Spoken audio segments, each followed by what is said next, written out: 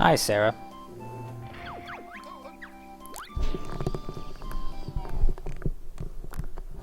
It's good to see you again. How is your day today?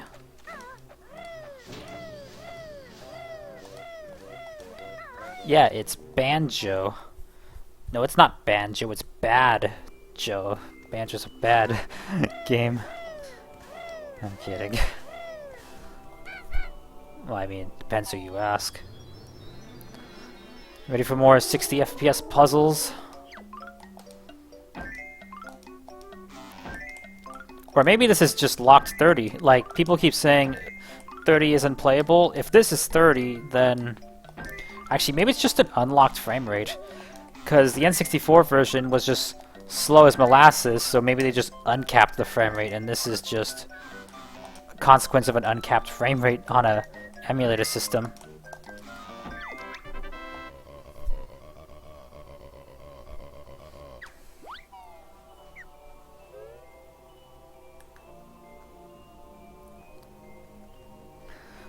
Also, I think the entire time I was doing speedruns, I was never holding A on that dialogue box after you beat the puzzle, so whoops.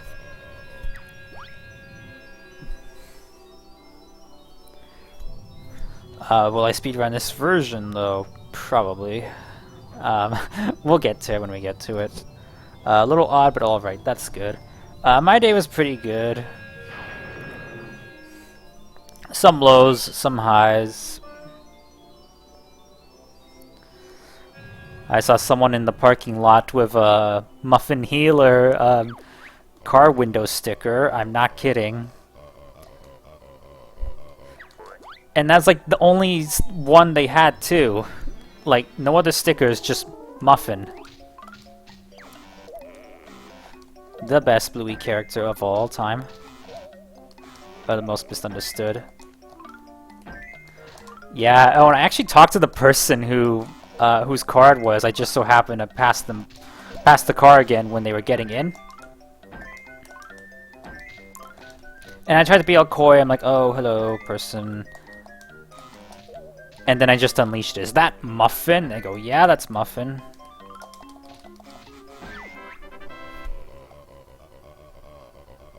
So, that was pretty fun.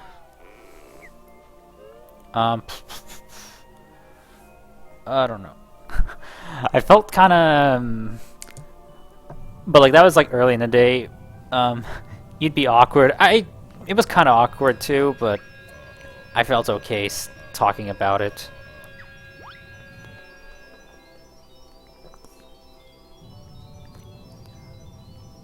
I've been slightly dour, not right now, but it's kind of weird to like say, but I've been kind of dour thinking about Cozy Glow once again, just thinking, man, what a crappy ending Cozy Glow got. Like, it's still funny that that bothers me so much all these years later, but it still kind of does.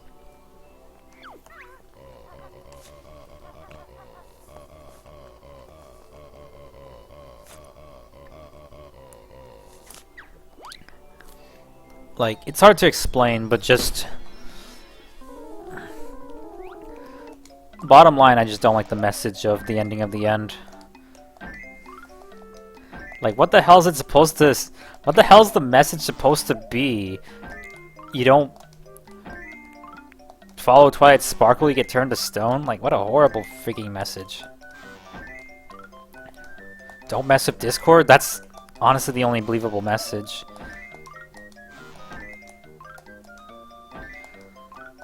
It's so bad. You give it another 10 years, I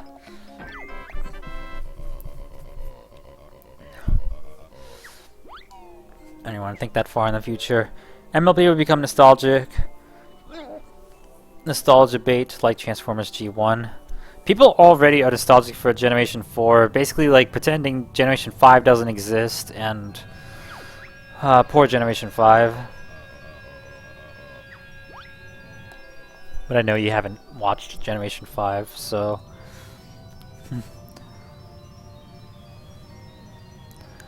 they'll make sequels. I mean, that's the sad part, is they will make...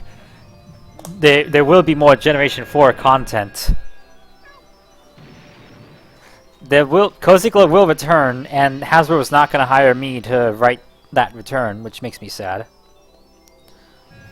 I mean, maybe that's kind of toxic of me to say and be so possessive of the character, but... And it'll make more sequels. Sequels and sequels.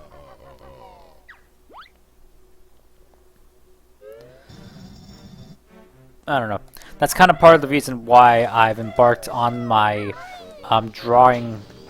Not with that attitude. You're right. I need to continue my art project. I need to get it colored, published to Tumblr and DeviantArt. Well, mostly Tumblr. Apparently, that's the real place to get discovered, or was. Oh yeah, I already got the Jinjo. I mean, that's kind of why I'm embarking on my drawing project, so I can kind of make it seem like I work for Hasbro and can make Cozy Glow stories a reality. Maybe Hasbro... What have I done to get Hasbro's attention? Nothing yet. It might be a bit late for that. I mean, we'll see. Crazier things have happened.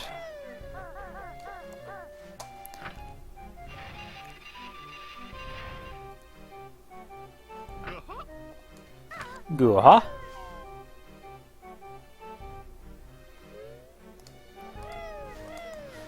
But like, there's this one dude on Twitter called Save MLP, and they are the most cringe individual ever because they just keep screaming at Hasbro to change G4 or to redo Season 9. And basically the thing that destroys their arguments, or the actual thing you should be doing as a productive fan, is just fan projects. So their whole campaign to like get Hasbro to do a thing is very strange. They're not asking to be hired, they're just screaming at Hasbro to redo it. You just need to get a show on Cartoon, never mind. Netflix is kind of shitty too. They kind of more or less let Generation 5 die. Hilda's cancelled. Inside Job, which is like some adult sci-fi show, got cancelled. No, they cancelled it after one season, after they announced they were making Season 2, and then they had to announce, oh, never mind, we're not making Season 2. I think we're just in a really bad time for animation. Like, everything's getting cancelled, nothing's getting renewed. When was the last animated show that went, like, any more than 4 seasons? Like, Star vs. the Forces of Evil? How many seasons does Craig of the Creek have? Everything's freaking screwed. CN literally doesn't make anything anymore. Holy shit. So depressing. Hasbro's in some deep financial shit. That's why apparently G5 had to die. Or at least Tell Your Tale and Make Your Mark had to die. I forgot a thing.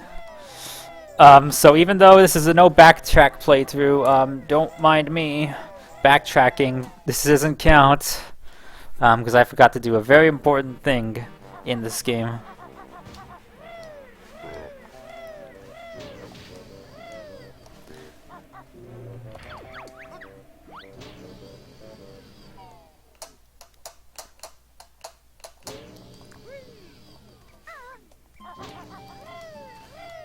We need to go back to Spiral Mountain. And, you know, going back to Spiral Mountain does not count as backtracking because Spiral Mountain's not a level, it's a part of the overworld.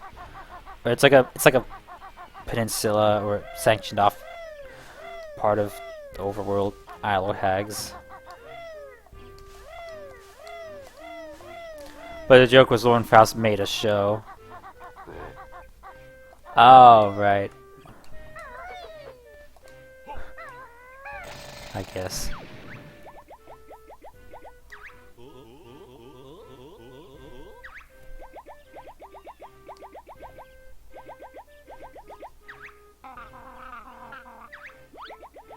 I'd walk there myself, but we goldfish are a little disadvantaged in the lake department.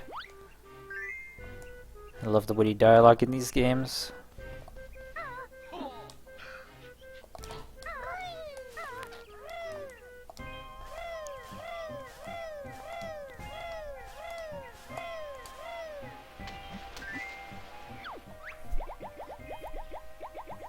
We need the bubbles. And fast swimming to really explore any part of Jolly Roger Lagoon. Cheerio. You remember this really Oh yeah, here's Klungo. Since we skipped the Klungo cutscene, he just never leaves his position here.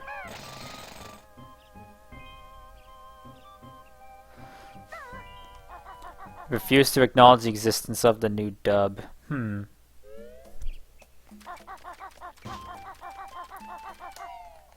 Interesting take. Also, we're going back into Spiral Mountain because I want more things.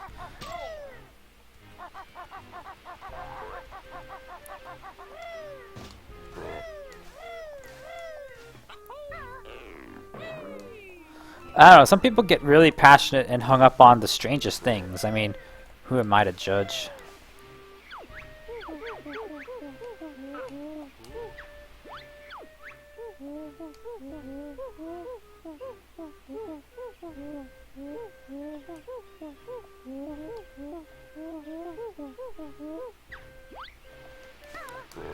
It's kind of interesting that the molehills from Banjo-Kazooie are repurposed as just tutorials to teach you about the moves in the previous game.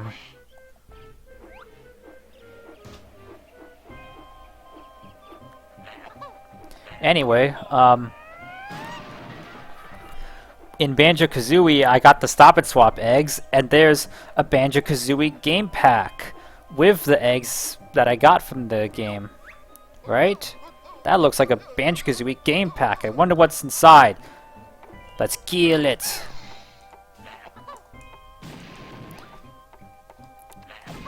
In one of the most weird instances of fourth wall breaking, we literally break open the Banjo-Kazooie cartridge for the mystery egg.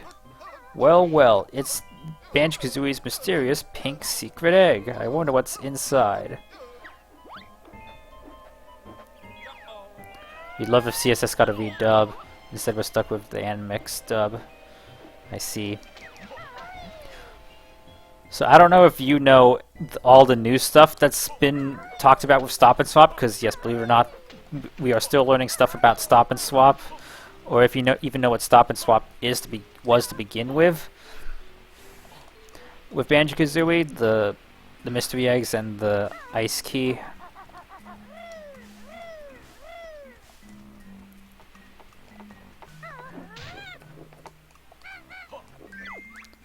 Wow, it's Banjo-Kazooie's mysterious blue secret egg. You know about it.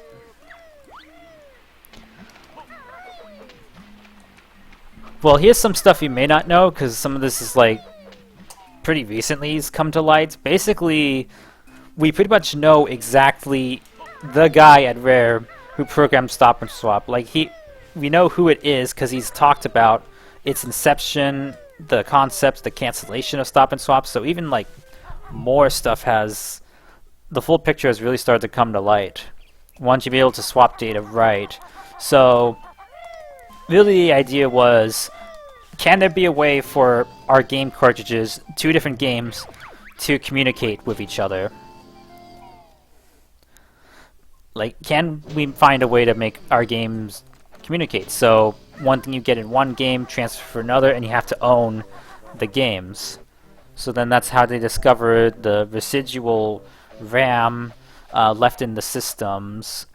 And there's been some confusion with like the details, but I will set it straight. Stop and Swap was programmed into Banjo-Kazooie as intended.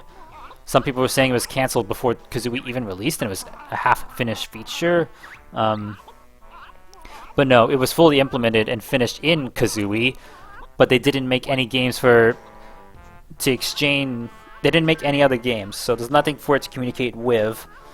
So what would have happened was you would have...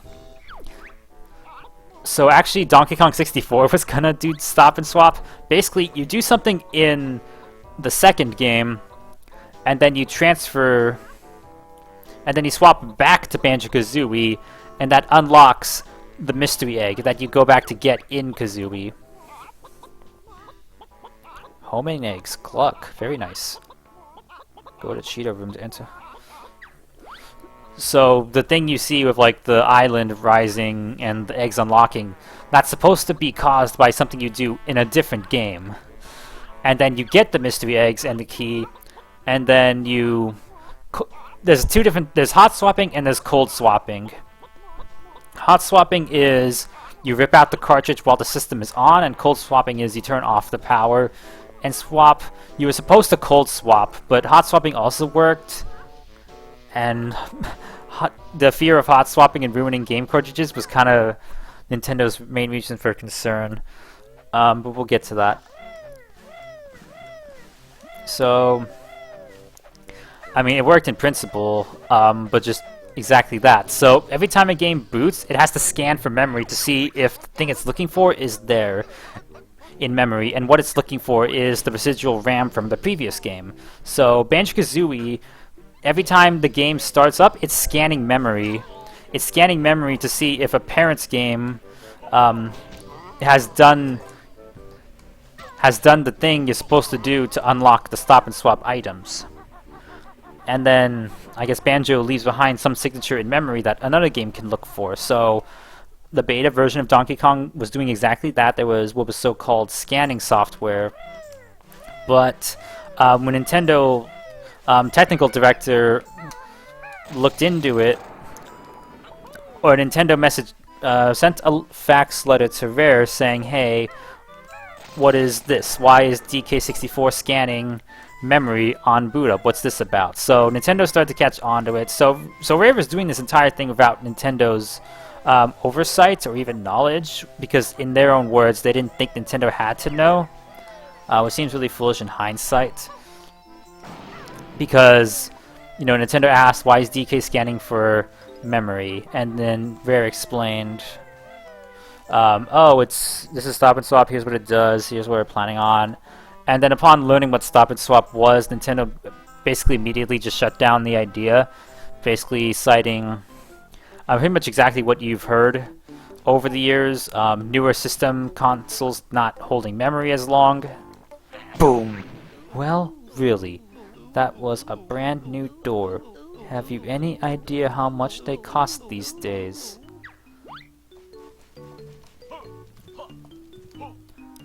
Also, Nintendo actually did offer like solutions to like well, you can't swap, you can't do it this way, but you can still have like, you know, passwords or quizzes based on games to have them pseudo communicate. But Rare just very last minute had to patch everything stop and swap out of DK64 pretty much right before the game launched. You do find it's at the PS1 can swap discs, and N64 has nothing like that. I mean, technically, it did, but just no one ever was able to take advantage of that. Aside from multi-disc games, Sony has weird stuff like Monster Rancher, making monsters from other game discs, and Dance Factory putting the music from your own CDs in the game. You wonder why they couldn't make the games communicate via controller pack? You know, and that's something everyone wonders, and did no one ever use it for that? You know, I don't think so. I don't think there's any N64 games that, like, controller pack could be read by a different game. But they were, in their own words, like, they got the idea, they discovered the idea for stop and swap, they got the idea, like, they basically just wanted it to be, like, this really cool, like, technical marvel, kind of a magic trick. They wanted to do it because they thought they could do it, and they thought it would wow people. They thought people would go... They thought it would blow people's minds. People would go, wow, those technical geniuses at Rare, how did they do it? How... You rip out one game and it talks to the other? What even is this? Like, they just thought it would be really cool, and... sure would have wowed people, alright. Hella magic trick.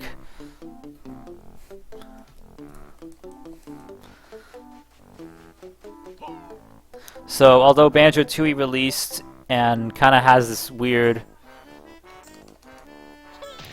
controller pack is less magical, you guess.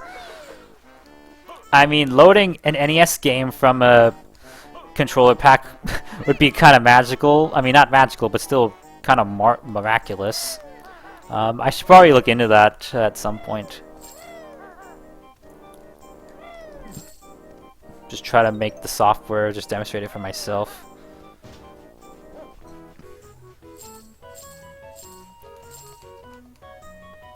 But wouldn't have worked to put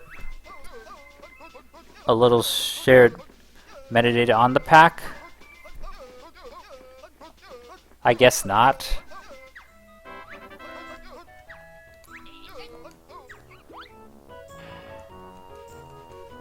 I guess. But the problem is Banjo-Kazooie doesn't communicate with the controller pack. I mean, controller pack was pretty much just for game save data. I don't think it was ever used for like other stuff. I mean, I said it wasn't used for...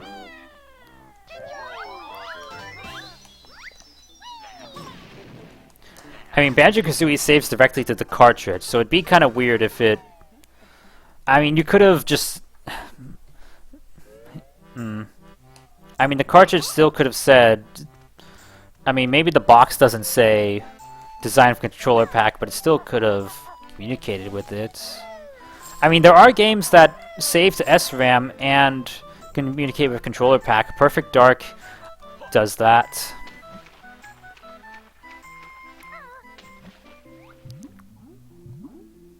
We used to have controller pack being just a way for companies to cheap out with not putting SRAM in their carts. Yeah. Be like a legitimate reason to actually use the memory pack. Perfect Dark is the only game I can think of where it has SRAM, but you can have additional so-called agents, basically save files. You can have a save file in Perfect Dark's in a controller pack exclusively. If for some reason, I guess you want to trade your agent with, take it to your friend's house and their copy of Perfect Dark, and you can load up your agent, basically like, which is your save data and I think some other like stats. It's basically like a really primitive version of the original Xbox and gamer tags. It's kind of like that. Pretty much exactly like that, actually, now that I think about it. Mario Kart 64 does use the pack for ghosts. It sure does. And one ghost takes up pretty much the entire memory pack because the memory packs are absolutely puny. It kind of makes them worthless. You can't even really like save that many games. So you can't just have like a bunch of saves. You have to be pretty picky and choosy. It's a bit unfortunate. Diddy Kong Racing does the exact same thing because may as well. Ghosts on the controller pack. So yeah, it's another SRAM game that reads to the controller pack, but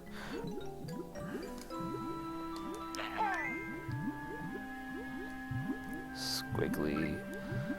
Probably don't have time for that. The controller pack seems so badly used.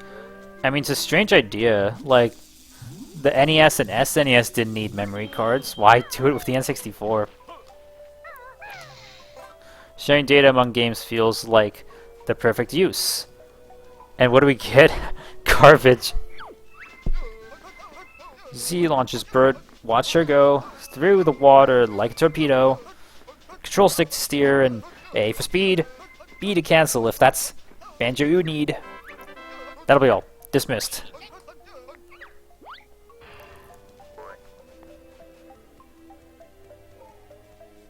What do we get?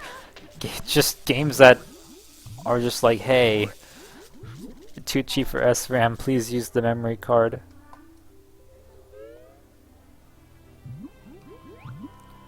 Lock-on with Sonic and Knuckles? That would have been really funny if Banjo-Tooie was a lock-on game.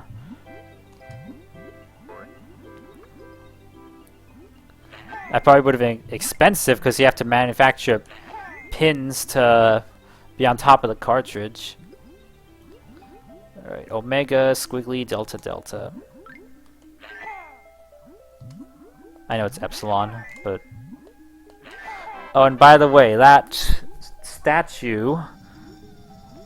These statues here are the mermaid from Donkey Kong 64.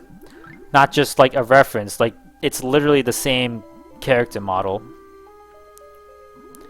It's the mermaid from Donkey Kong 64. So DK on Switch confirmed. Also the pufferfish are also completely reused from DK64.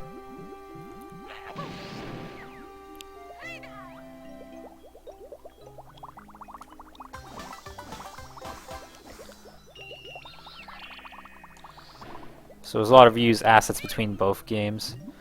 There's Genesis games with controller ports on them as well.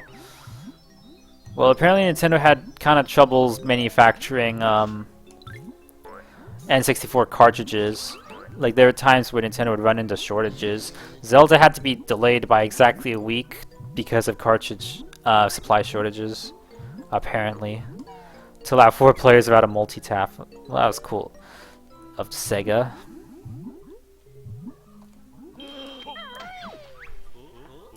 It's also kind of interesting, the N64 is the only console that doesn't have like enhancement chips, like no additional mappers, no Super FX chips, everything's just in the systems. Probably because the N64 itself was already plenty capable. The only real so-called expansion was just larger games. 32 megabyte, 64 megabyte cartridges.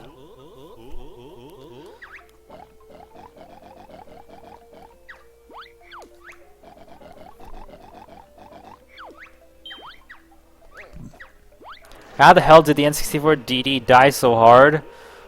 Short answer, failure to release. Why did it fail to release? Because the N64 sold like shit in Japan, so Nintendo didn't think the add-on would sell well unless people were buying the N64 itself, and people, particularly in Japan, would not buy the N64, so it was just kind of this vicious cycle. I think the DD might have actually done more damage in the end because I'm sure it was enticing to developers. Hey, you don't like cartridges? Well, we got this thing coming out. It's gonna have more space, rewritable discs, and it never freaking came out. Or it took so long to come out, it didn't even matter. So a lot of developers probably got burnt, expecting, oh, we'll just make our game. We're supporting Nintendo, we'll make our game for the DD, and the DD just gets delayed, and it's like, okay, fuck it, we'll just make games for PlayStation and Saturn.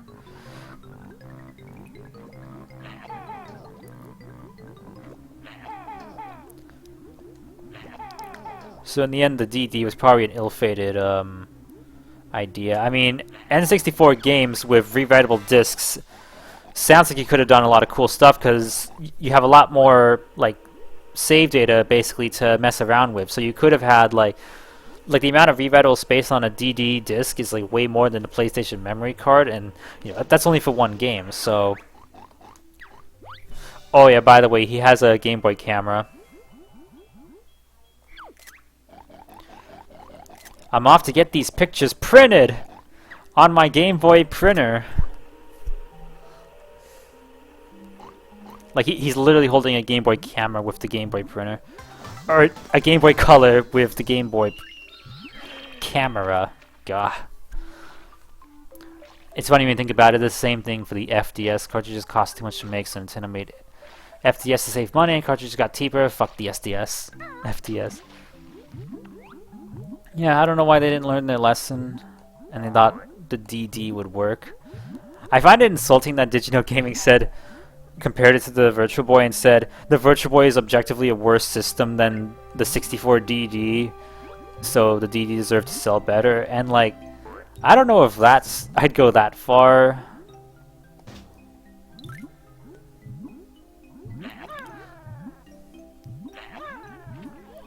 Because I mean the Virtual Boy wasn't that bad.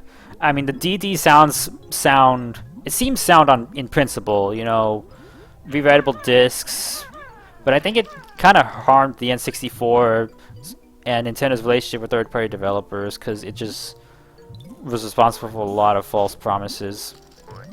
even the fans, like they kept saying, you know, games coming out on the DD, never freaking did.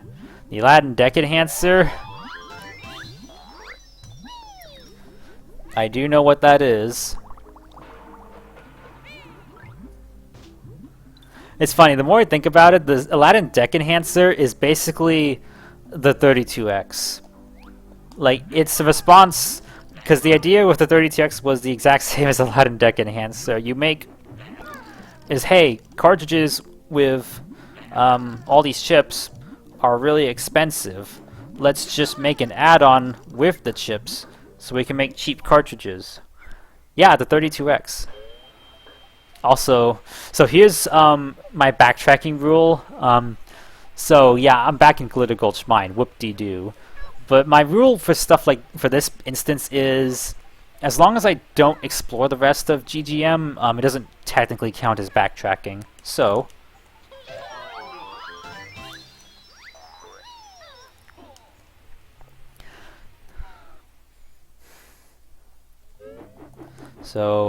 if you want to get semantic of the rules, whatever. 32X is supposed to be a more powerful platform, but wasn't the Deck Enhancer marketed as a more powerful platform? I mean, it's kind of it's that too, but it is also like, because think about it, Nintendo was coming out with Star Fox, the Super FX chip. Sega, I think, was pretty critical against Nintendo. Like, I can't find the exact quote, but they kind of digged at Nintendo and their approach to that sort of stuff. You only have one. You have Virtua Racing on the Genesis with the Sega like 3D chip, whatever it is. But notice how Sega only did that one time, because their idea was, well, Aladdin was meant to be a way to have one set of cartridge chips that multiple games can share, lowering costs.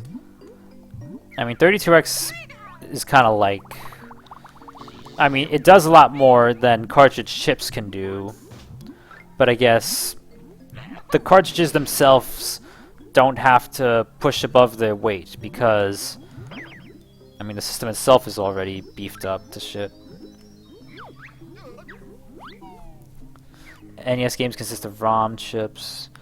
Oh yeah, but the Deck Enhancer takes it to the extreme. Like, there's barely anything in the cartridges that the Deck Enhancer takes, because the Deck Enhancer has pretty much everything.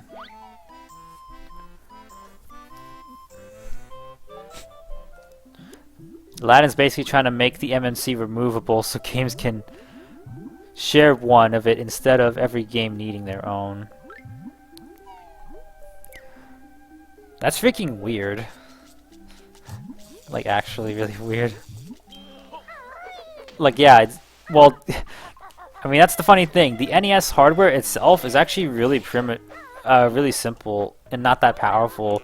Like, you look at games, like, people always ask, like, you know, how come we got games like Super Mario Bros. 3 with 100 levels, but they could put the freaking Pie Factory in Donkey Kong? Well, it all comes down to those mapper chips. It is weird, and no one bought it. And apparently, it may or may not have actually seen a commercial release. NES is 1983 hardware. It sure is. It's barely more powerful than the ColecoVision. The Atari 7800 is in some ways actually kind of superior to the NES. The Atari 7800 could do more sprites with less flicker, actually. Punch-Out couldn't make those large sprites without an enhancer chip.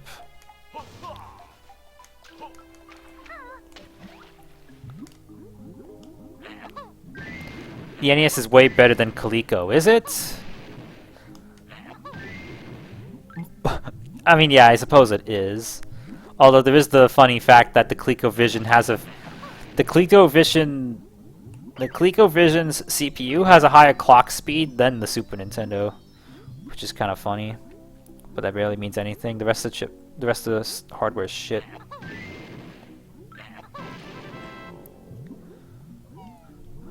Coleco is the same hardware as the freaking SG-1000.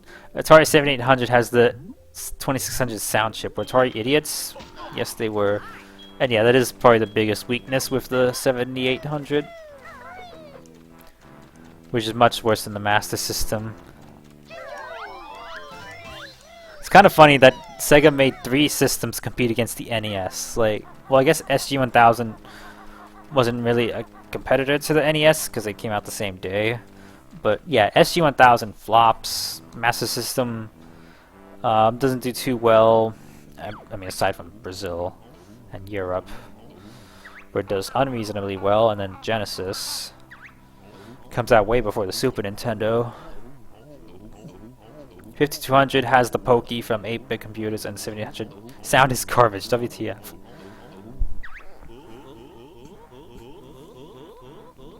I have no idea what they were thinking with that. SU-1000 has some good games, but yeah.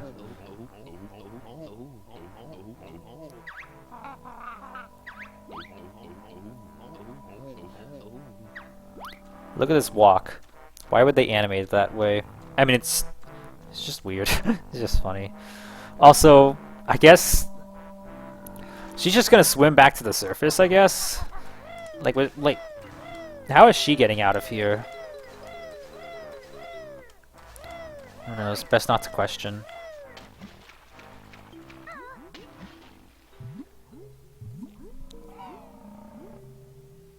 Yeah? I don't know how well you can hear the neighbors.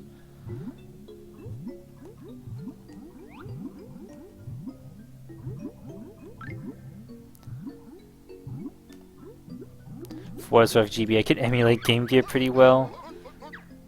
That's funny. It's funny how kind of thriving the GBA homebrew scene ended up being. There's also an NES emulator for it. No entiendo nada de los neighbors. That's good. Muy bien. Alright.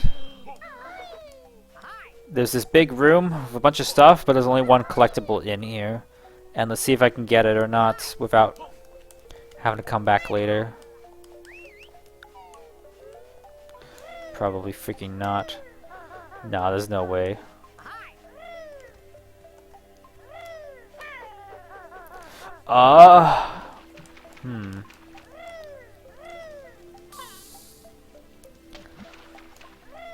In another baffling instance of backtracking, you can't get that Cheeto page.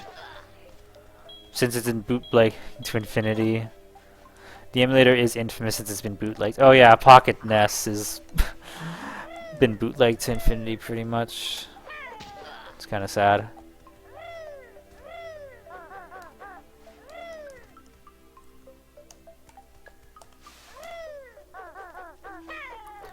You know what, that could probably make it. If I get a good angle. Especially if I do the skid jump. Get out of here.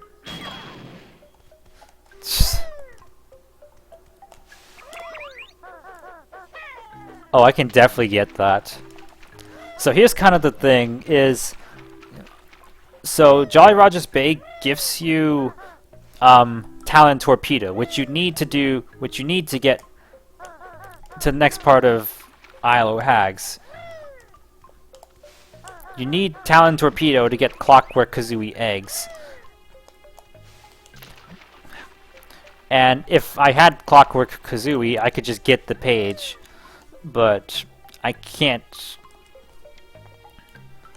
You have to come here before getting it, so that's forced backtracking. So this is the last world we'll explore without the Clockwork Kazooies, because once we get those, we can get a lot more jiggies. How did I skid jump so easily the first time? If the freaking camera would just... Ugh. I want to get this so badly. I don't know if anyone's actually like done this or like tried to do this, but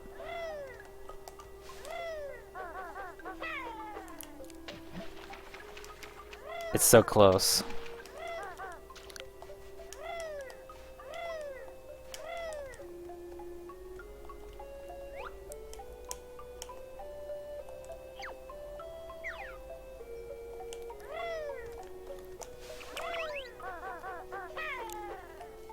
I don't think I can make it, actually.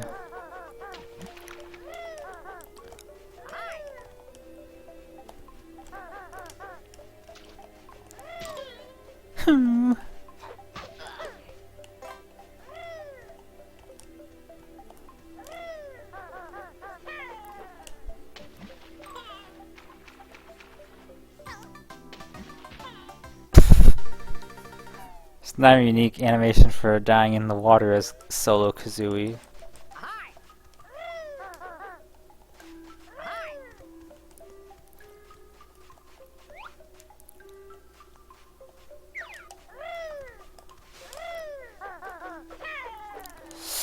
I feel like it's possible, but I'm probably not going to pull it off.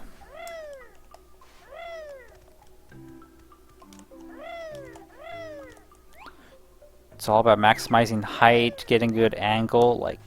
Like Task could probably do this, but I'm not Task.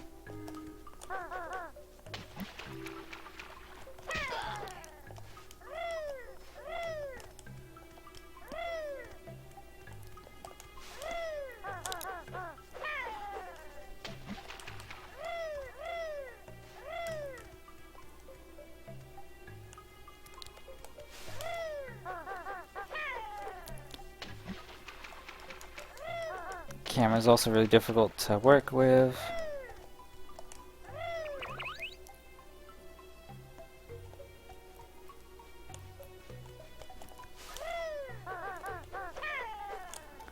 Alright, screwed. It's just a Cheeto page anyway. It's really nice that dying in this game means literally nothing. It's not like Banjo-Kazooie where dying before you get all the notes is actually the worst thing that can ever happen to you.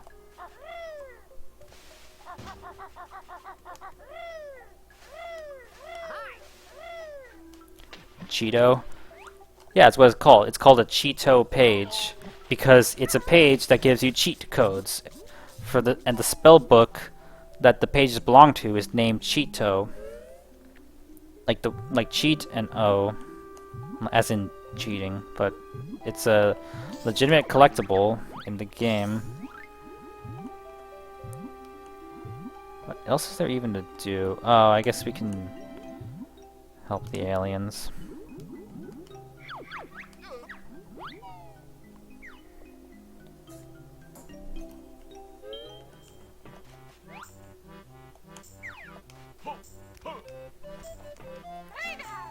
Is there cheese dust on them though?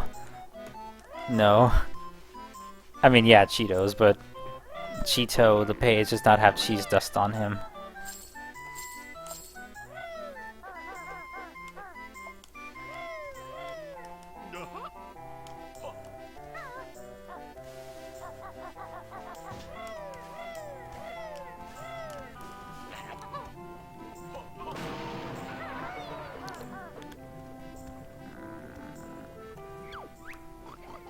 Please fix the pool.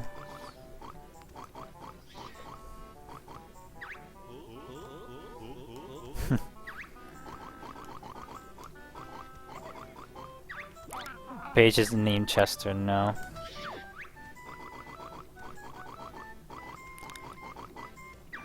I didn't need to know that. I didn't need to know about his third leg. Please help us, Mr. Bear. It looks fine to me. The water's polluted and icy cold. This may take some time indeed. So, one of the few differences with the Japanese version is this 3-armed piglet doesn't have his third arm in the Japanese version. I don't know why. Oh, actually, I know exactly why. I can probably hazard a guess as to why, like, a third arm being mutated to grow is probably be offensive to Japan. So yeah. I just realized that. Because I was just like, huh, weird thing to change. There must be a reason I realized it. So, the pool is being polluted by toxic waste, which I think you probably need to do something more than just turn off the source of it.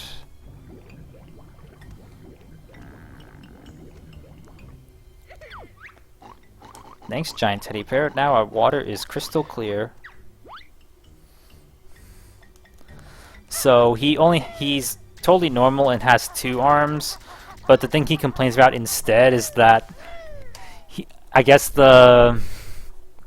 No, he says the toxic waste melted his swim shorts and that he was embarrassed, so that's what he's sad about instead of his 3rd arm. You wonder how the Japanese feel about AI giving people extra fingers. I don't... Ooh.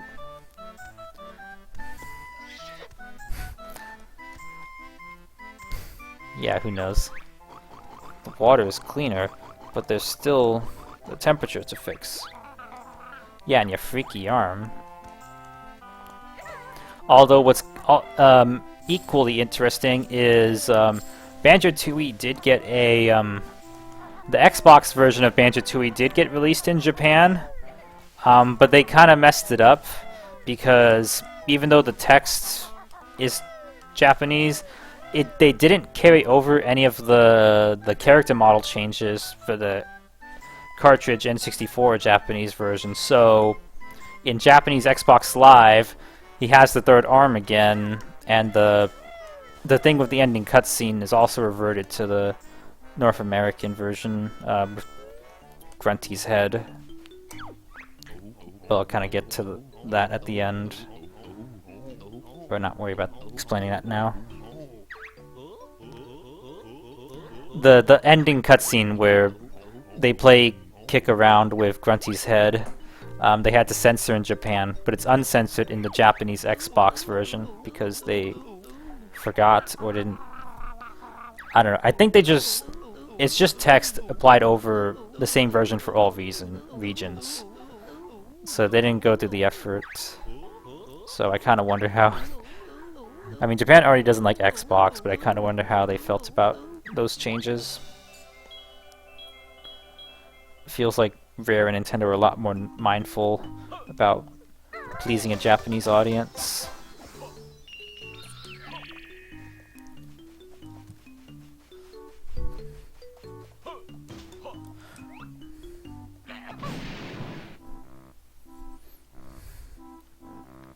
Anywho, let's just blow a hole in the wall. Why not? I need one more doubloon. Or doubloon. And I always forget that it's in Mumbo's skull.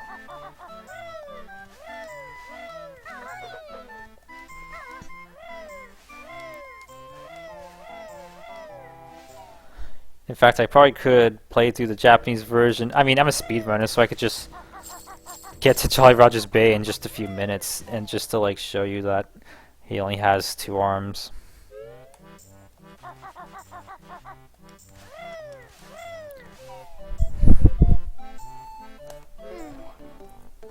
Wow, what a sigh.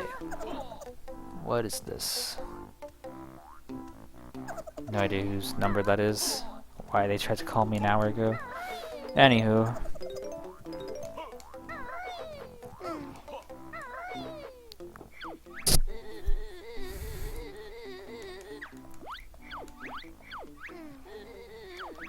Ah.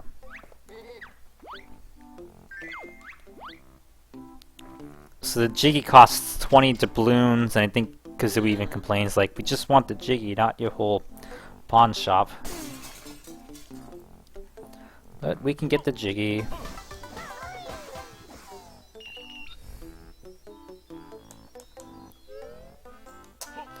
If you want an example of Japan being weird about fingers, if you look at Donkey Kong Country's box art in North America, apparently DK's 5th finger was added in I don't know if it was added in post or just added late, but like DK's hand looks kind of weird because they had to put 5 fingers on that box. You always get spam if your number and last 4 digits are different. You get spam that is your number, but the last 4 digit different. I've seen that before, but this wasn't that. Like all the digits are different. How much for the worthless old page? Far from worthless. My friend, I was told that the page comes from the legendary Cheeto book. Are you sure? Oh yes, I'm afraid I won't take less than 5 doubloons for it. I don't get quite like that in here every day. So I see. Yeah, I've seen that before.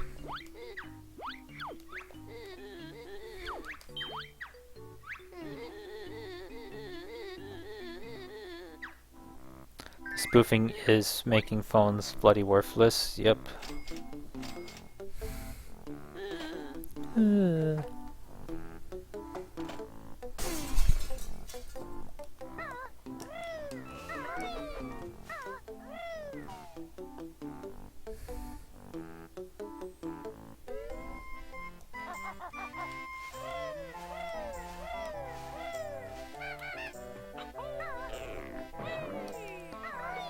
I gotta say, playing Banjo-Tooie in this fashion has actually been really fun.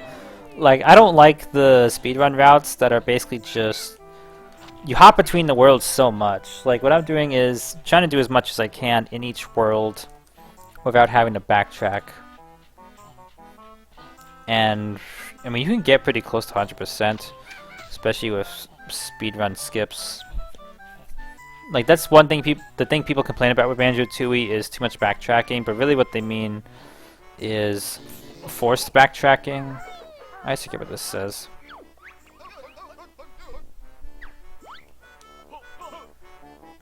I actually don't know what that's alluding to. Like, just instances where you encounter a puzzle that you can't solve until you've acquired a move you get from a later part in the game. Like, there's a lot of that in this game, and it's kind of questionable game design.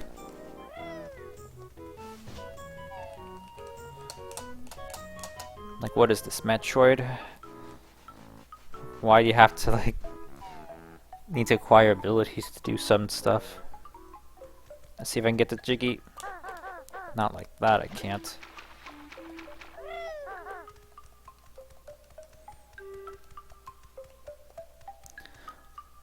That is kind of a far distance, actually. Shoot.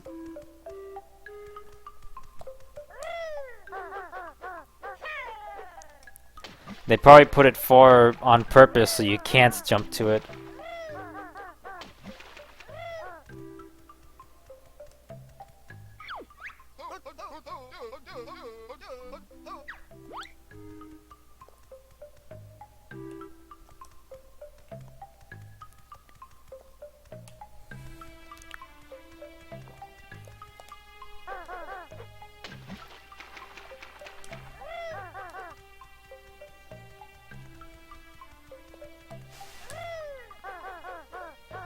Like, I don't think that's gonna give me the boost I need to make that jump.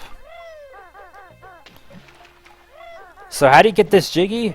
Well, you can't get this Jiggy until you've acquired a move from the second to last level of the game.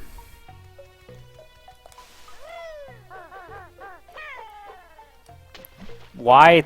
I don't know. That's just the game they felt like designing. Oh no, Kazooie! Rip Kazooie.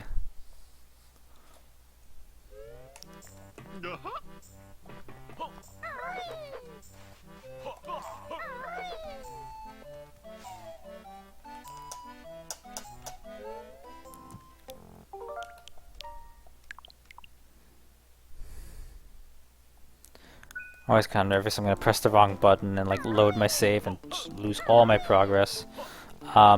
So in more meta references, here's a pirate. I be Captain Black Eye,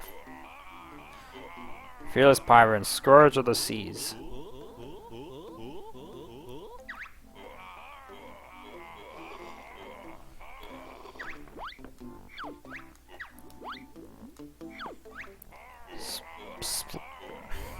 One more press of that button will run you through. I'll slit your... Oh, me poor stomach.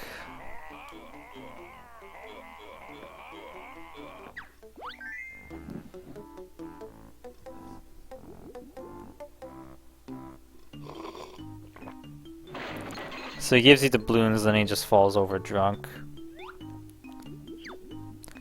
Is that a weapon? I think that's actually a gun that he has. And a cutlass or some kind of sword. Did this guy download SMB?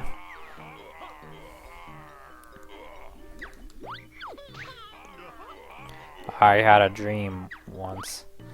No, he was the main villain of the original incarnation of Banjo-Tooie or Banjo-Kazooie.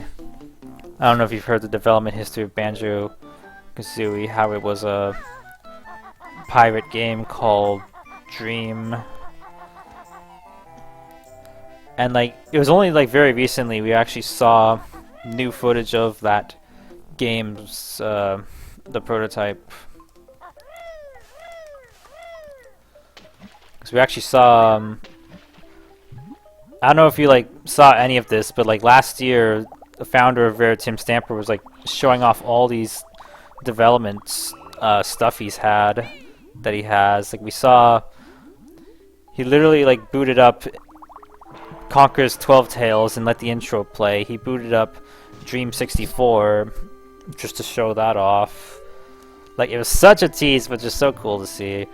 So we actually got to see Captain Black Eye in action for a little bit. And when you compare that model to the one in Tooie, it's pretty much the same model, so I guess they just felt like referencing that old version of Banjo that could have been.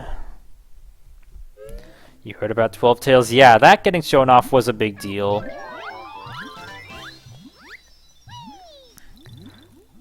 People really want it to be leaked. Yeah. I mean, I still consider it wild that Dinosaur Planet actually leaked, because that seems like something that could have just never been found. But it was just found by some collector in like Sweden, just had a disc that had the Dinosaur Planet ROM on it. Like, it was just really random how that finally leaked. And it has been incredible, but kind of seemingly forgotten as well.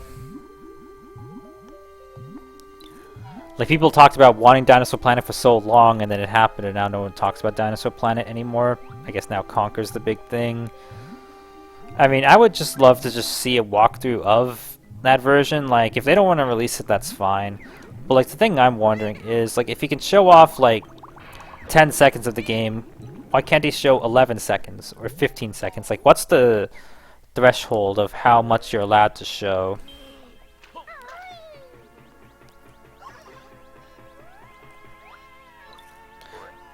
It's a Jinjo. No, it's not.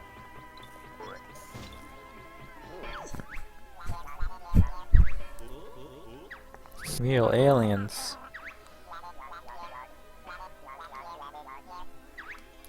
Let me guess, you need to phone home? Nope, we have a cell phone for that.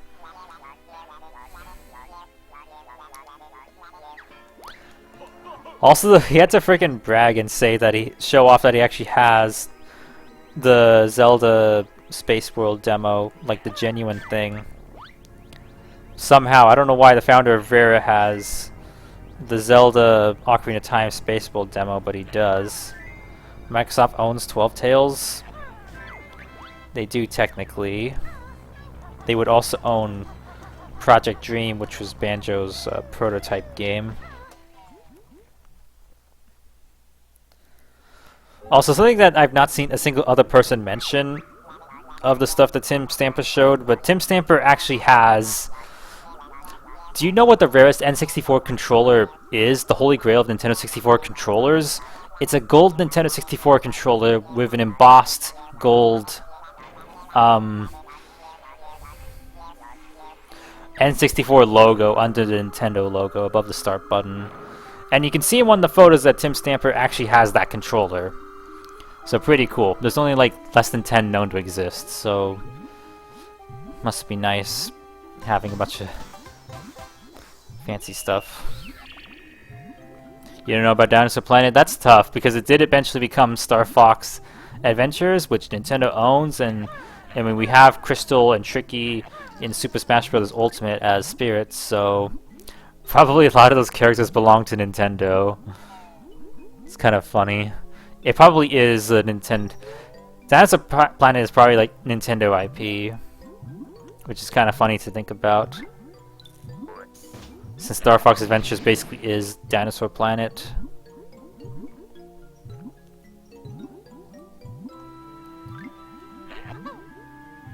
What the? Why did the grenade go through the wall?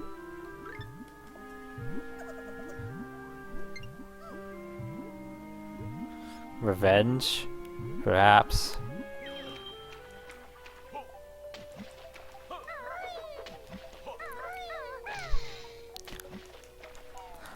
So one thing I heard, I've been watching a lot of Did You Know Gaming. One thing that they said offhandedly in one of their recent videos, maybe that's why Star Fox was shoehorned in.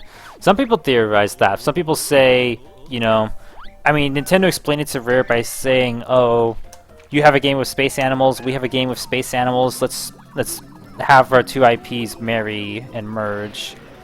But it does kind of seem maybe that was the business driver to do it.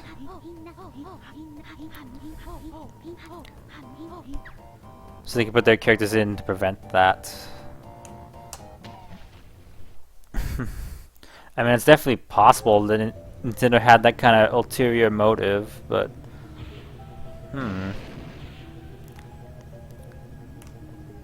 it happened again. Why does stuff go through walls?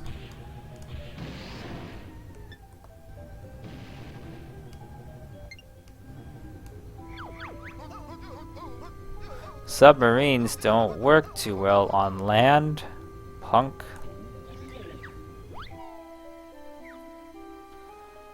Let's see, do I have everything I can get at this point?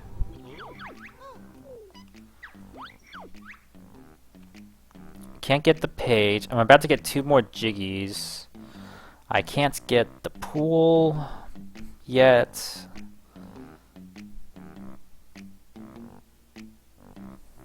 The cavern. Is there one more I can get that I'm forgetting about? Oh, Tip Top. I can't get that one. So yeah, we're almost done with what we can get.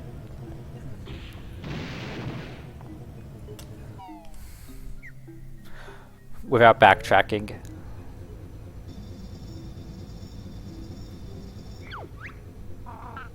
Hey Banjo, I can see a Jiggy down there.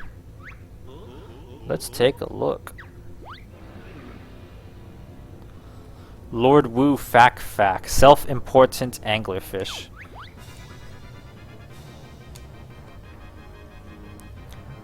And yes, they definitely can get away with a name like that, I guess.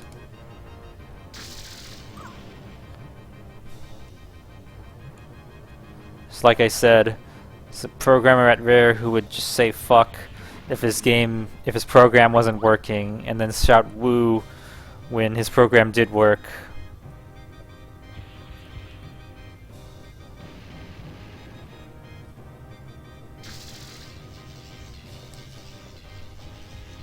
Also, this feels insane with no slowdown. Like, I know Xbox doesn't slow down either, but I'm not used to, like, the N64 version not slowing down.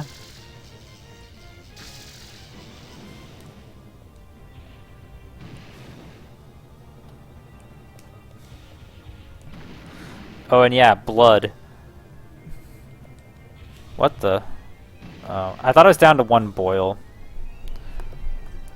I'm done. I should have shot the other boil, and I would have nailed him. Apparently this game is rated T. Like, I think on the NSO app it actually says the game is rated T for blood and alcohol use. This game. Which we saw the pirate getting drunk. How the heck did I hit him?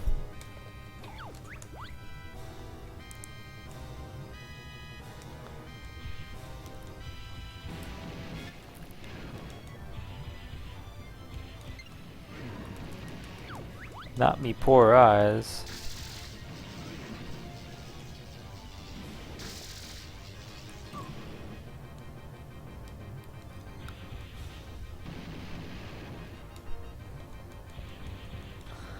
I'll be honest, I don't mind Banjo-Tooie's excessive slowdown too much, but it's really annoying when you're actually trying to speedrun, because the slowdown means you actually physically go slower, and your run is slower.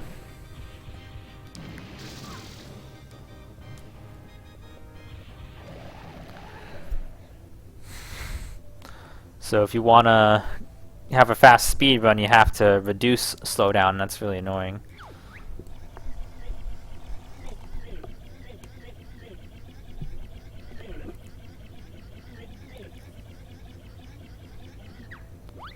So this version would probably be the best for speedrunning, because Xbox, even though that's no lag too, one of the main bugbears of that version is not being able to skip most of the dialogue quickly. Whereas N64 version still can, and this version still can, because the magic of the L button.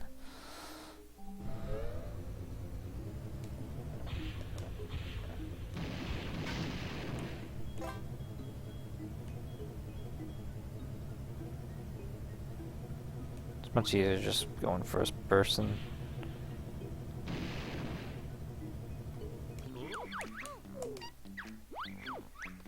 A little under an hour for this world. Okay, we'll see how long the other worlds take. I don't know if Banjo-Tooie will be a 3-day process or more. I guess I could go for more if I wanna.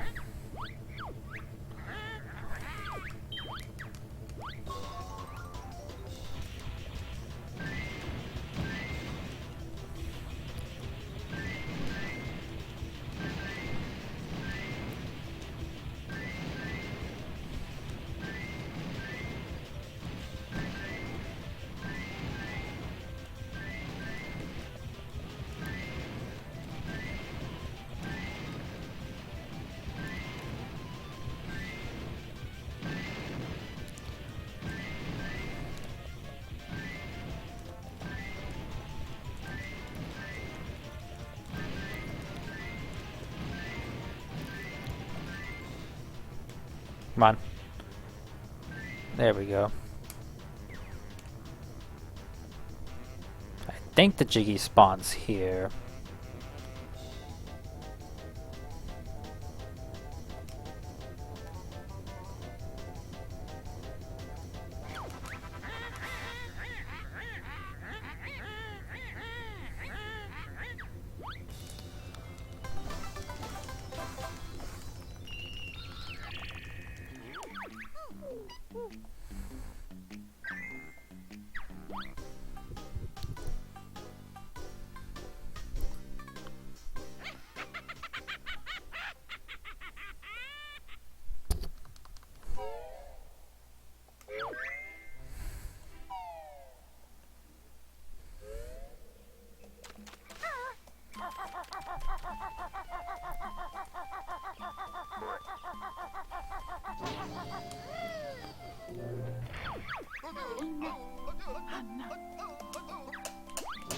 Nah, Hanna. Probably shouldn't be repeating what she says.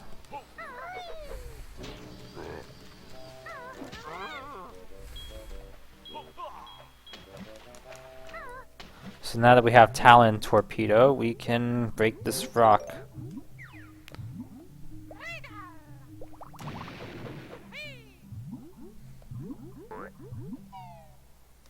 Probably should have got more grenade eggs. Ah, well. I think I'm kind of unique for my opinion on prototypes, cause like look at it this way, like Conker's 12 Tales, it's in possession of the actual founder of Rare, Tim Stamper. Like it's basically his team that brought that game to fruition, so he's under no obligation to release it, cause it's basically his. Like I know people don't like hearing that, and they want things to be freely available, but if he made the game, like he doesn't have to let it out to the public. And there's probably legal challenges with doing that too. But like, if I never get to play 12 Tales, but I get to see more footage of it, I'll take the additional footage, be honest. Like, yeah, it's cool unearthing games, dumping them, exploring their contents, but it's not necessary if people don't want that being tampered with. Like I know people like it when stuff like Nintendo Giga League happen, but I'm still very mixed on it because sure, it's cool seeing behind the scenes stuff, but on the other hand, that content was literally stolen. So it does feel dirty, like, going off of that information. Obviously, you can't ask Nintendo for context about any of it.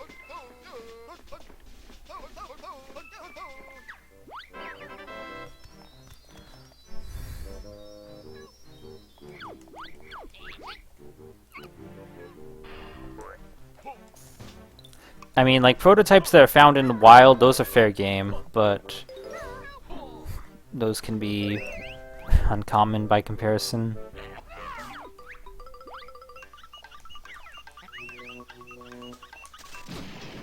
Oof.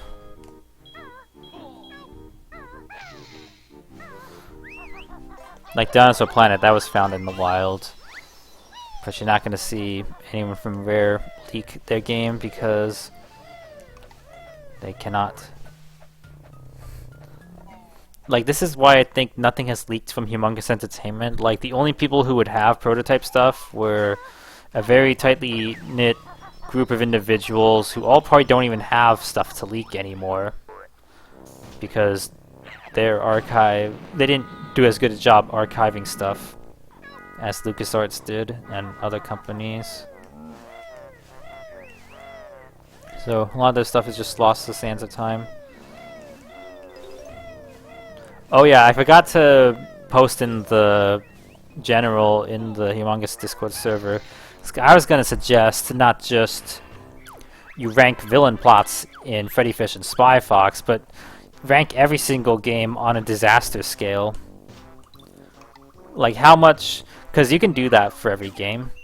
Like how much of a disaster are you working through in Pajama Sam 2? Pajama Sam 2 is quite the disaster. Hurricanes in Egypt, tornadoes in Toledo, but then you have something like Putt joins the parade, which is like absolutely zero stakes, nothing going on in that game.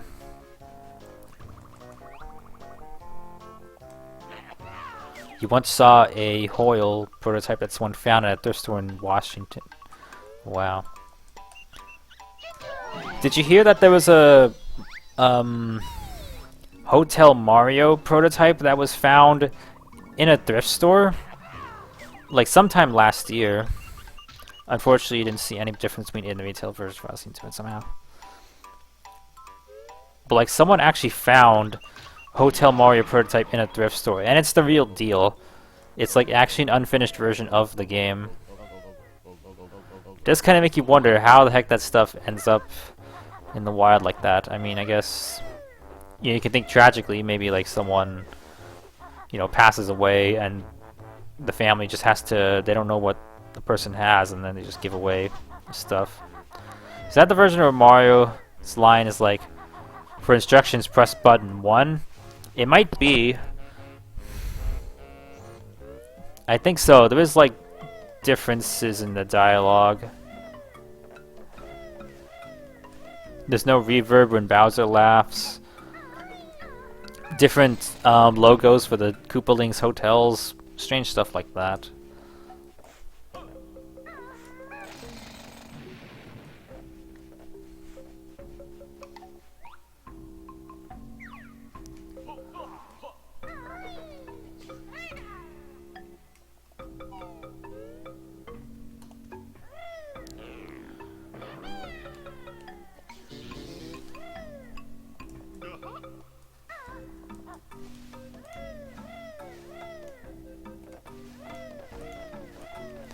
Nia recently found something really rare at a thrift store. Wow.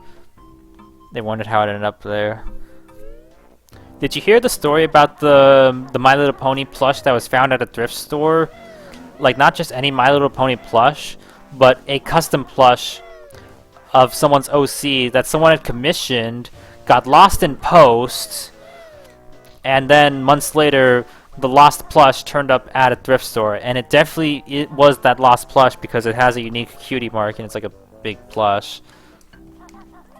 So literally what must have happened is UPS or USPS, where it was, lost the package and then just ended up in limbo somewhere and was just auctioned off and donated. Like, very strange. Yeah. Like, this guy commissioned his OC to be made, to have a plush made of it. It got lost in the mail and ended up at a thrift store. How does lost mail end up at a thrift store? Apparently, it happens. Unfortunately. That is stupid. It is stupid.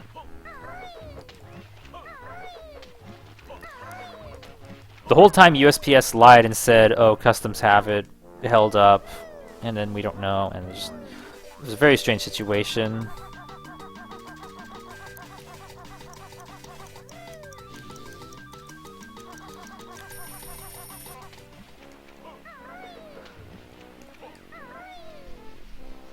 Oh, you thought I was gonna say the person commissioned it? Oh, I guess I was talking about deceased individuals.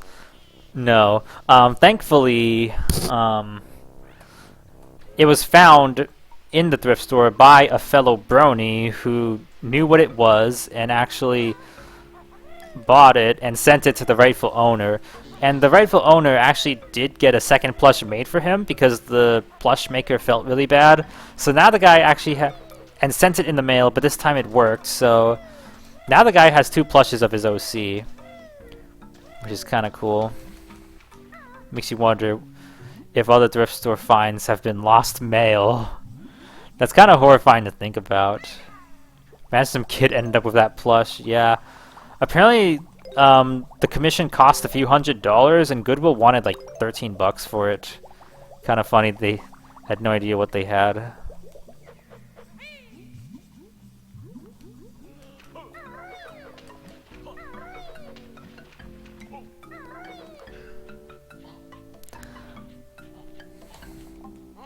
I don't know. I've not had any luck thrifting in my time. I can't even think of like actually finding anything cool. Like even back in the day, and recently there's been even less. How much of a market is there for a plush of someone else's OC? Good question.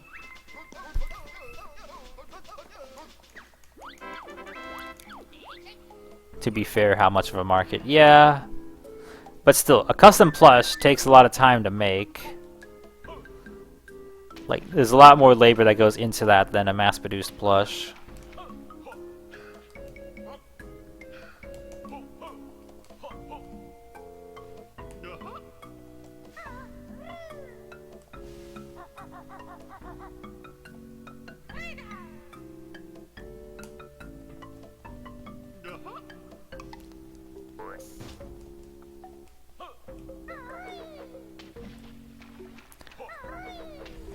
Goodwill doesn't have the context, indeed. Nor do most people who shop there. Probably why it wasn't bought yet, and a brony recognized it. Or I don't know if they, like... No, I think they actually knew the person and, like, sent a photo to them saying, hey, do you recognize this, or does this belong to you? It's actually kind of wild that the person who knew the commissioner found it at a Goodwill.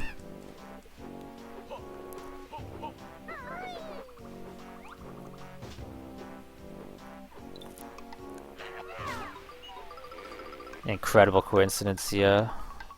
Especially considering it's literally one of a kind.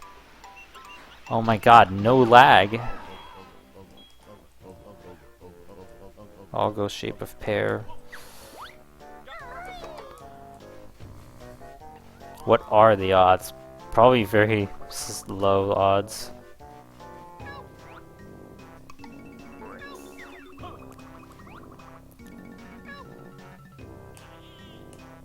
You miss incredible things that... I mean, yeah, who knows what stuff is being is passing us up or missing out on.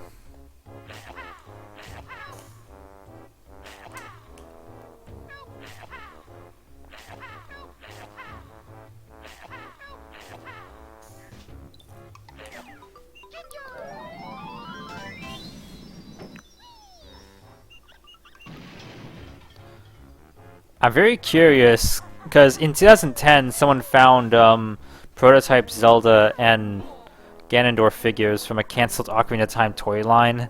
Someone found those at a Goodwill in California, and I'm very curious what Goodwill it could have been. Because damn, what a find.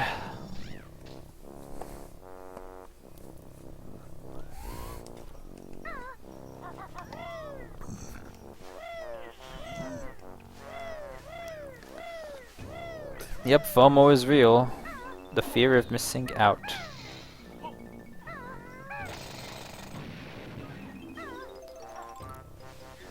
Yeah, California has a reputation for the cool finds, but I never find anything interesting.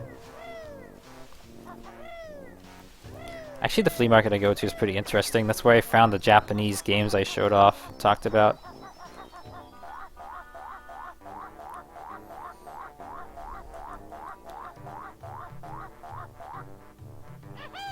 Prototypes show up in states of tech giants, perhaps. Or you feel they must show up. Yeah.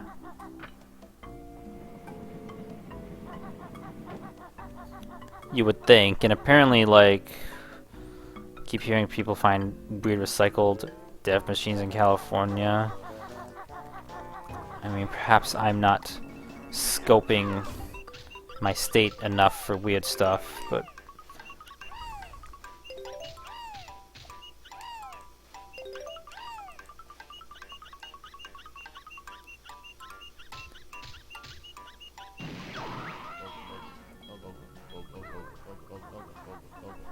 yeah, I guess you could do malicious things too.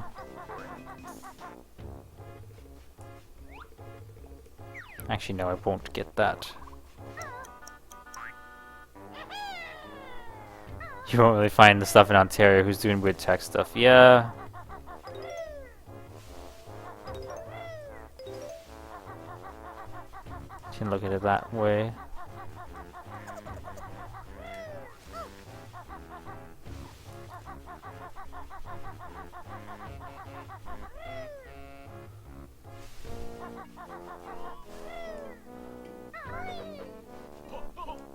What Canadian thrift store is gonna have game protos?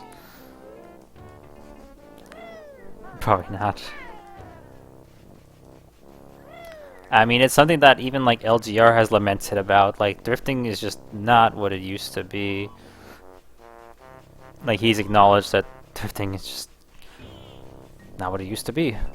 It's totally different. You just don't find anything interesting anymore. You don't find game systems for dirt cheap. I wonder what happened. You just have to... Happy to have retail products. Whoopee. Like most of the world's population. I don't know why I'm going this way. I could have just come here later.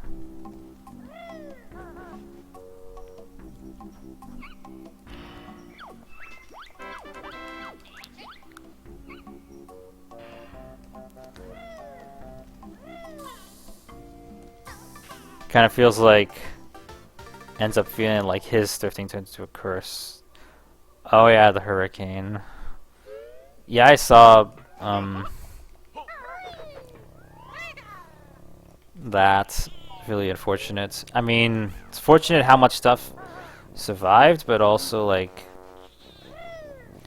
insane. Really sad the stuff he did lose. I mean, that kind of just goes to show how fragile everything is. Like, these valuable game boxes will not survive being in the elements.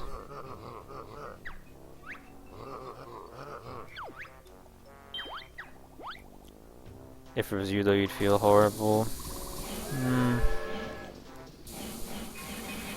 Yeah, it'd be terrible.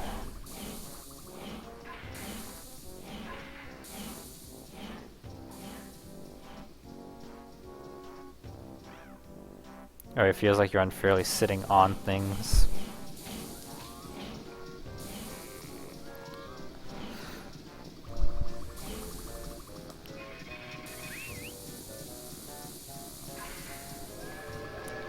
This train takes so long.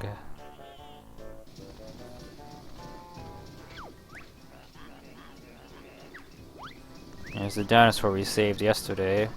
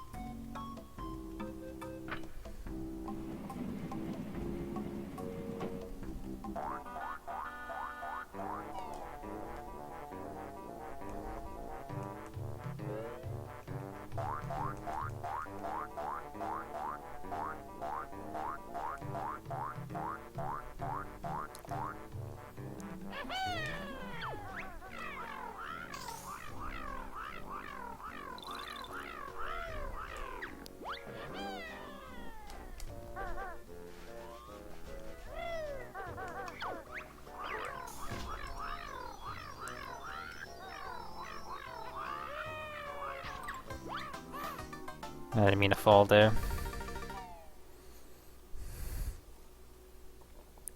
At least I hit the warp pad, so now I can go up the mountain quickly.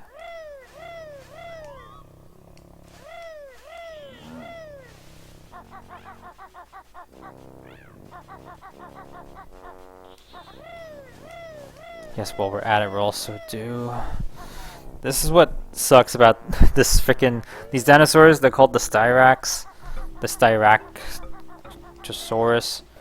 This is like actually the worst Jiggy in the game because you have to help all three of the dinosaurs.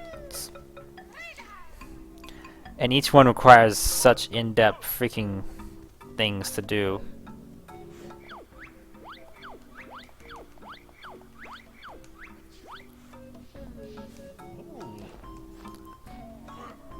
So even though there's a mumbo pad there to help that kid out with his size, that dinosaur, for some reason we have to take this dinosaur all the way to Isle of Hags for Mumbo to use a different spell. Now will that count as backtracking? I mean, I'm not counting it as backtracking because we're kind of just gonna go. We'll see, I guess.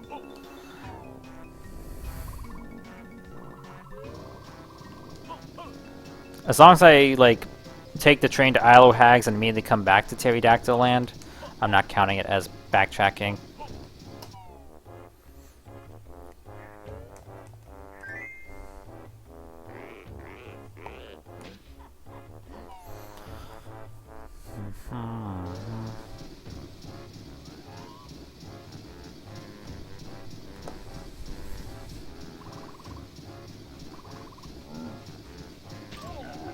Oh.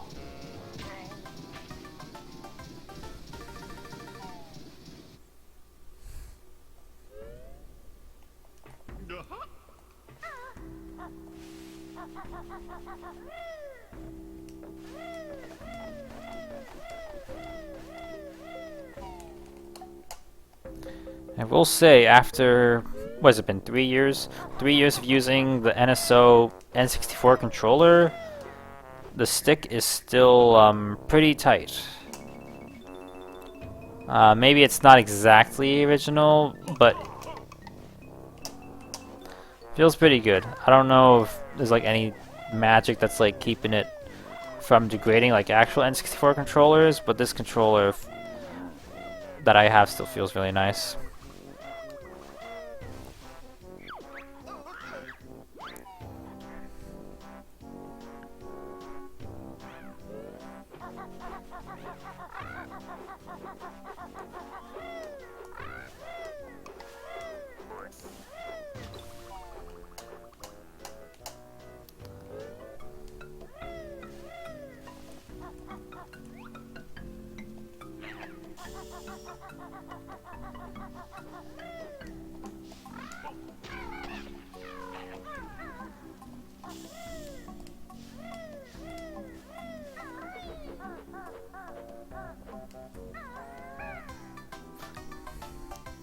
Just wonderful.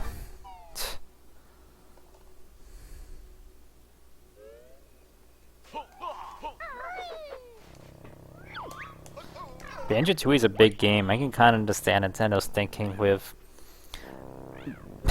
NSO expansion pack costing $50 a year because N64 games give you a lot more. I guess that's them acknowledging that the N64 is better because these games are much longer, give you much more bang for your buck than than a lot of NES and SNES games are. I mean, there are exceptions. Like there's some really long but really good SNES games, but N64. I mean, these feel like proper games. Like I'm playing a proper video game here. Like it's widescreen and everything too, so it could very well just be an eShop release, but isn't. It's tied to NSO. Has restore points.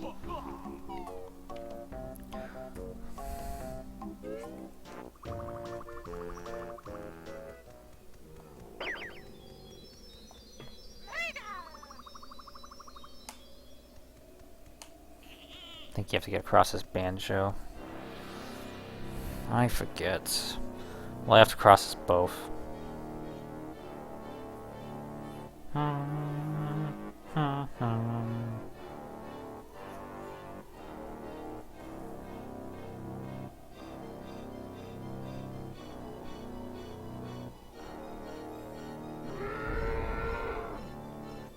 Despite the intro that is not the world boss, he's just a thing.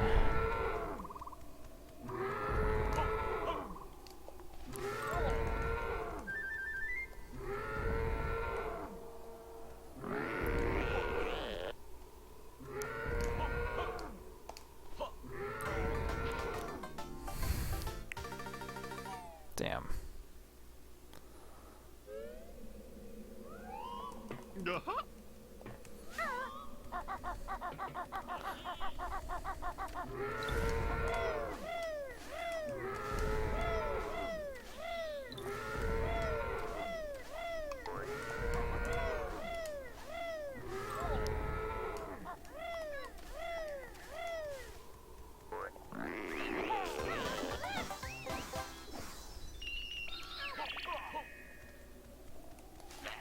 Mrs. Puff, I'm cheating. Oh no.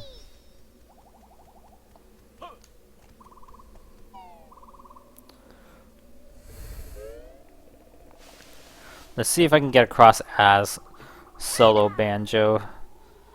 Because even though I can get this Jiggy another way without having to backtrack, I'd like to try it this way. Because I know you can get across.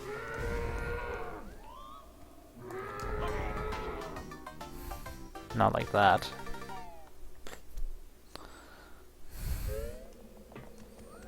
Come on, Banjo, you can do it.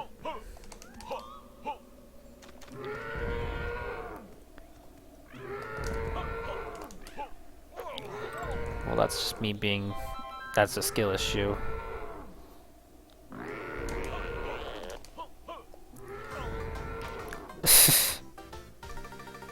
I like how he gets flattened when he gets stepped on. Try a few more times.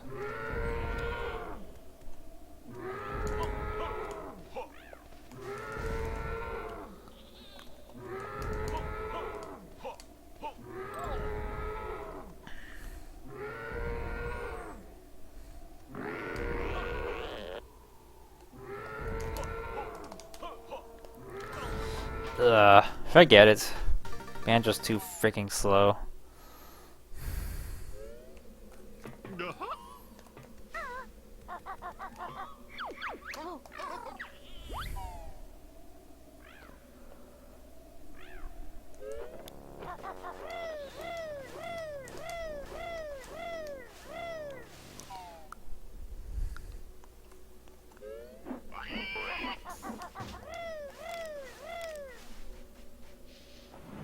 Here's Terry. We didn't steal your eggs, but he accuses us of stealing eggs. Disgruntled pterodactyl parent. Oh my god, this is funny too, no lag. And you can actually, it's a high enough resolution you actually see what's freaking going on.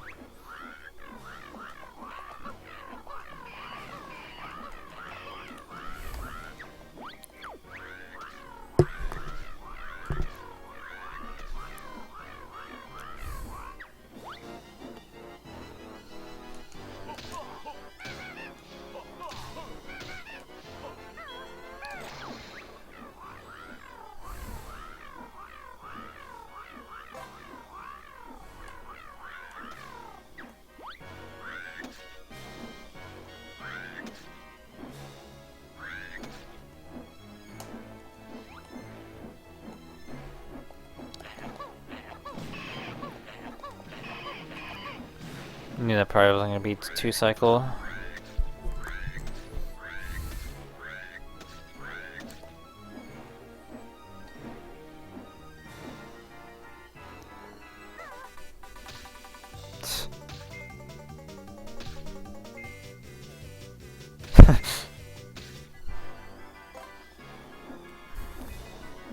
They all just ran towards me and got destroyed.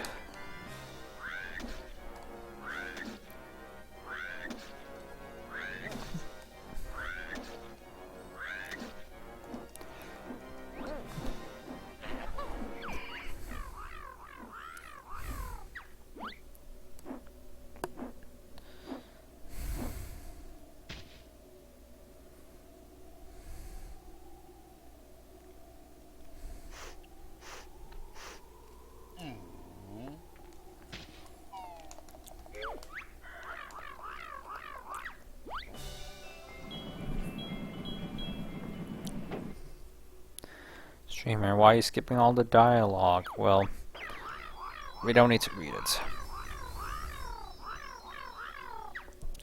To be honest, there's enough long cutscenes in the game as is.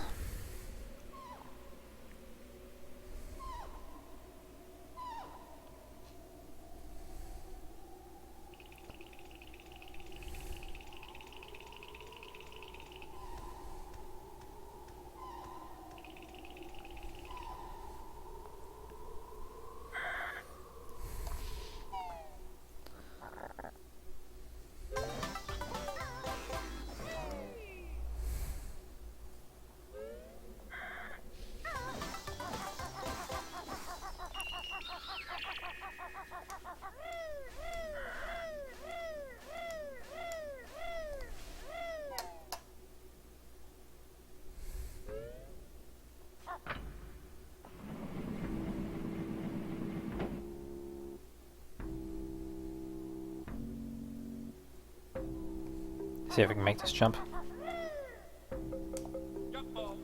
Nope.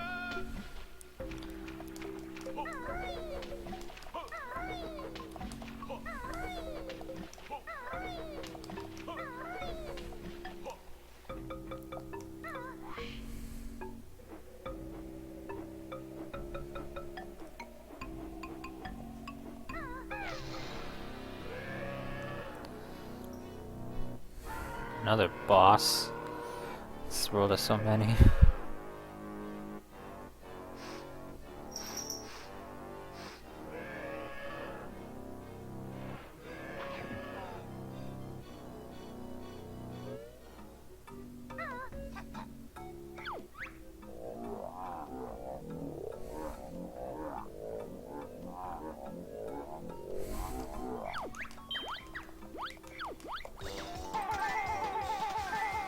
More mini games. Exciting. Aw, my cat has decided to join me on this couch. How nice of him.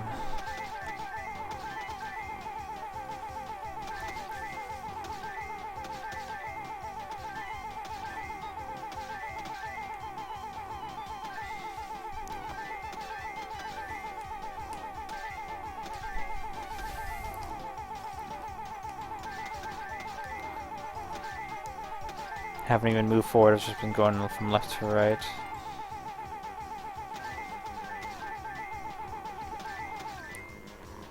I think the G's... I have no idea where the G spawns.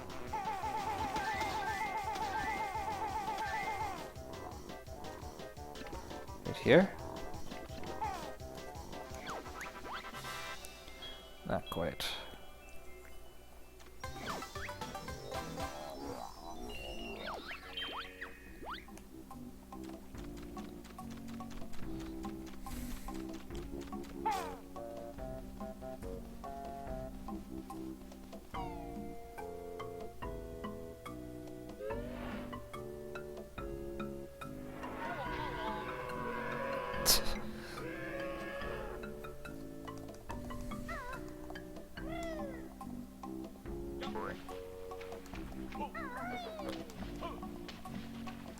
I think you can get this from outside.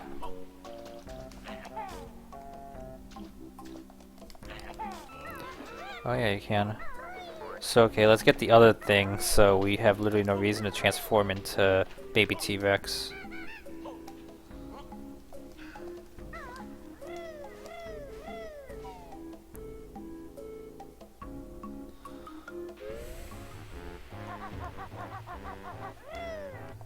Oh, forgot about Jinjo.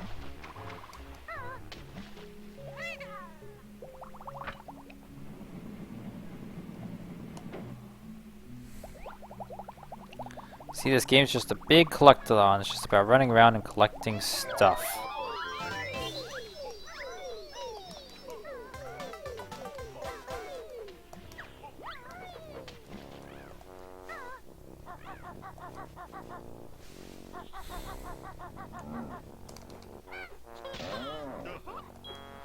It's also funny just how insanely powerful Breagle Blast, Breagle Blast Bash is.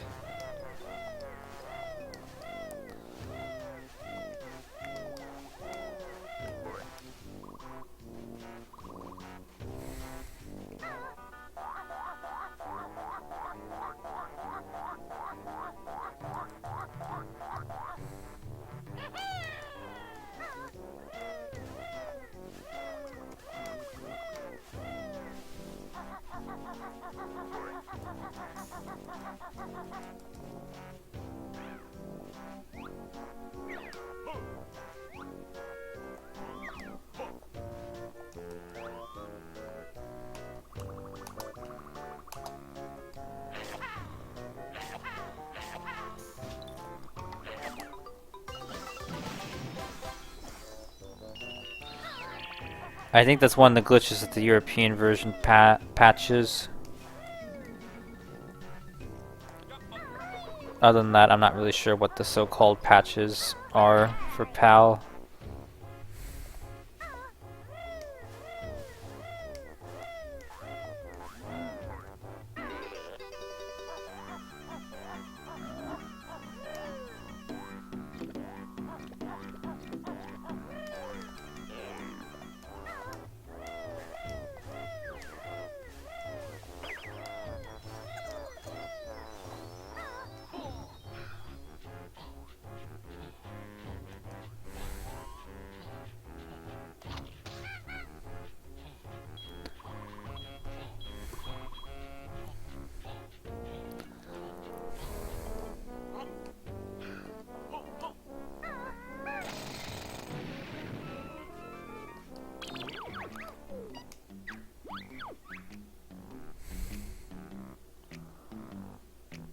Okay, I know where the last Cheeto page is.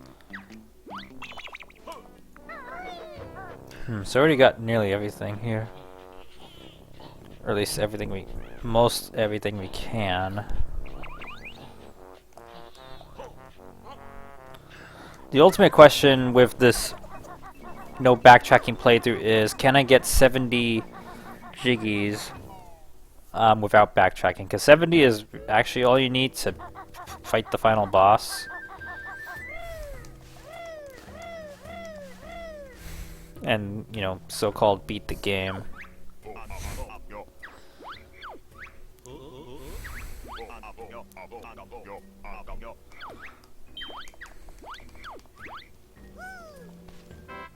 Da da da da.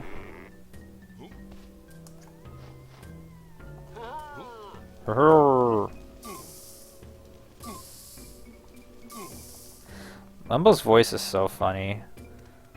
Like, I'm not kidding. Like, I know it's Grant Kirkhope, but just the voice he gives Mumbo Jumbo is so silly.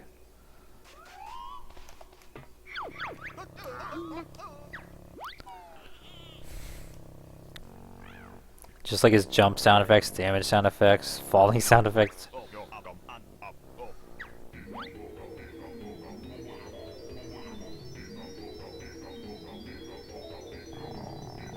Ah yes, the best spell, enlarge. Omanaka.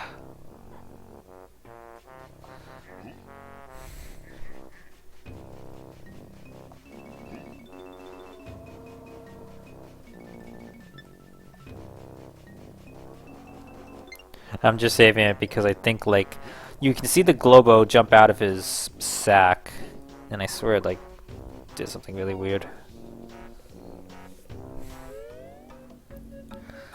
Anyway, we must also use the same spell here to save this little dinosaur.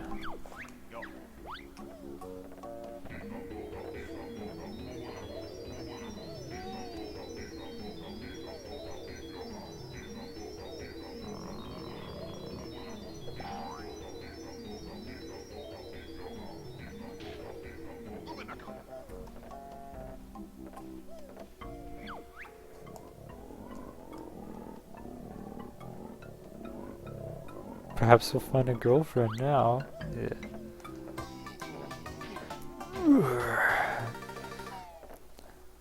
Like, his defeat sounds very interesting. His falling sound effect is the best, though.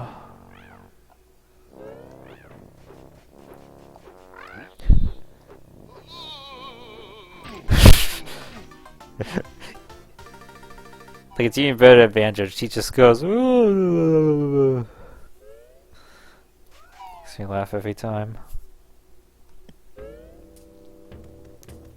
I mean, pretty interesting idea of letting you play as Mumbo Jumbo for the sequel of Banjo. He was a pretty pivotal character in Banjo-Kazooie. It's nice to expand his role in Banjo-Tooie.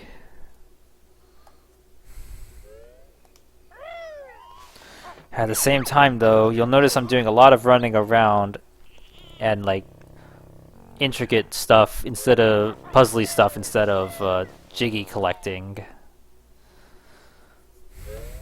Because this game, like I said, feels more adventure-y and point-and-clicky than the original Banjo. Sort of does. We get Daddy T-Rex. Seems really cool, but he's pretty worthless because he only does a few things. That's one thing kind of unfortunate about Tooie, is the transformations just get used for a couple things and then they're just used for one or two tasks in the world and then you don't really need them. Like, seem really underutilized. Like, all we have to do with this guy is just scare away the caveman.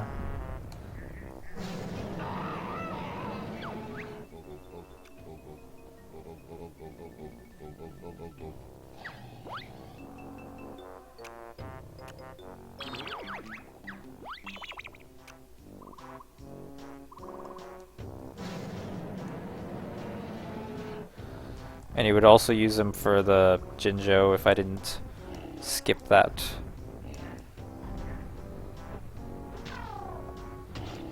Look, he's freaking invincible too. There's just nothing to do with him other than just terrorize all the other dinosaurs. Just for the fun of it.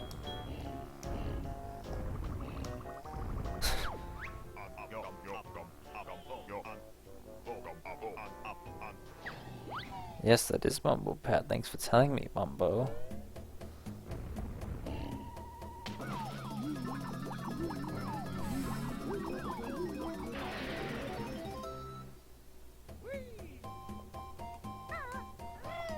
And yeah, Mumbo did literally just enlarge everything in here, including Wumba herself. Look, she's a little taller.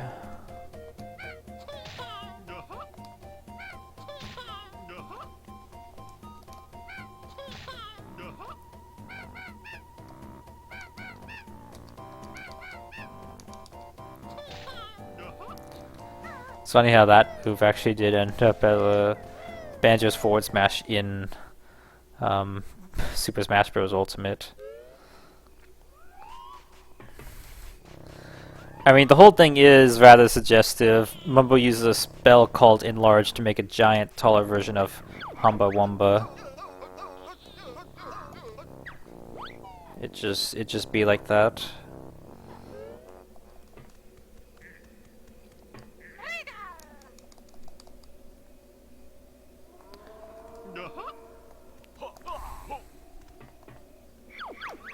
Shit, I don't know what I'm doing.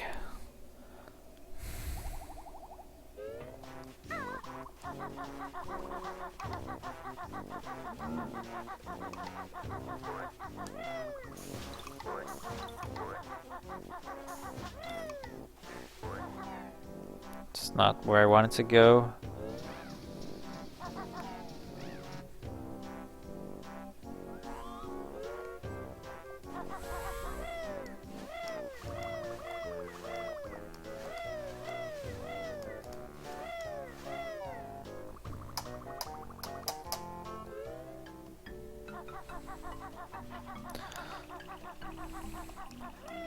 So you're supposed to give these guys the junk food from Witchy World.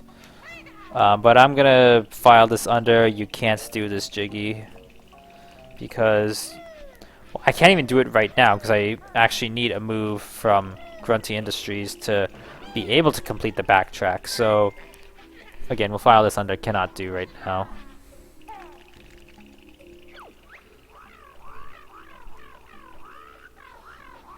And yet I'm allowing using the train to Ilo Hags to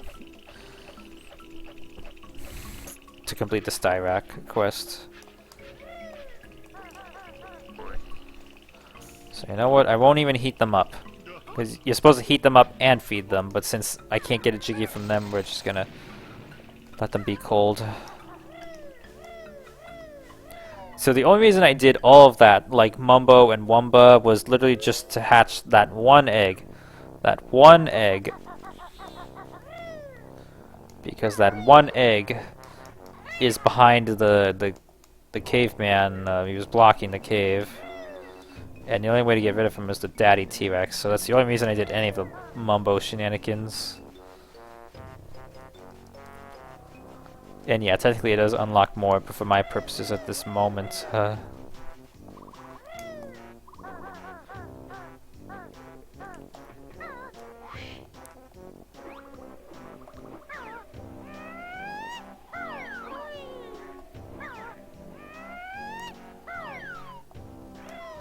anyway, Kazooie must hatch these eggs so the baby pterodactyls can fly home to the nest.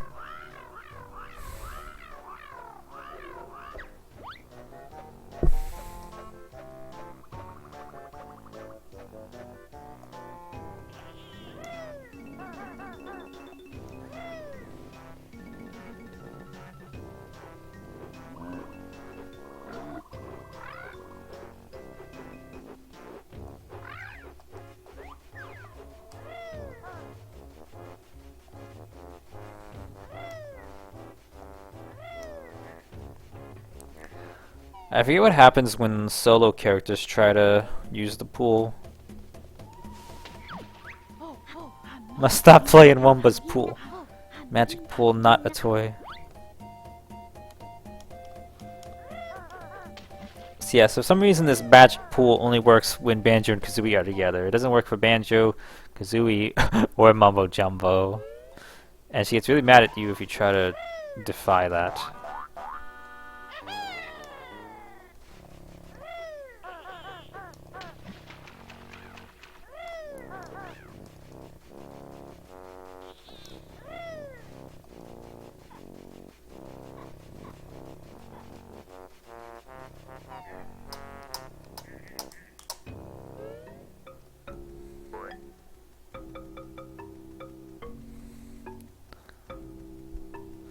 Does this area look familiar? It's Mayhem Temple. Another bit of funny fourth wall breaking. Come on, Kazooie. Don't leave me in this world alone. You, aren't allowed to leave the world without your companion.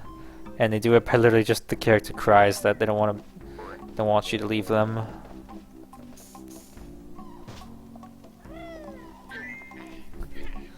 Here's another egg.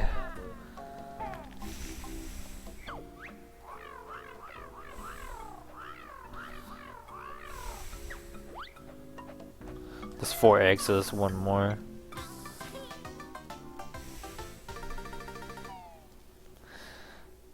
Death warping is very useful in Banjo-Tooie because look at all the backtracking it cuts out.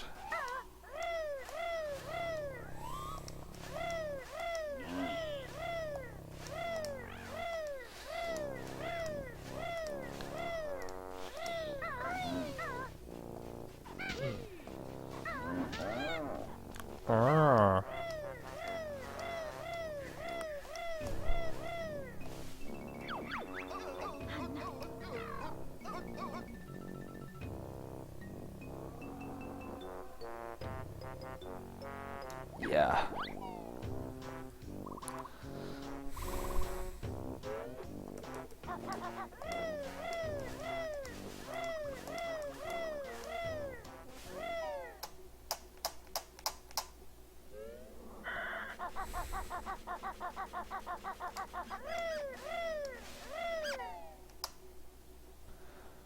Perhaps I should have gotten this egg first since it's right here where I was before. But you'll see.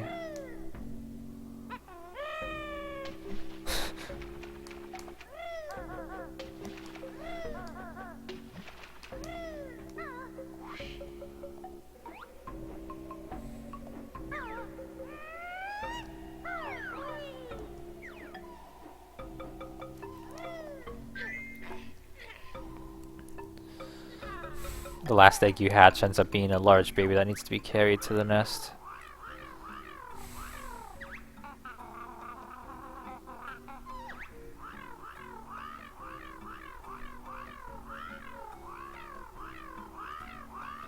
You couldn't just hit it with one of those grenade eggs, could you? You heartless. Only joking. Bring her back to me. And I'll work out an exercise program for her. I'll just go and find Banjo. BRB, that's fine. There's just gonna be a lot more slow gameplay to come from here, because Banjo-Tooie loves to consume your time.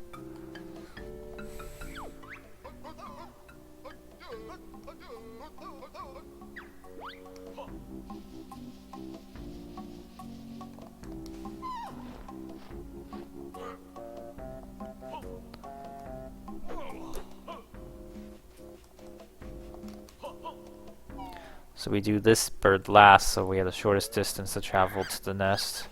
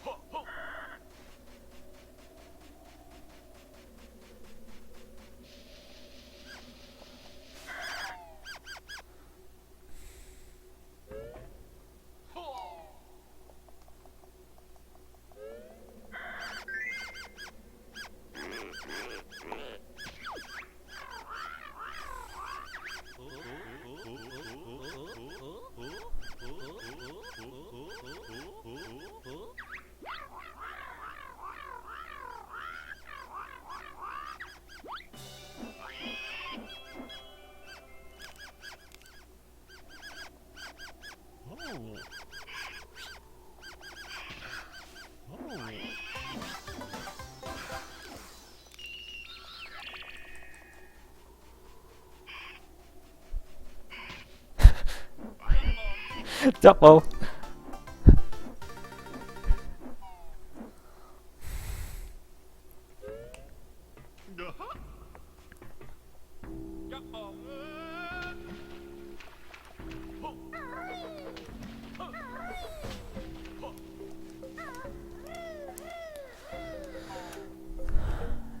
Mr. Cat, how are you doing today?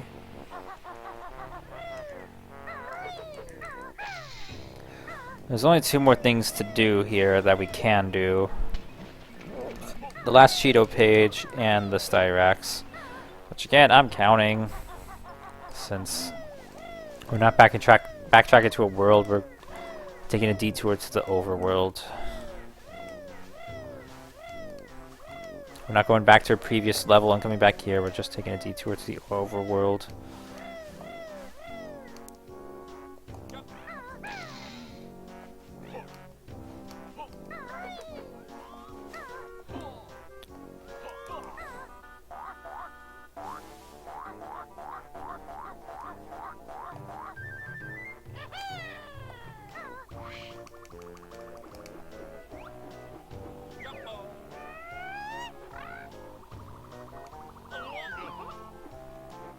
Wait, can I just fly and get the Cheeto page?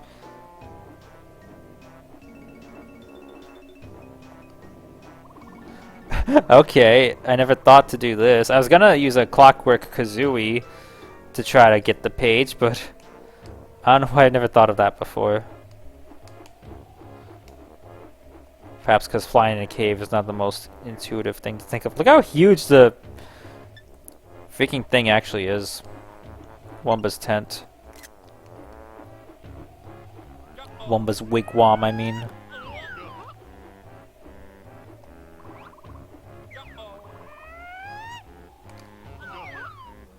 Huh? God, I'm so glad Banjo-Kazooie are in Super Smash Bros. Brawl, or Super Smash Bros. Ultimate, even if they kind of suck as characters. And it's so sad that people even to this day are questioning how much they actually deserve to be in Super Smash Bros. Even after they got in, people are like they don't deserve to be in. Historiaki, cool. Also, I was today years old when I realized that there's a painting of Mumbo Jumbo next to the train. Suck. I was saying like Banjo-Kazooie are kind of not that great of fighters in Super Smash Bros. Ultimate. And I was also brought up that people, even after Banjo-Kazooie have got in, people even recently are kind of questioning how much they actually deserve to be in Smash Brothers. Which is a little sad that people have to argue about that, but whatever. If people feel they don't deserve to be in the game, that's their problem. And well, Banjo did get in, and a lot of people are glad that they did, and you know, can't take it back.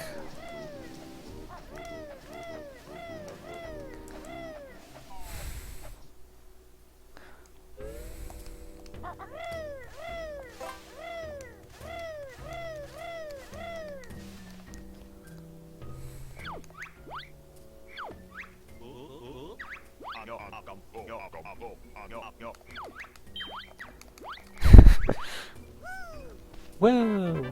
Dun dun dun dun.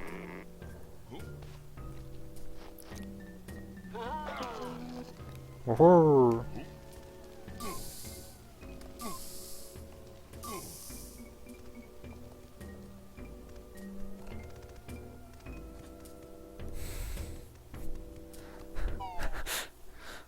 Mumbo sure hope he don't fall down from ledge.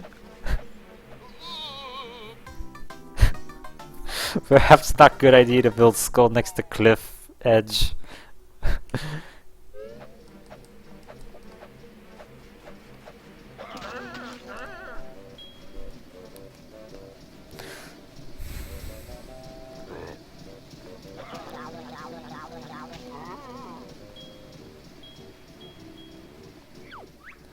Me get stuck if Mumbo go in there.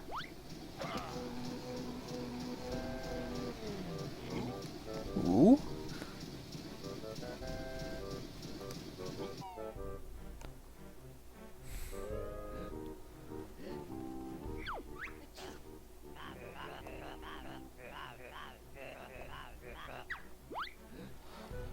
Dennis would not know the Mumbo is Doctor. So as a kid, I always wondered what this white Mumbo pad was for, because it just seems like what he's supposed to do. And I guess as a kid, this puzzle was too intricate for me to solve.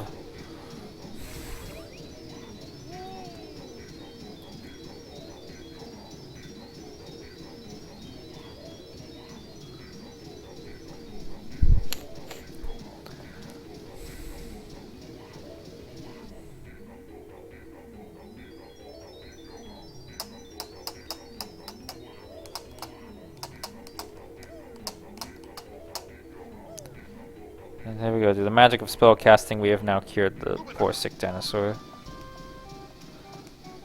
The white Mumbo pad goes away.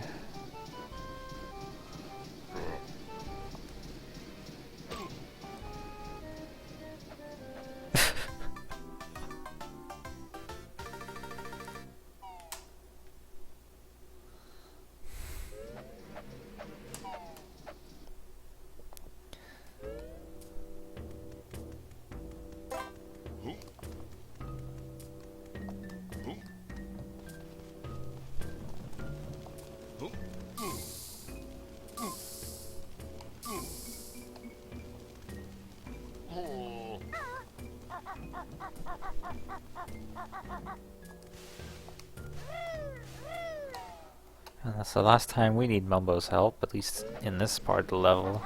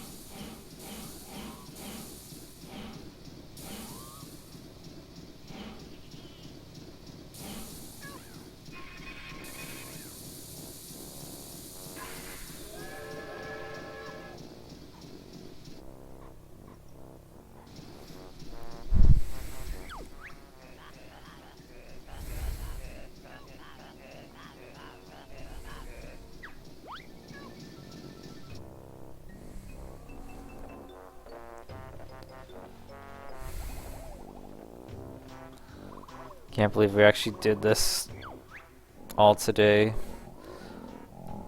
Not even any backtrack needed.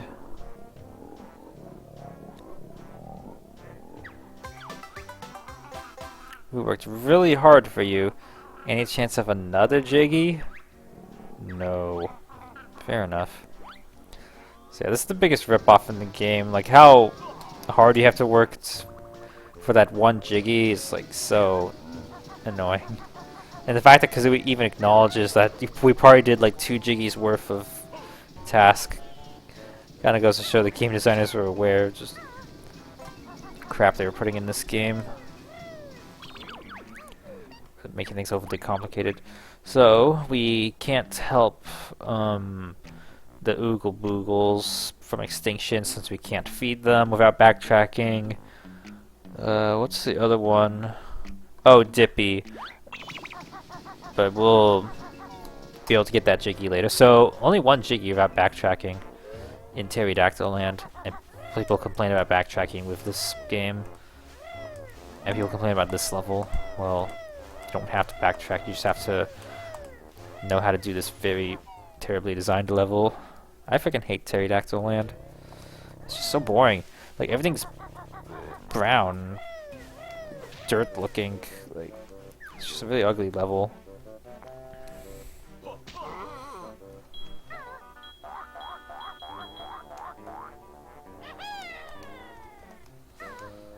Speaking of bad levels, Grunty Industries. So this is where the Hag won. It drilled through that wall, and that's its impact crater as it then I guess circled around here for some reason, and then went up to Cauldron Keep. It's funny. It's fun that you can trace Hag 1's path through Isle of Hags. Alright, we'll attempt the break-in, but no guarantees I'll actually get it.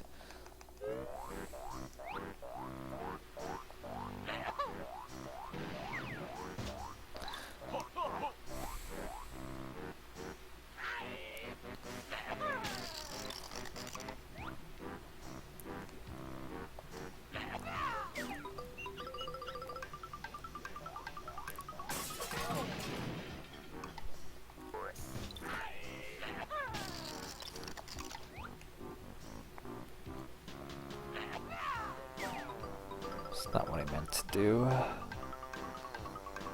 I don't mind getting in here the intended way, but breaking is fun if you can get it.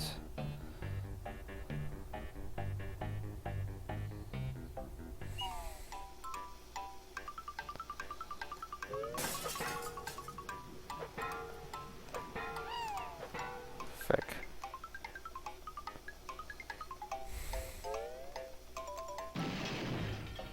At least it's not as laggy as N64.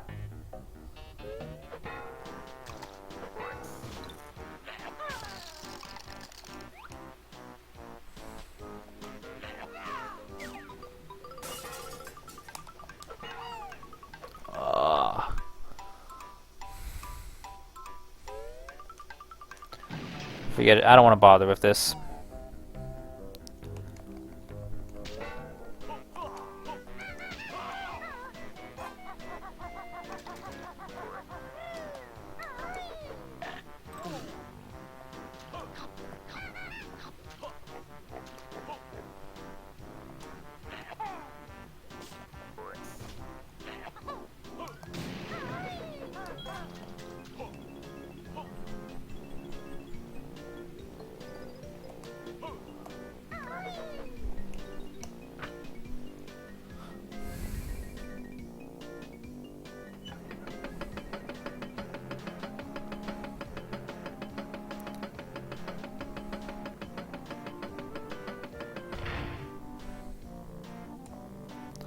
So I'm not really sure what I'm doing tomorrow. I don't have any obligations at any point throughout the day. So I'm quite literally, like, my schedule's like wide open.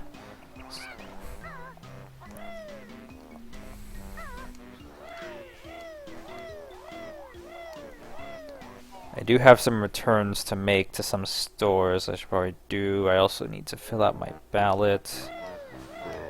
It's like half filled out. I'll probably wait till election day to turn that in. I don't know if I wanna vote by mail at this stage. 'Cause I feel like I should have mailed it earlier if I was gonna do that. We're just going back here for the train. Since the train happens to already be here, it'd be less waiting than calling it from Isle of Hags. So not really backtracking. Although if I wanted to be a purist about the no backtracking thing, I would have just called it from Isle of Hags, but I don't feel like spending that extra time to do that.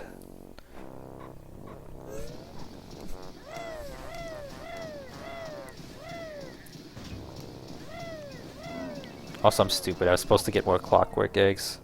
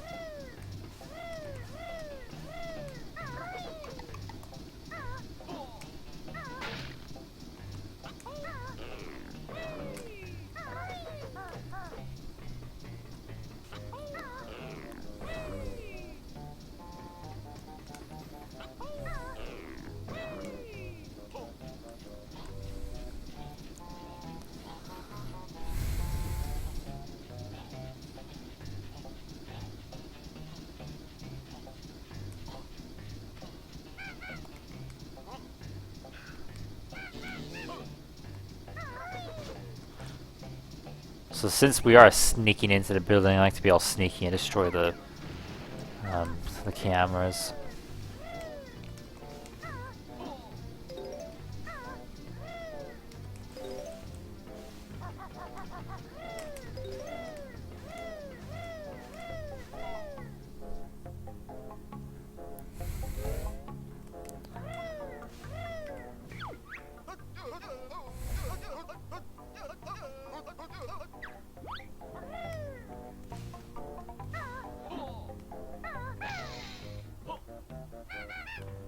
I wonder if you can learn that move as solo Kazooie, since it is solo Kazooie can use it.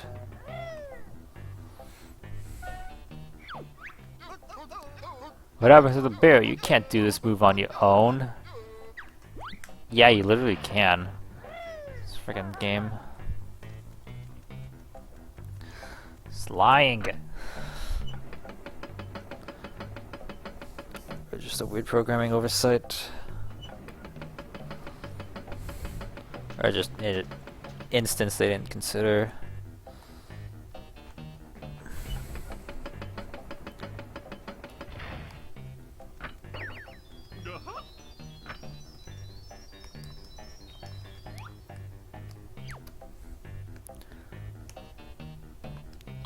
Anyway, I need to take a water break once again.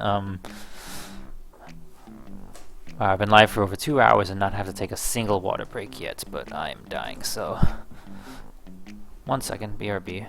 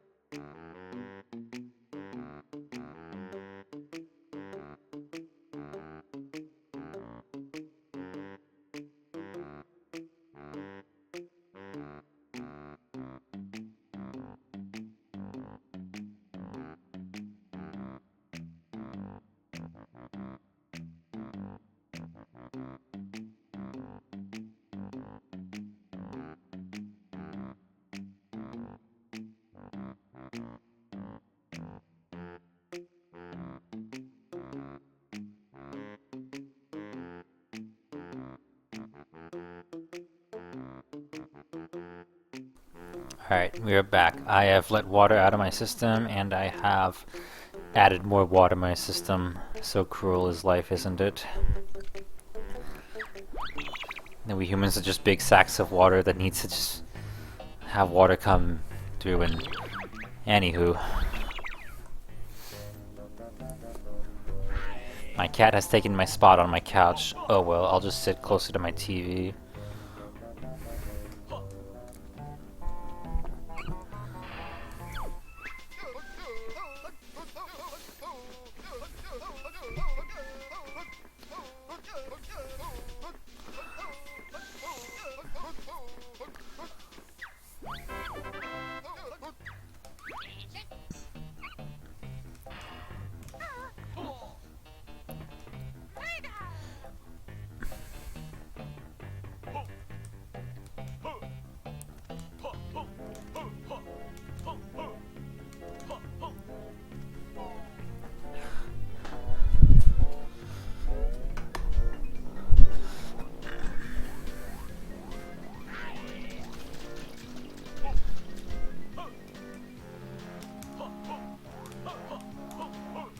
A lot of people say they hate Grundy Industries, or that it's a really confusing level.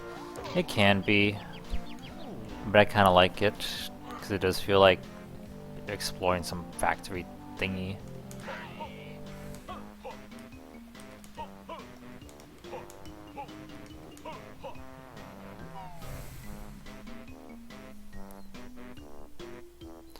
So my point is, I probably will go live at some point tomorrow, I just don't know when. Probably another evening stream, kind of like this, maybe a little earlier. And depending how far we get tonight, we will try to finish Banjo-Tooie.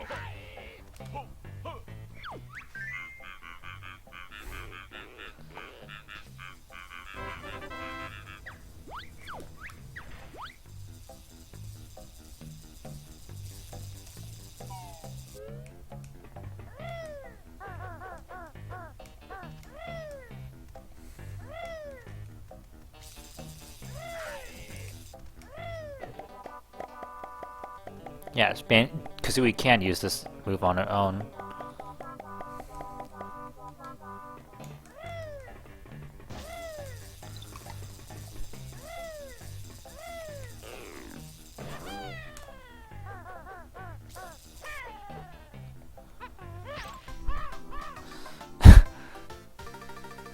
That was dumb.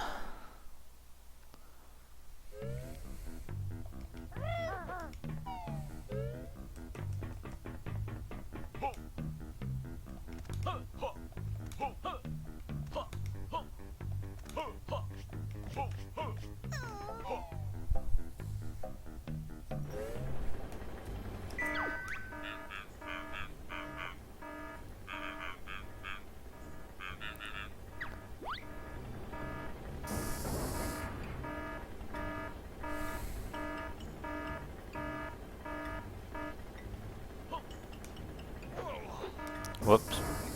Too low.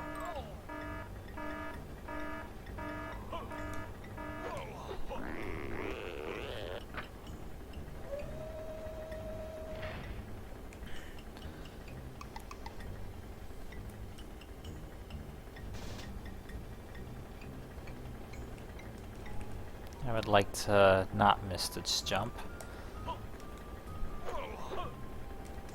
Oh, cool.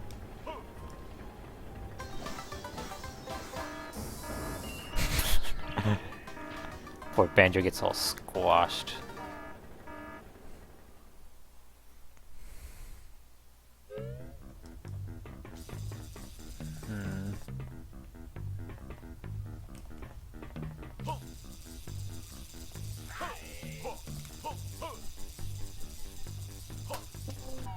This is Snooze Pack, I believe.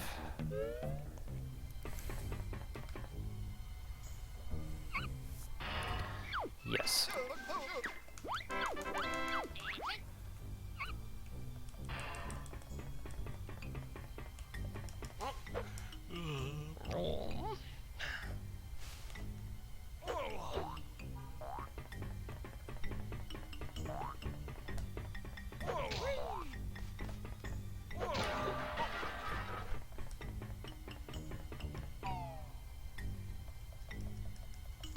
Wait, can Kazooie even get there? Not really. Dang. Not unless I do this.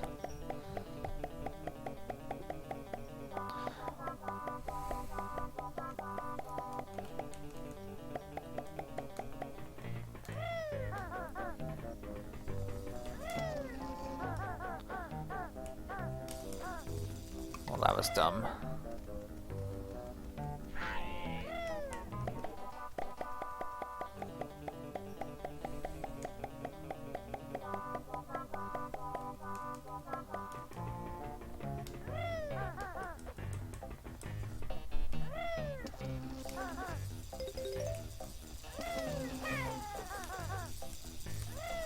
Not enough height. Ah, well.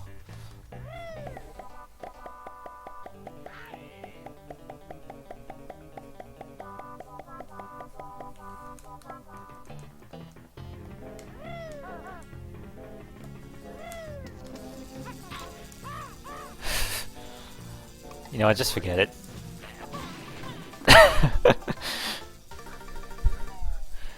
Just recombine out here for all I care.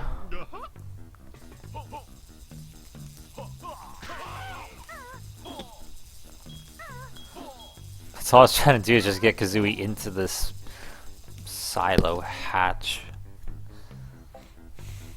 And get the notes, but can't have cake and eat it too, whatever. So there's a Jinjo. No, I already got the Jinjo from the other side. Oh well. Alright, here's where we're gonna bend the rules a little and just mega cheat to have to avoid, just get more backtracking.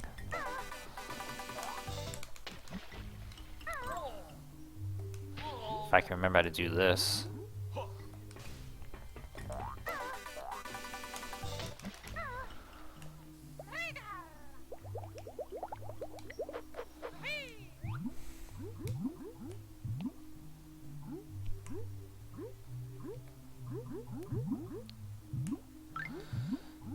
I always hated this in the speedrun, back when I did that.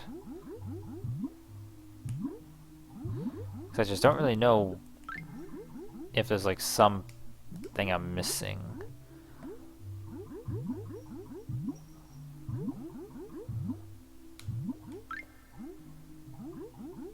Like, you don't go dead on, you like go at an angle.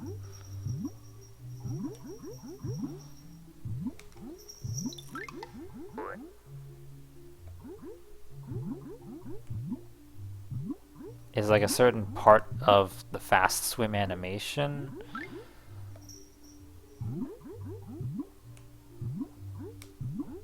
Like, do I have to time it to like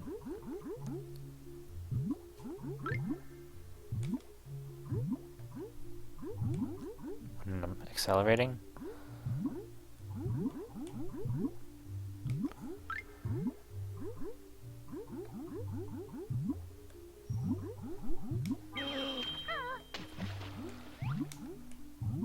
Like, what if I do it exactly at the line?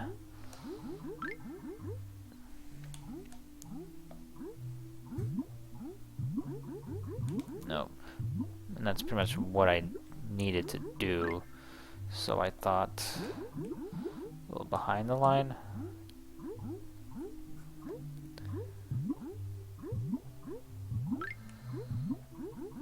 Is this not gonna work because no lag? Like N64 has. Like, I couldn't get this to work on Xbox either.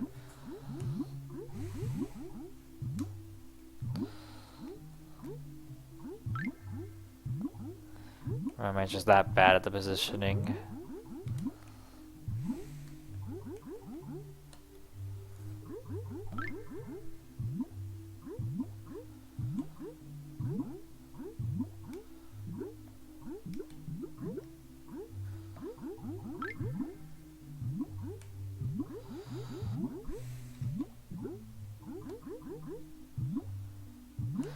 Because if I can't get this Jiggy this way, then I can't get the Jiggy period without backtracking.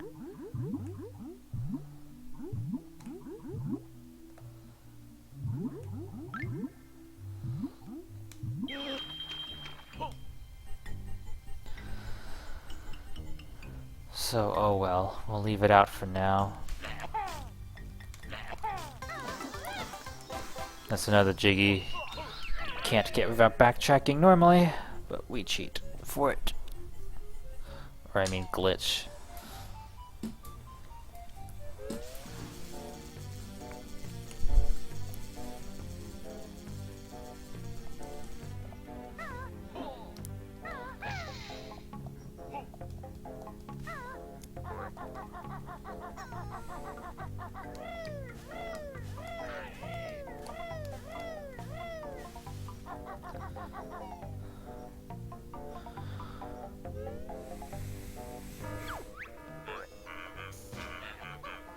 So this will be a pretty interesting room.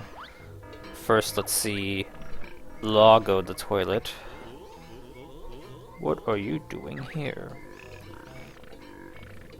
Grumpy ripped me from her mansion and stuck me in here. Oh dear.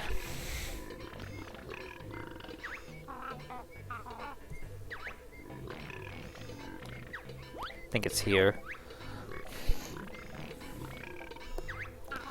Then call a plumber. I think Mario's free at the moment. I don't think he actually does that kind of work anymore.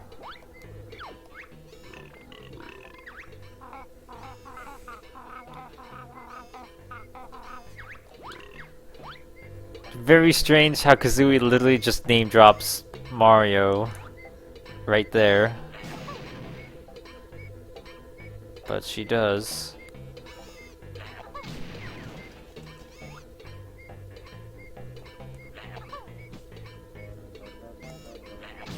That reference was of course removed in the Xbox version. Also interesting, the fridge, this refrigerator has the Donkey Kong logo on it. And Jet Force Gemini and Perfect Dark logos. And Rareware, of course.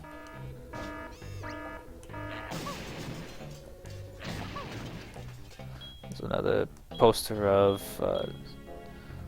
Vela. Is that her name? How am I forgetting?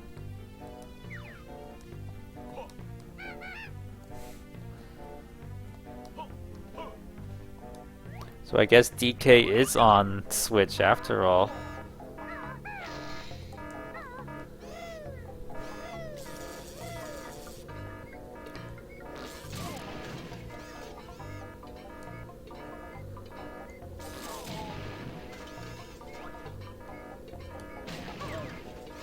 Oh, forget this.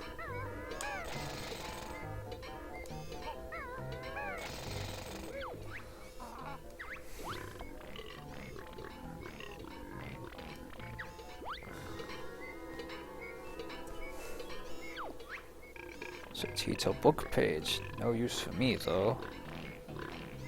I'll use the quilted stuff.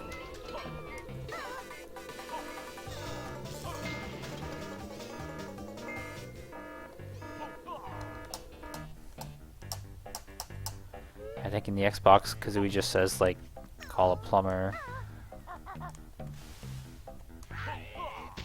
Even though I don't know if that technically would have infringed on anything from Nintendo, we still sought to remove the obvious reference.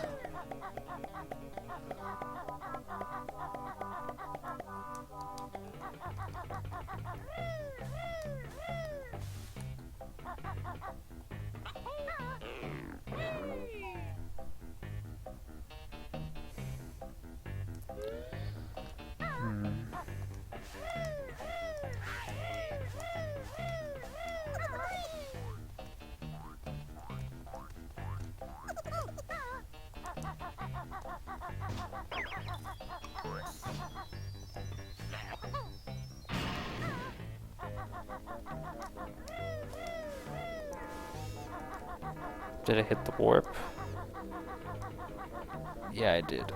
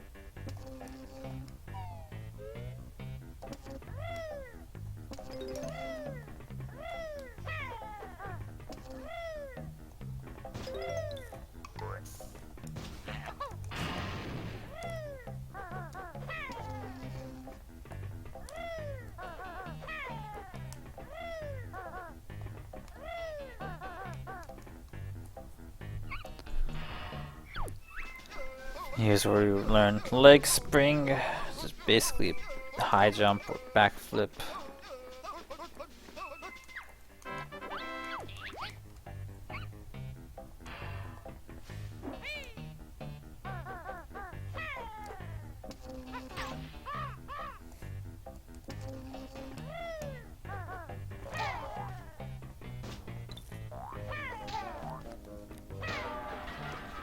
So for some reason you can freeze the gas cloud enemy solid. Like, what sense does that make?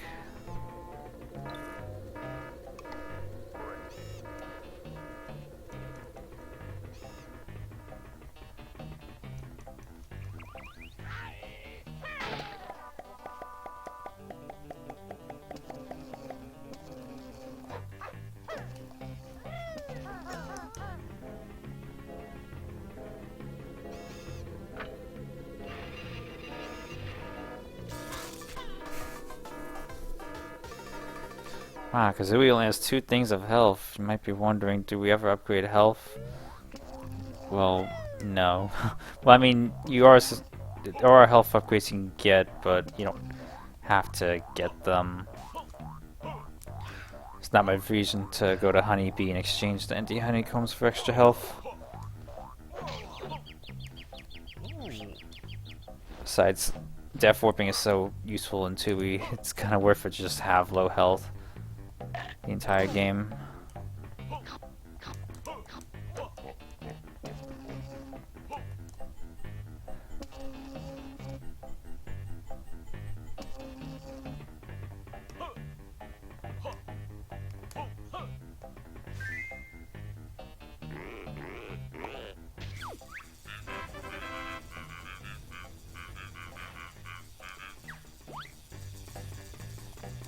But with Snooze Pack, you never have to be low on health.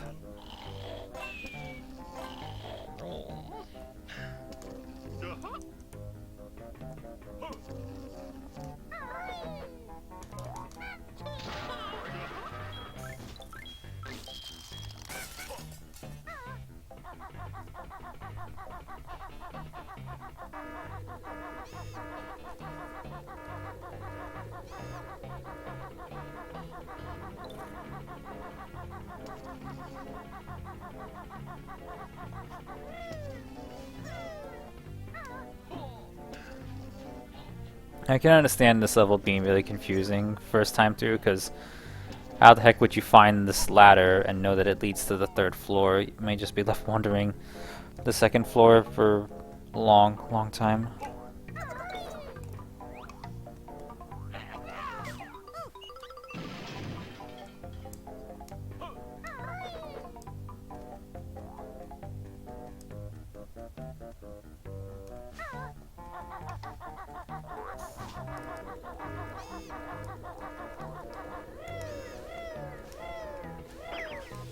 Also, there's a lot of these freaking batteries to turn into open doors and such.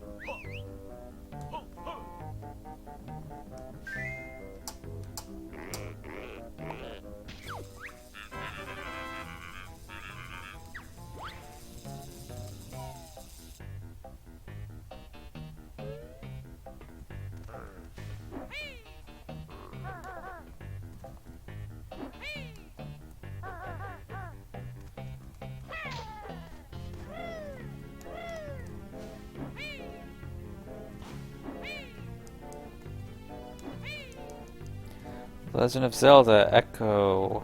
Echo. Echo. Echoes of Wisdom.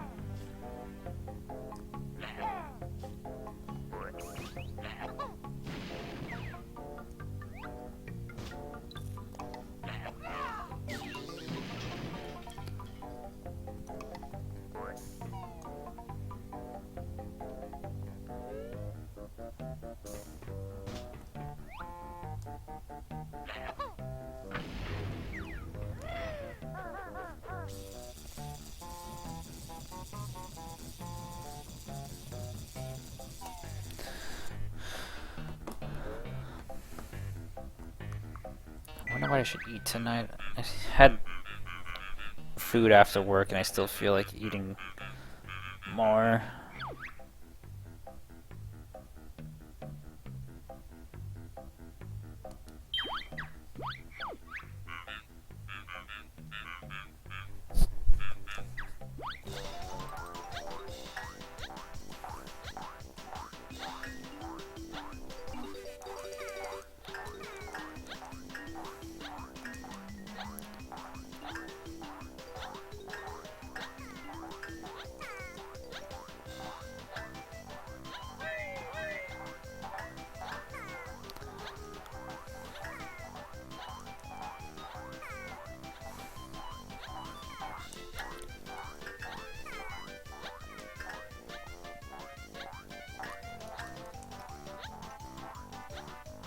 Why are there literally no blue ones? There we go.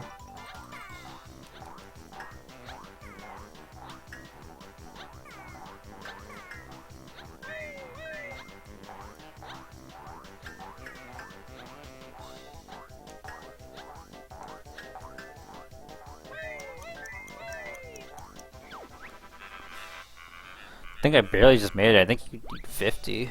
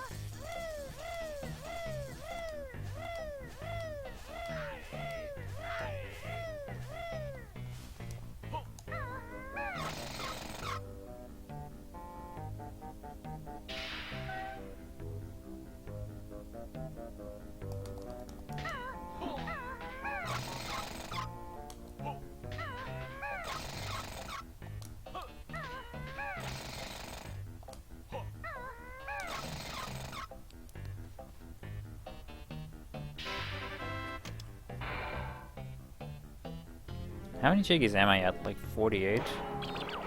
50. Can I get 20 more without backtracking? I mean, I don't think I'm missing out on that many from not backtracking.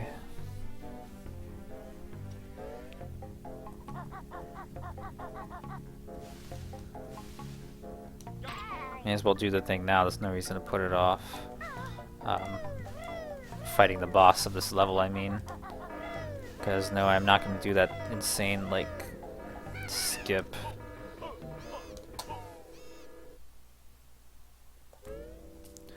That I lost so many runs to. Besides, you need to get into the room for a collectible anyway.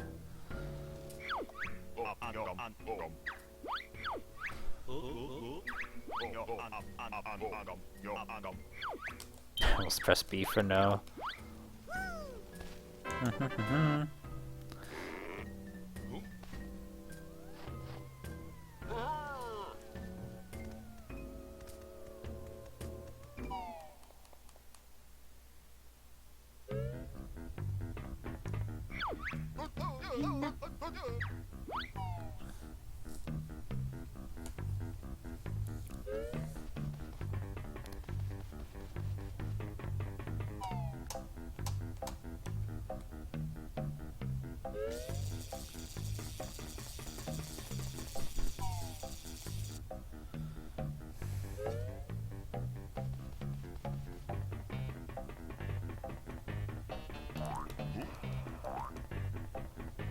$90.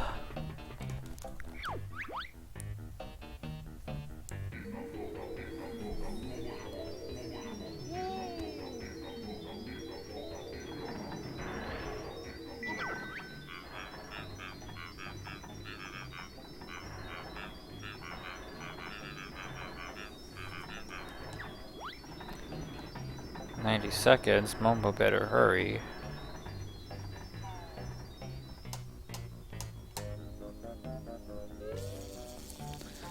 So you use the EMP on the magnet there, and then you have 90 seconds to get back to Mumbo's skull, get Banjo to Wumba's wigwam, and turn into washing machine, and then get into that room. 90 seconds doesn't seem like much time to do it, but the timer does pause between loading and during cutscenes, so it's not that strict. It's not that tight, you just gotta not stand still.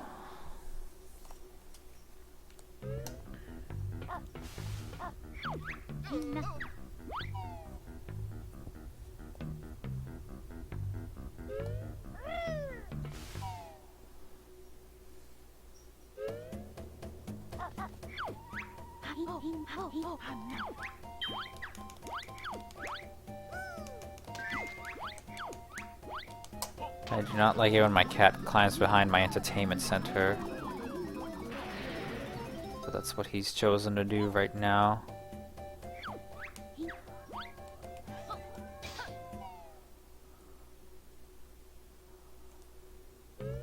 Yeah, 1 second.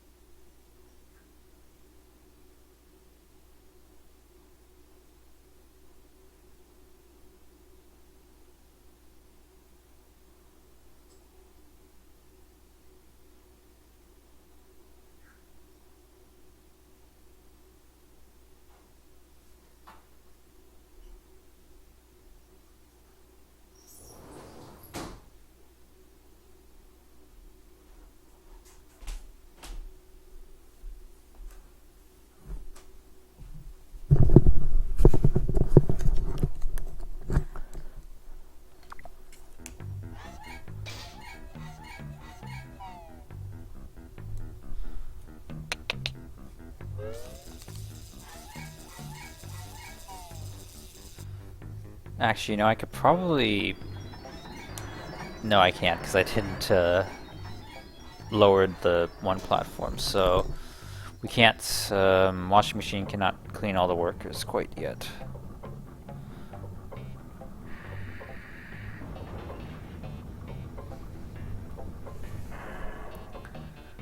You can help most of them.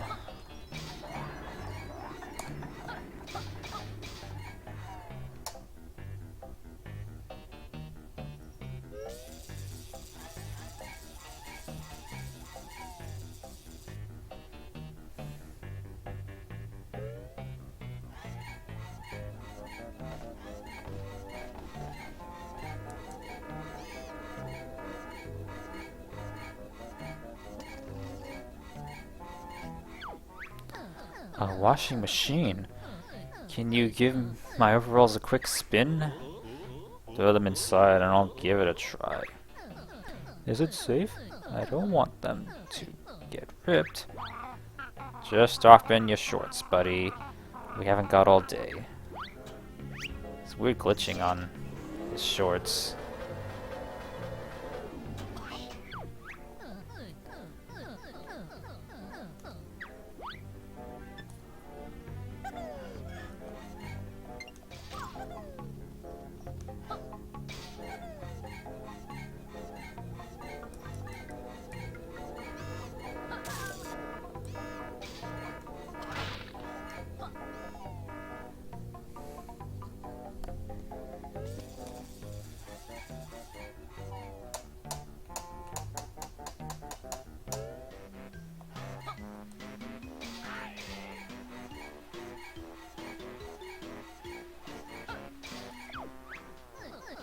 Heavy sail wash if you don't mind.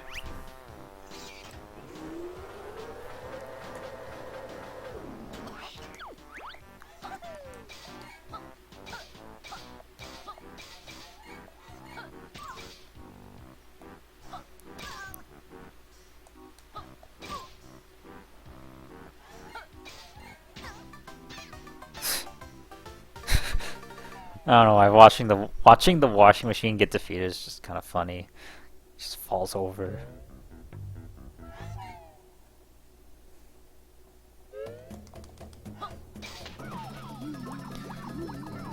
So I'm not sure how it works just completely portably like that without like connection to any water system. And it dries too. It's a combo. And those do exist. There are machines that can do both.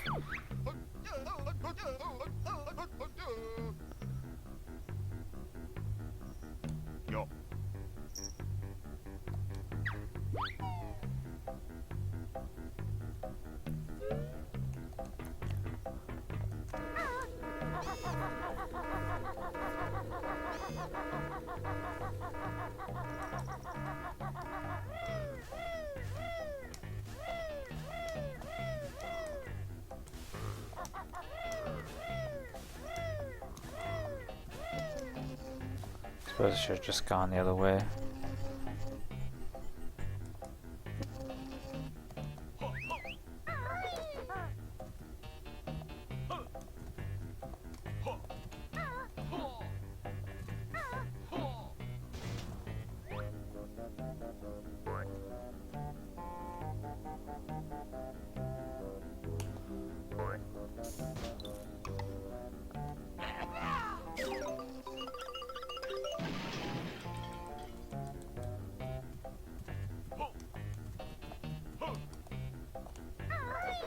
That's not the right way. Why is this like the most confusing box maze ever? It's not even a maze.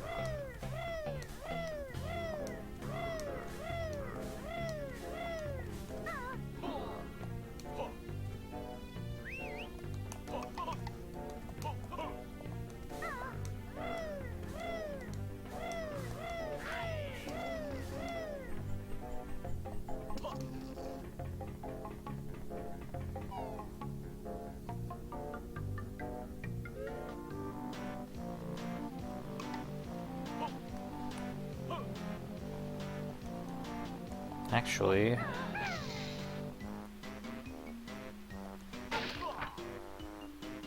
it's not the box I meant to hit. Long cutscenes. Jinjo. Bye, Jinjo.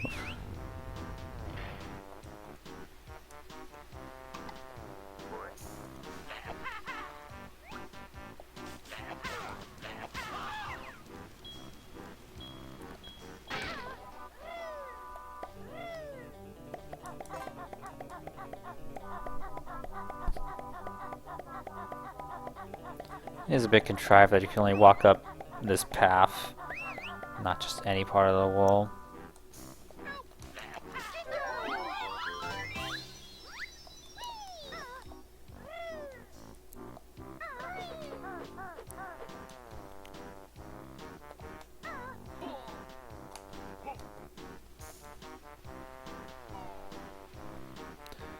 Now, is it worth it to do the glitch? get through the door? I think it is. Because I don't want to have to be Mumbo and disable the crushers.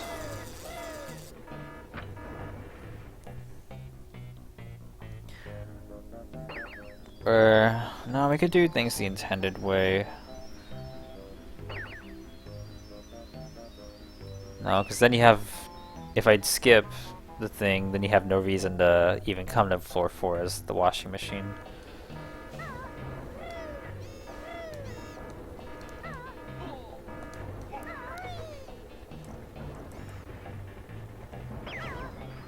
What's in here? Eggs.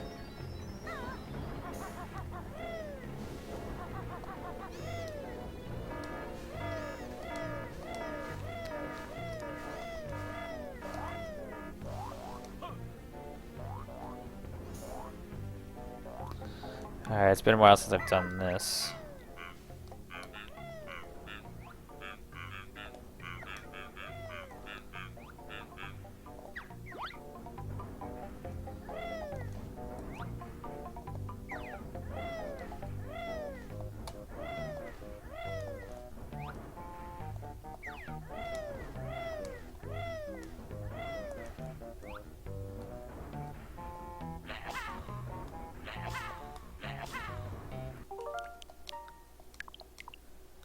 My last save was at 1834, my new save is at 2039. Nice.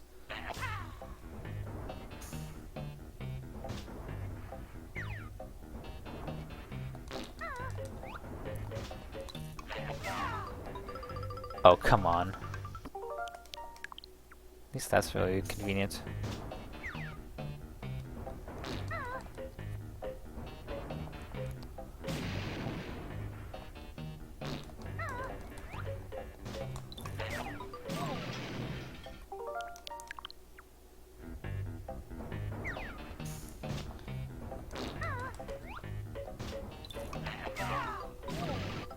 There we go.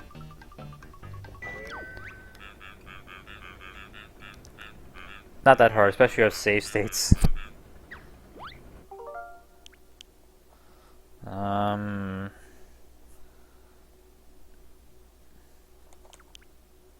I don't care too much for having a practice save. Or the door will always be there, so I don't need to...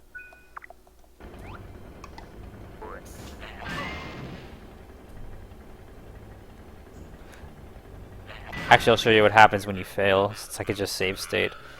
So, remember when I would fail and I would have to reset the system really fast? Well, this is kind of why.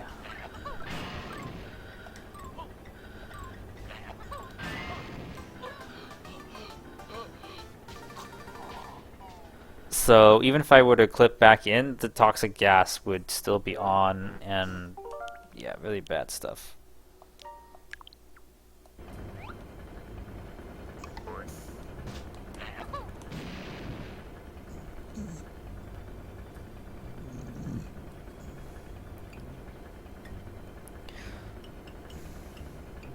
But with save states, there's no need for any risk. Or you could mess up as much as you want, because you can just reload your save.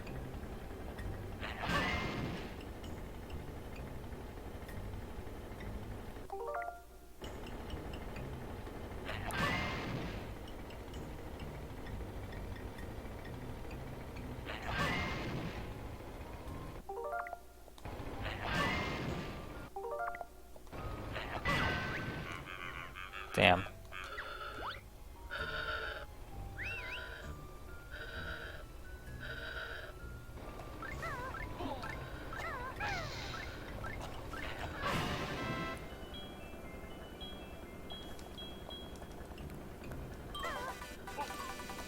Get the jiggy!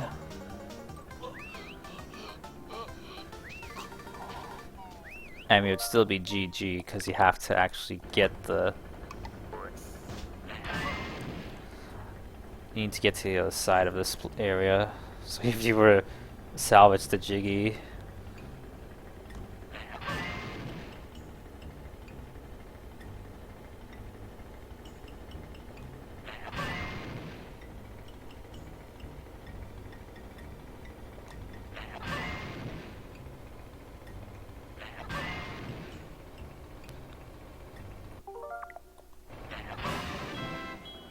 felt like I had to aim so early for that, jeez.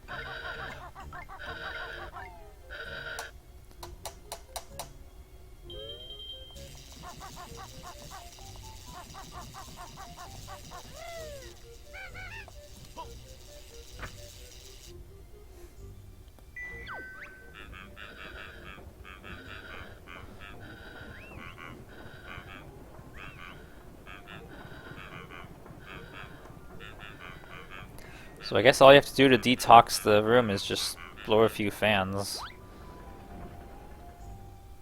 That's all it takes, really? And the room is completely purified.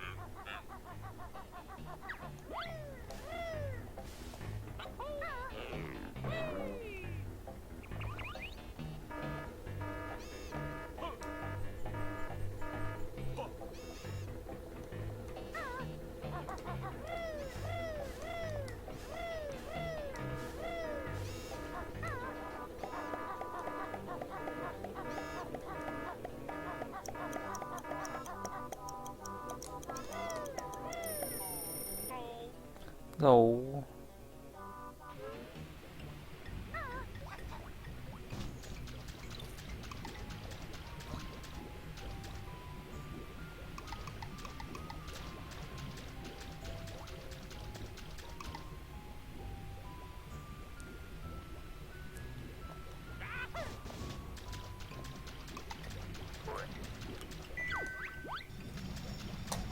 Now here's this part.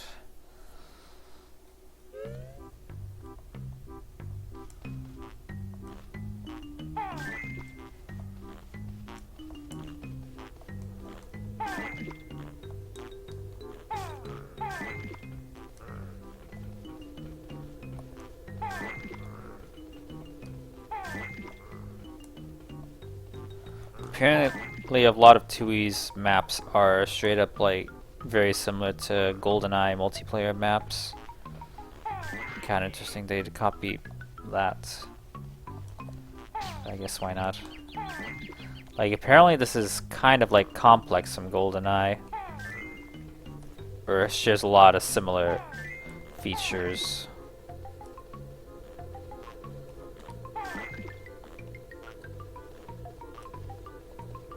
I mean, you take one look at this map and you think like GoldenEye, to be perfectly honest.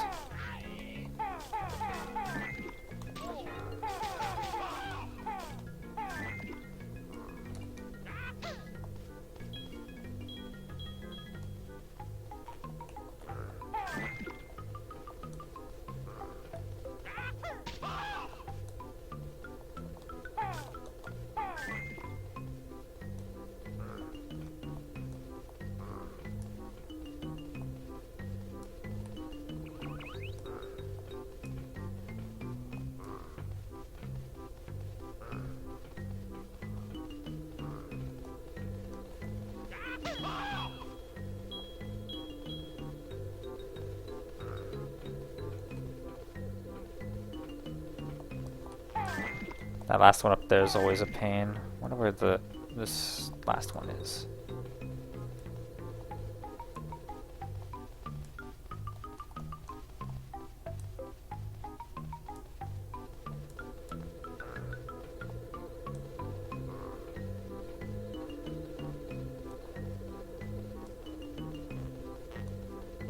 I hear it. Ah, yeah, this room.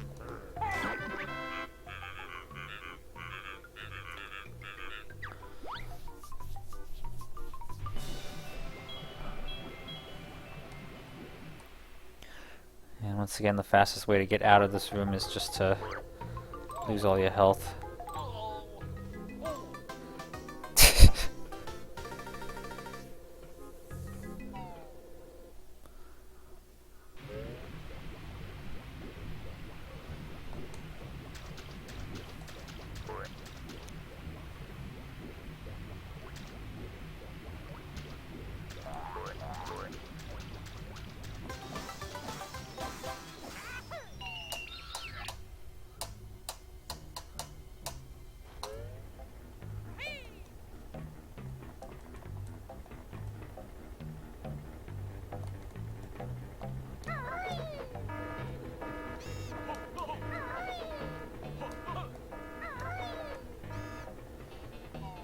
So here's the big scary elevator shaft. How big and scary? Well, it's...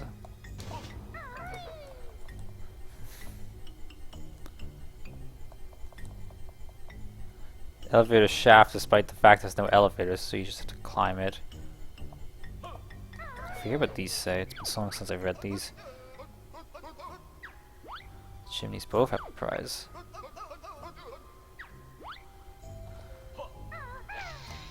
Ugh.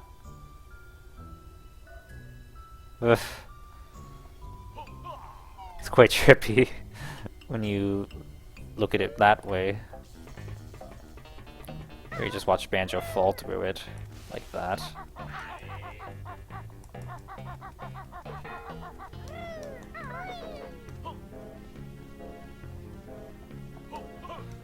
Actually, we will do the boss first.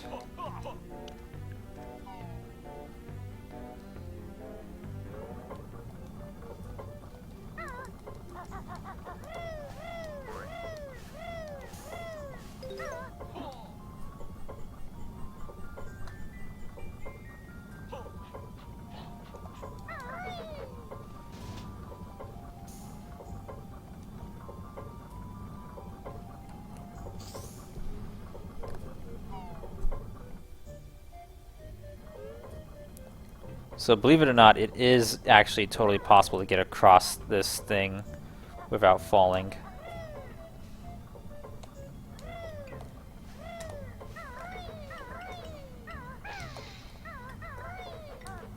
Just not like that, you would just talon trot jump from the whole thing.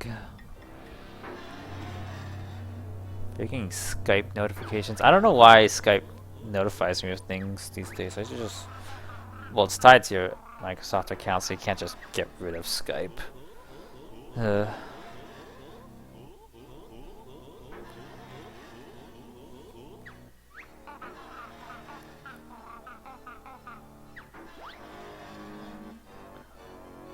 the boss of the world, a poor welding torch. Skype till it still exists? It sure does. Even... yeah, and the only thing that happens is I just get spam messages that I have to just ignore or hide the conversation and not accidentally click on something. You really haven't chatted for much for the past hour. I was considering saying something like, "How have you been? You've been here the whole time writing code." Well, that's good. You've been here chilling and doing your own thing in the back, doing your own thing while having this in the background. That's perfectly fine. A lot of the time when I watch Twitch streams, I will do stuff in the background. That sounds annoying. You don't like the welding torch's voice? The it's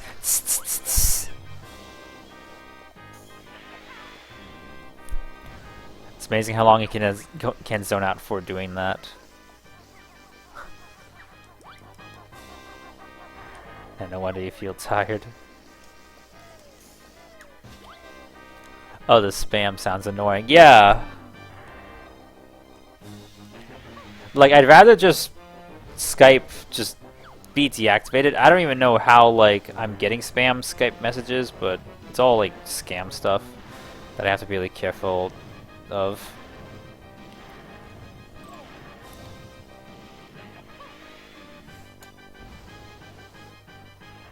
I'm really upset that this song did not end up in Super Smash Bros. Ultimate. This is always one of my favorite songs as a kid. My favorite boss tunes. Ah! No.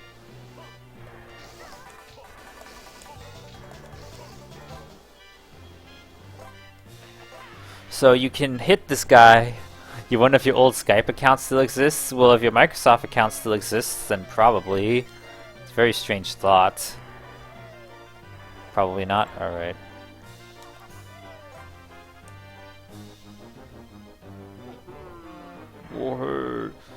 So fun fact, you're actually the game gatekeeps you from fighting this boss unless you have grenade eggs.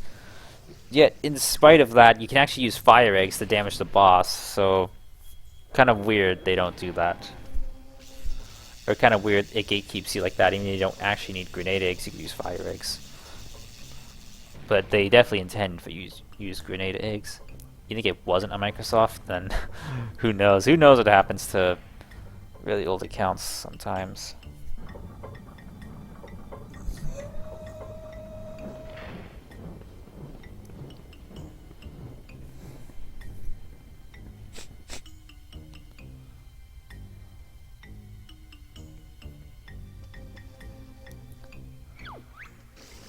Crone, I appear to be quite badly injured.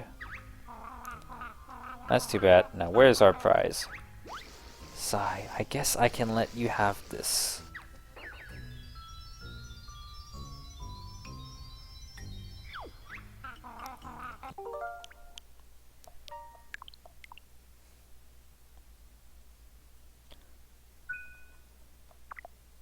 Is that all you get? Gotta be kidding. I may use it to get back out. I stashed my Jiggy behind the giant fan for safekeeping. There's nothing stopping you from reaching it now. Oh, when will I learn to keep my big mouth shut? I was only messing around, but you had to go too far. Cozy Glow be like... Oh yeah, and... They give you grenade eggs, so they definitely intend for you to use them. My poor eyesight is the least of my worries now. Cozy Glow was just messing around with every pony, but then everyone had to take it too far by turning her to stone and completely just give off the worst possible message you can for your Friendsmas Magic show. The worst possible message and worst possible implication. Like, that's the weird thing about Cozy Glow, and I guess I could talk about that now because I'm not as dour as I was earlier, but I could talk about the subject. There's just something weird about Cozy Glow that just makes... She seems very unloved by everyone in the show, all the characters. And I'm sure I've said this before, because I pretty much said everything I can about Cozy Glow on repeat, but I don't know, there's just... She seems very unloved, and not a single character in the show ever laments or second guesses either the punishments that happened to her, so... Not really fair, seems very underdeveloped, and very unfortunate. In my opinion. But hey, I stand for her, and I just want her to be loved by some pony. Alright, maybe I actually can get this Jiggy.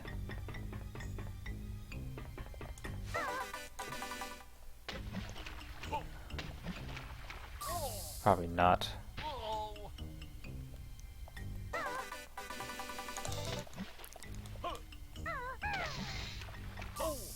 Oh. Wow. Oh. Perhaps I should have save stated earlier. Whoop. Aren't there feathers nearby? Just do this.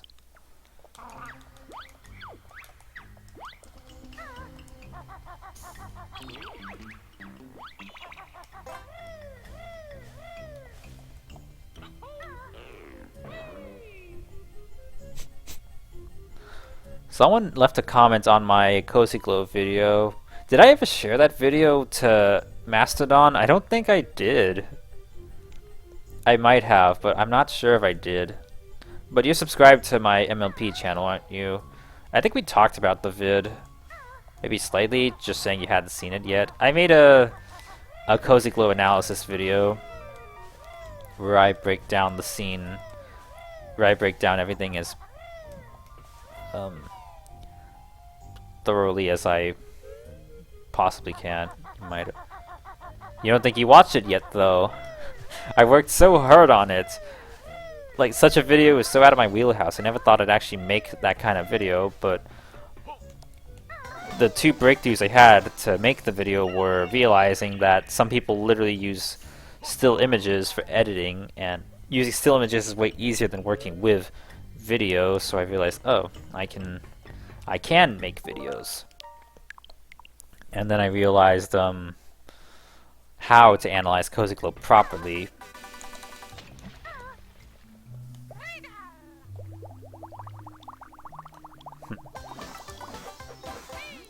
Okay, so that's another way of just getting the Jiggy to skip backtracking.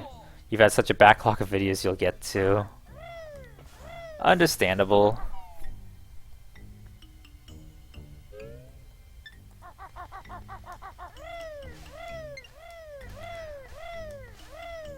Oh, I could have just... I knew there were feathers nearby. I'm a moron.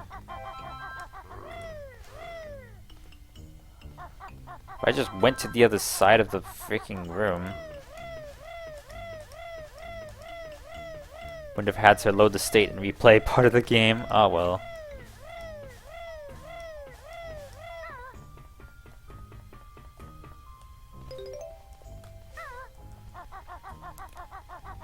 So yeah, I was able to make the video fairly briskly because I realized that I could just use images and people would still watch the vid. And I finally came up with an angle to talk about Cozy Glow without just talking in circles. Or even...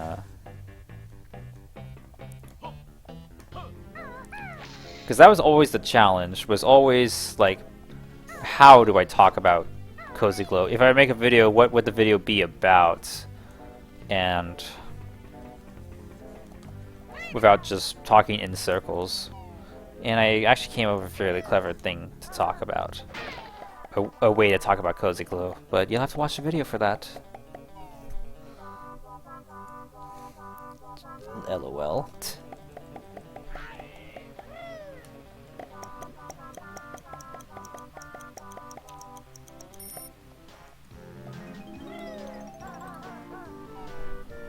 I will say this though, someone left a comment on the video today, and there's been some decent comments, some pretty crap comments.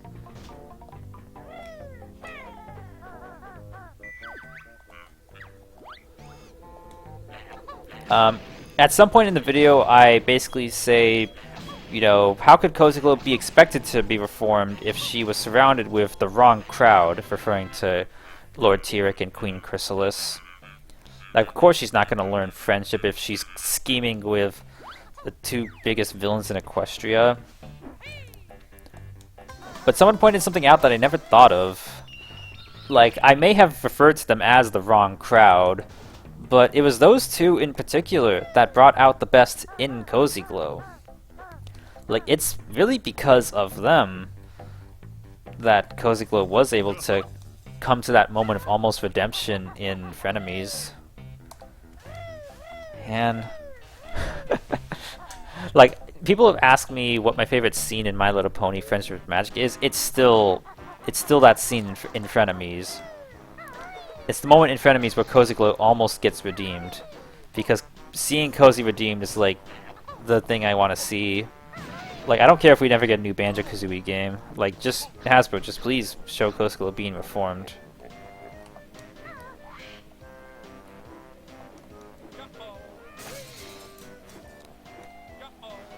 And they kind of half showed it. Like, I still can't believe they tease it and then they do the unthinkable to her. Whatever. It's been 5 years since then, dear God. It's also funny when Plank Boy remember Plank Boy? When he watched my Fatty Bear speedrun, and he even commented saying like, he's like, man, I wish I knew what you were talking about with this Cozy Glow My Little Pony stuff. It's kind of funny hearing his take. Wouldn't Cozy Glow be better after what happened to her? Well, you also touched on something that I believe, like, yeah, turning her to stone sucks. And not seeing what happens to her after also sucks, but...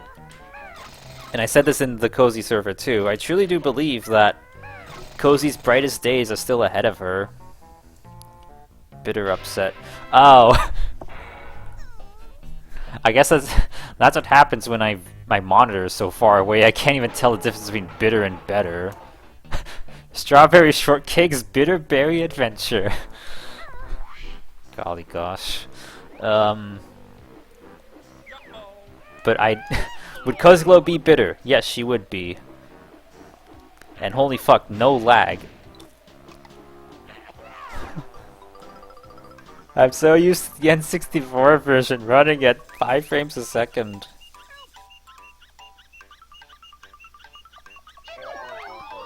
The Blue Jinjo family is complete. They'd like you to have this.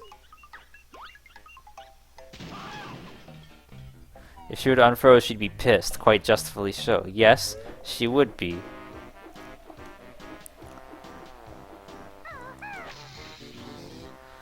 This part runs so slow because the N64 is poor at texture caching. She wouldn't want a redemption. Not at first. Not until she's given good reason to want redemption. And how do you do that? Well, you really just gotta learn to understand, Cozy Glow, don't ya? Well, it depends. I mean, if I were to make a short animation about Cozy Glow, it would... I mean, there's a way you could do it where it's short and sweet. Where Cozy's angry, and then Twilight says just the right words to make Cozy want to consider friendship. Or what would be more likely was she would try to scheme and take over Equestria again, which is the plot of the story I'm writing out in comic form. Cozy Chronicles is what it's called.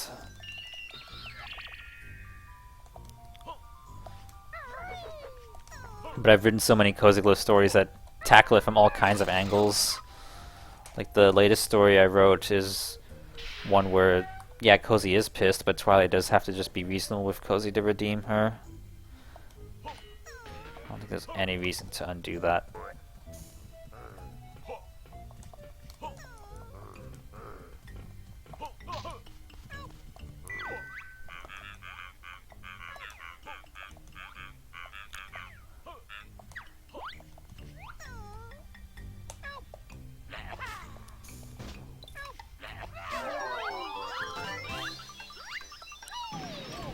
Lol. Believe it or not, that's everything on the rooftop, I believe. You think Cozy would want to live her life while greatly resenting Twilight and hating her guts and anything related to her. That is true. But like, here's my problem with the ending. Is it very much is a no fun allowed ending. So if Cozy Glow is living on her own somewhere in Equestria, it's Twilight's civil duty to make sure that Cozy Glow does not do that, because she's been shown to be very destructive and treacherous. So if Cozy was living on her own, how would Twilight know that Cozy isn't like gaslighting and manipulating some poor pony village somewhere? Like, it's that bad to where Cozy cannot be trusted. Like, Twilight has to know what Cozy's up to. Which is really fucking sad. Either that or... That's why Cozy has to be redeemed. So Twilight can trust her to be on her own. Like, it's just a really sad situation in life Cozy Glow finds herself in. Like, holy shit. Such would be the conflict. Twilight would assume she's doing something.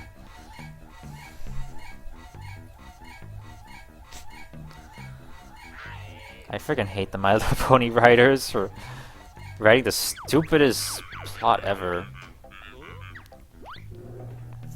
I'm kidding, I shouldn't be that mean to them. You guess for plot convenience it could take Twilight a considerable time to find out.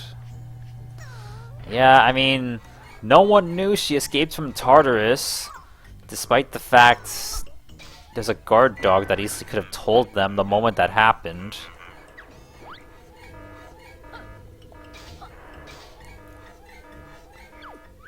Heavy soil wash if you don't mind.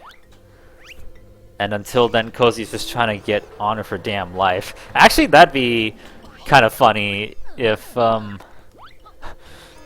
if the plot was Twilight is like looking for Cozy, she finds her, she's like, "I found you," and then Cozy's doing nothing but just living alone. I don't know where she'd live.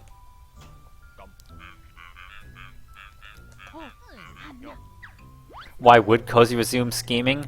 Because according to detractors and School Race itself, Cozy just loves scheming and being evil and manipulating ponies. But yeah, if Twilight finds Cozy and she's just living her life, watching TV or whatever ponies do when they retire, and she's literally up to no evil, she just hates Twilight, like that'd be a funny outcome. It's like, oh, you're just chilling.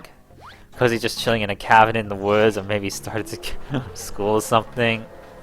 That'd be funny. Just Twilight thinks Cozy's up to some horrible shit, and it's just nothing. It's just really mundane.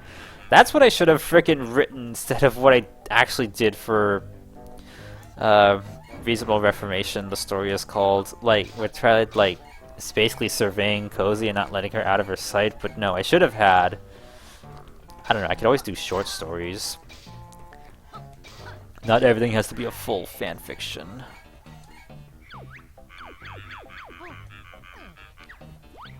That's what you would have written. Well, I didn't have that idea back then. You've given me that idea. I should read your Cozy Glow fan fiction.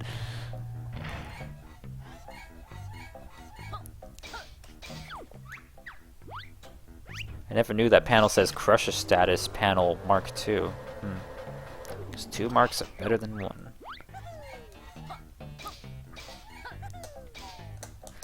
Like, I'm trying to think. I'm pretty sure there's like an episode of some show that's done something like that.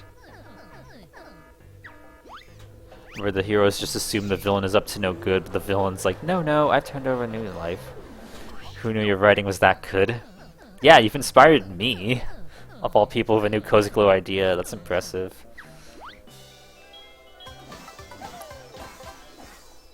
Gives you a little more confidence.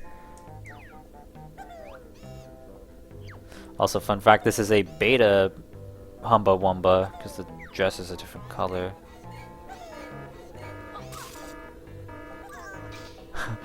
You like stories with mundane shit. It's like funny mundane though. I love it. May actually have to do something with that. I don't know. Just let Cozy Glow be. Hashtag free Cozy Glow.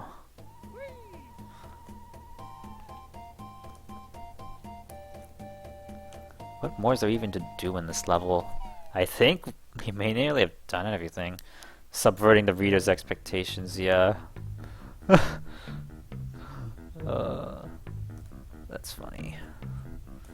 Nothing. You lean a little more comedic, but your stories do get dark in places. I mean, yeah. I 100%ed Crunny Industries? Wow. I was not expecting to do that. So believe it or not, Sarah, you just witnessed me 100%ing the worst level in the game, according to most players. Except I kind of cheated for a lot of stuff, because a lot of the jiggies you're supposed to backtrack for, but hey, that's 2 worlds we 100%ed.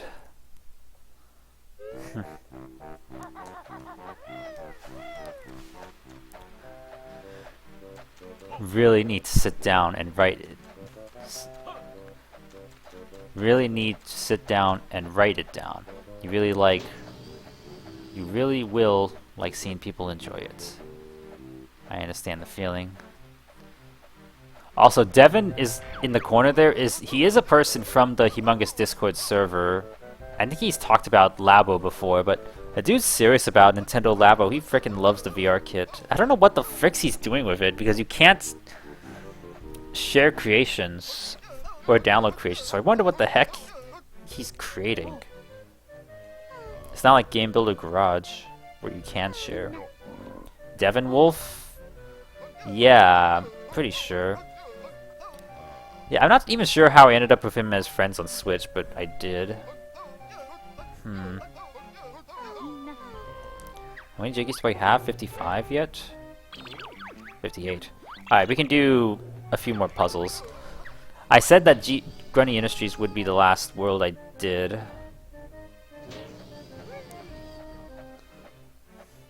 But I don't know how much we will keep playing. Even though I said no backtracking, we could get the ice key for fun.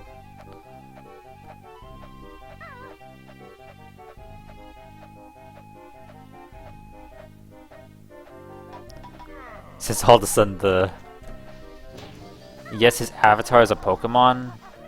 Yeah, it's, Swabble. Not Swabble. No, that is his name. It's the freaking tadpole from the newer generations. So I guess he has chatted recently.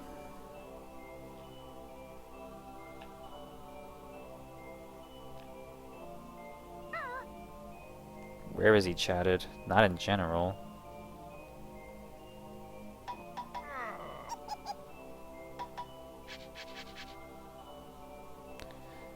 Oh, now his name is Yippee Kaye. Yeah. First person about me. Current first person to be possessed by God. Top wing ex Nintendo Labo bird enjoyer.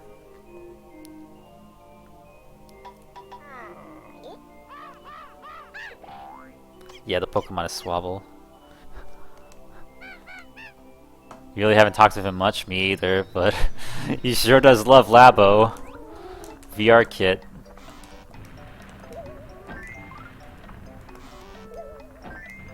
I think he literally has 1,000 hours in it. Wow, literally try everything.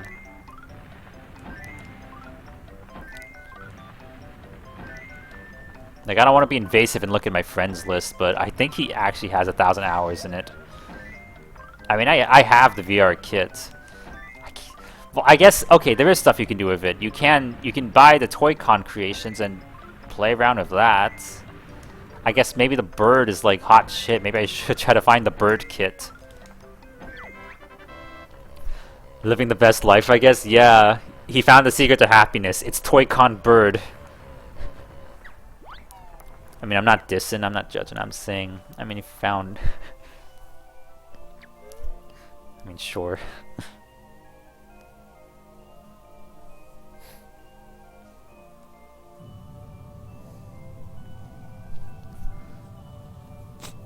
Actually, couldn't I look at my friends list on my Switch Lite?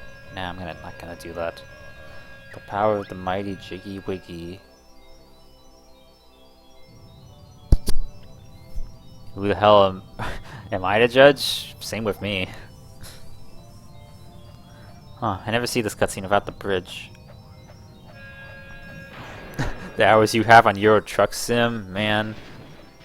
I'ma confess, I tried Euro Truck Sim and I sucked really bad at it. This is like a long time ago. I actually tried it and I'm like, man, I just got stuck immediately. Might be fun to try that again sometime. I guess I would not be a good truck driver. I was just like, this is too realistic. I keep getting my truck stuck on roads. I mean, think about me. I've spent 5 years of my life crying about Cozy Glow being turned to stone. Instead of getting upset about something that actually matters. Fast puzzles. I still can't get over it.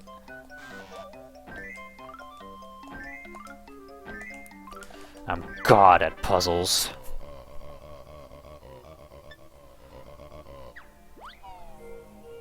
It's not less weird than anything else. I'm actually pretty good at driving in it, funnily enough. You've managed to do some things people apparently considered hard. I mean, good job. I don't know. I really do need a new computer because the computer has barely any hard disk space left. And the hinge is broken on it. Yeah. But mostly use it as sort of distraction while listening to podcasts. That's cute. That's very fun. Actually, since we have 55 jiggies, we could actually go to the last world. Not this one, but Cauldron Keep. The Eternal Disk Space Storage Struggles. The Eternal Disk Space Struggle. Yep.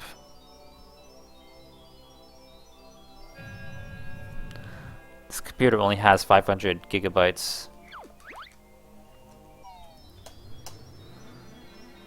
I only need 12 more jiggies to get 70, so yeah, you definitely can beat Banjo-Tooie without backtracking. At least if you cheat, like I did.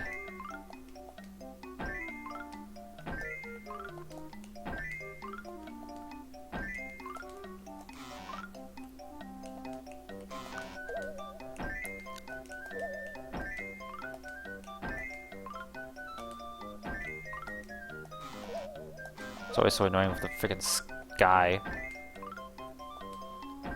Like, that one I just got lucky.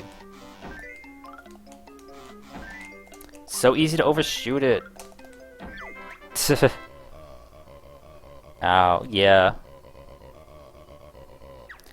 I feel dumb. Like, when I speedran the N64 version of this game, I was not holding A to make the dialogue go faster. I wonder how much time that lost. But I don't know if I'd go back to the N64 version for speedrunning. Like, honestly, now that we have this, like, I never minded Banjo-Tooie's slowdown or low resolution, but while speedrunning it, it is quite glaring. And the fact you actually have to adjust the camera to fight against the lag is pretty unfortunate. But this eliminates that completely.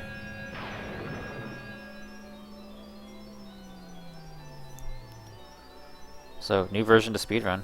Lol. XD.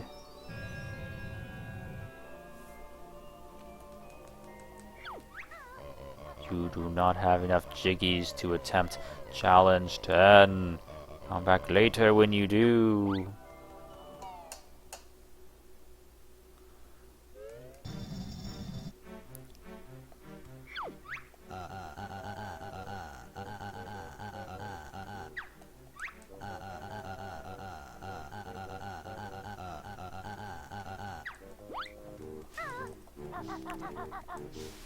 So the hard drive in this laptop is a NVMe drive.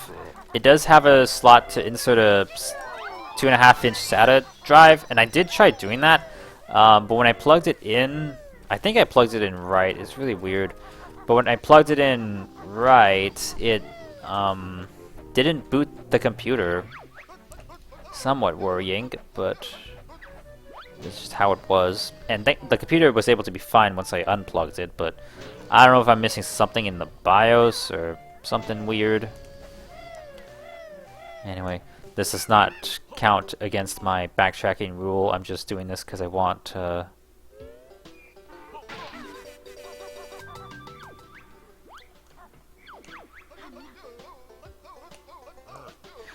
just because I want the ice key. No, I'm stupid. I don't have the ice key.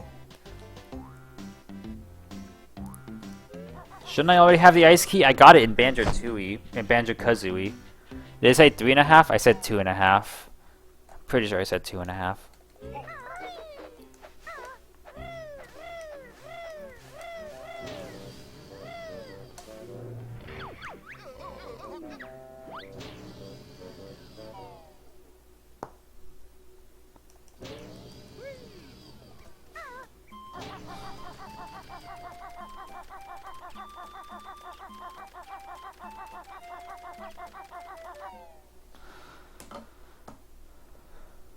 Not what you were thinking? Alright. Or whatever the standard size is for slim hard drives.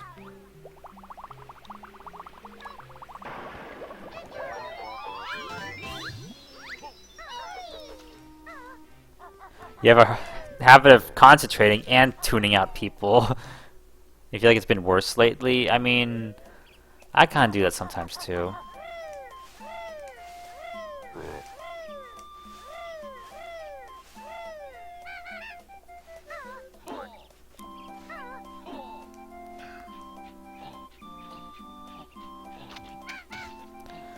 You assume by slim I mean laptop hard drives? Yeah.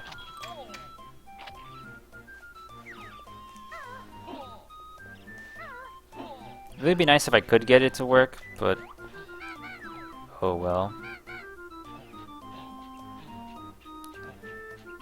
It is probably worth repairing this laptop, but a new laptop would be really nice, but out of my budget. And considering I want a digital drawing tablet as well. Wow, it's the ice key. Look how huge and absolutely glorious this ice key is.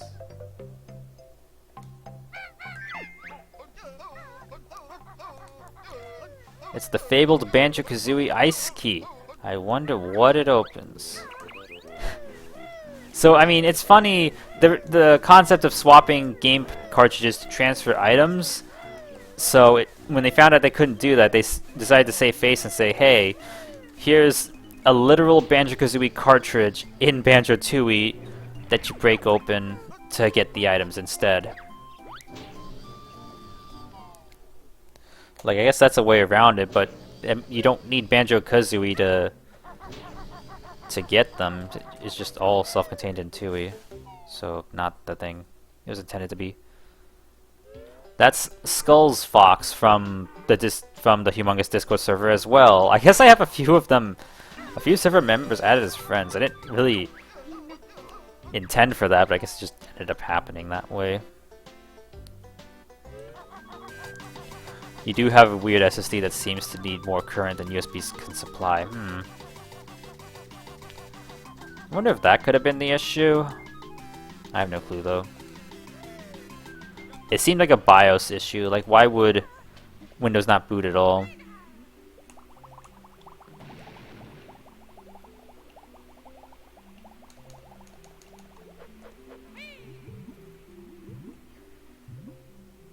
So wait. I have everything except Dilberta and Bullion Bill reuniting.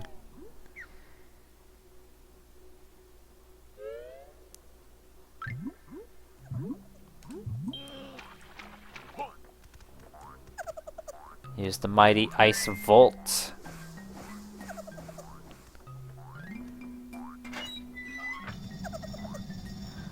Inside we get the mighty Mega Globo.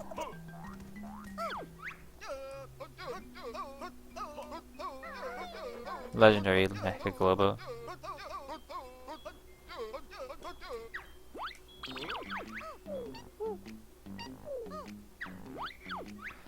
Oh, Mega Globo does show up here. I never really knew that. I guess I've never looked at the menu like at this moment. You never really have to look at that menu too often. The inventory. What's my game time at now? I've been playing quite a bit. 5:16, 16. Wow.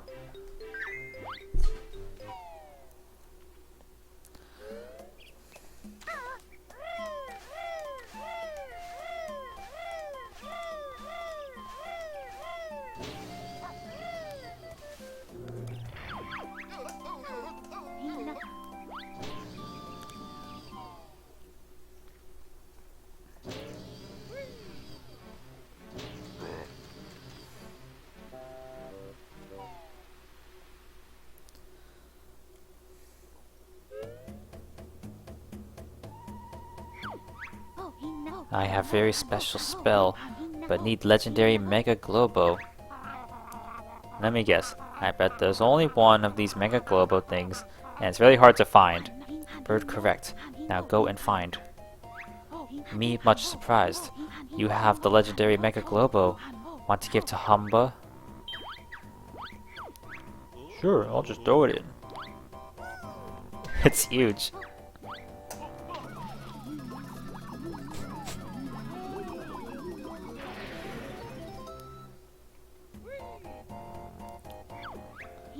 I'ma call this Dragon. But what's changed? Kazooie now Big Heap Dragon. Burn many baddies.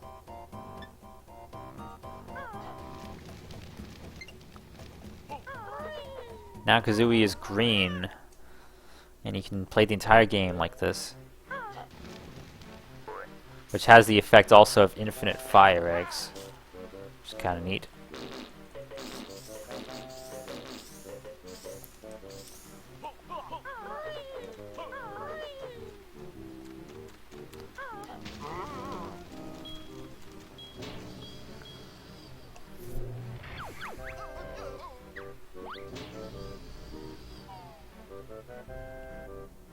I don't know why I didn't just go to Heggy's shack beforehand.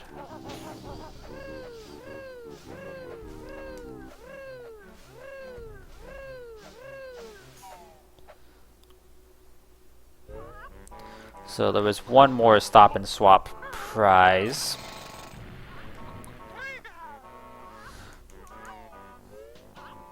There is a yellow egg up here that you need hatch to hatch.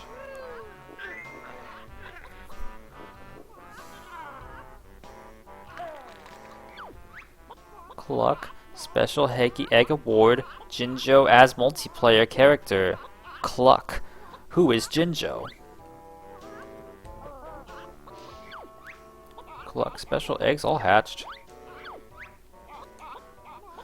They altered this bit in the Xbox version by quite a bit, since all 7 mystery eggs can be...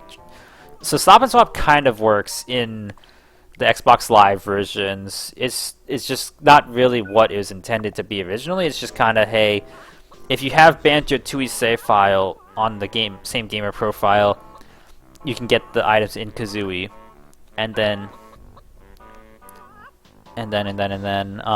if you get them in Kazooie, you can bring them all here. You can bring all of them here in Xbox Live version of Tooie, and you do get things. You get random crap like gamer profile pics and themes, and you do get all the original rewards. But then there's something really weird where Heggy actually like alludes to it's like, wow, Banjo-Kazooie, 10 years old. What are we gonna do 10 years from now? And it's kind of strange because Banjo and Kazooie were revealed for Smash Brothers almost 10 years, well, about 10 years later. 2019 is actually 10 years after the... Well, no, their exact wording is, I can't wait for the 20-year anniversary of Banjo-Kazooie, and Banjo and Smash was about 21 years after the original game, so... probably a coincidence, but kind of funny. That's the last thing we're gonna get from the Banjo series. Even Nuts and Bolts kind of pokes fun. Like, will people remember Nuts and Bolts 10 years from now? Maybe they'll make a new game in 2029. I dread for that.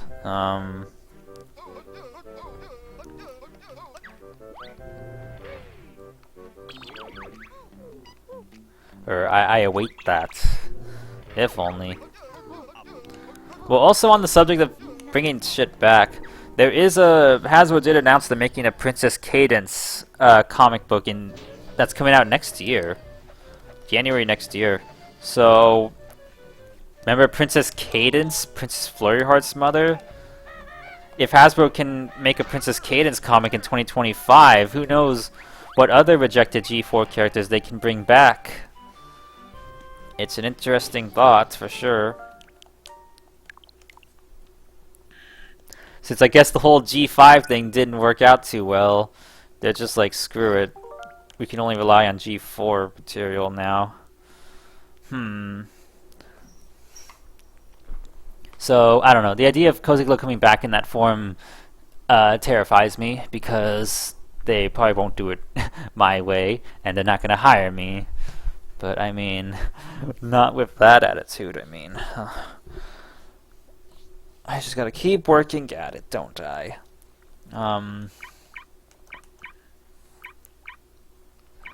Yeah, huh, then.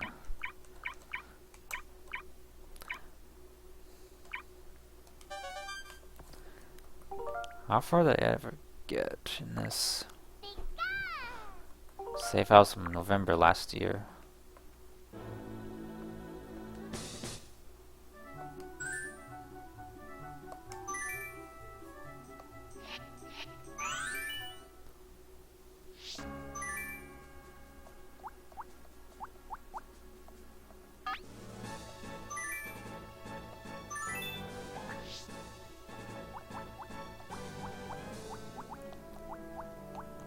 How good is Sand Slash in this? Pretty good.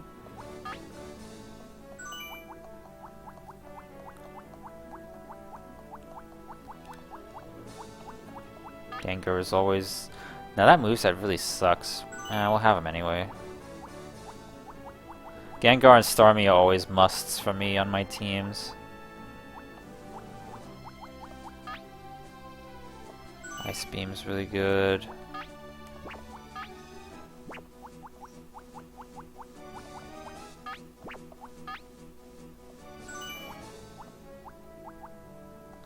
Oh yeah, purple-skinned Jinx in this version of the game.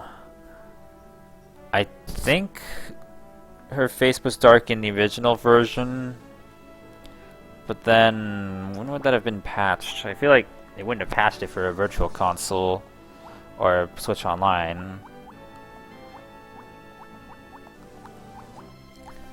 Because I know Pokemon Snap on Virtual Console, Jinx had a purple face. So is this a different ROM? Is this Lewis scripting?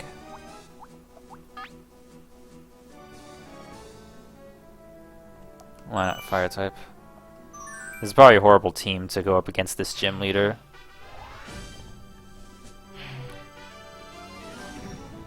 Got a bunch of fighting types, and I've got a bird.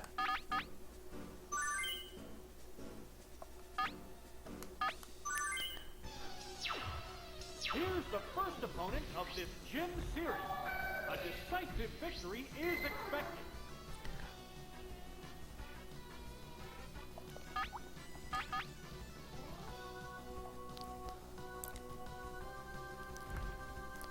Dragon Air.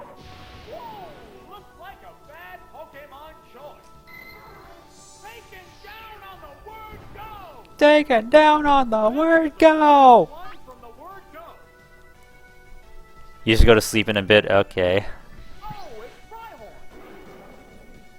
Yeah, you could tell I was done with 2E, but I kinda just felt like playing this for the heck of it. I mean, that's the thing that's so nice about NSO. You can just jump in and out of games, in and out. Pokemon looks wrong. Wow, taken down with one hit. Wow, Articuno's a beast. There's a difference. Who'd have thought a legendary Pokemon was strong? Oh, it's Mankey. The remaining Pokemon count is 3-1. The battle has become one-sided. It's glowing. Cozy glow. Uh-oh, not Rock Slide. That's double effective, I think. Super effective. Jeez. What a Alright, but watch Sky Attack absolutely obliterate Mankey. soaring giant. What? Oh, the attack missed.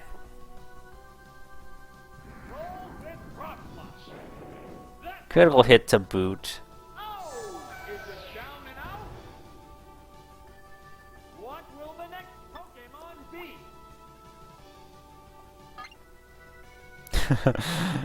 Good job, Articuno. Oh, it's Sandslash. The remaining Pokemon stock is 2-1.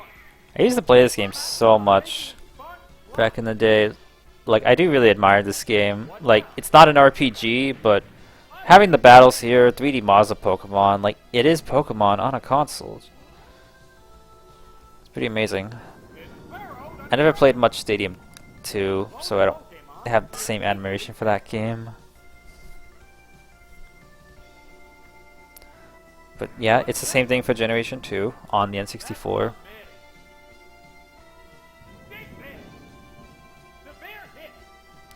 Wow, Sand Slash is strong. Wait, isn't Dig the same attack as Earthquake in this gen? Like, I think Dig is hella strong in Gen 1.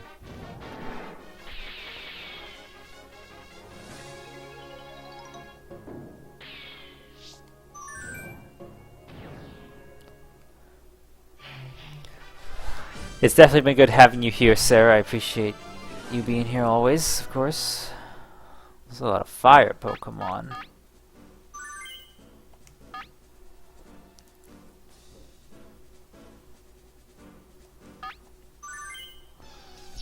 And thank you so much for the funny Cozy Glow idea.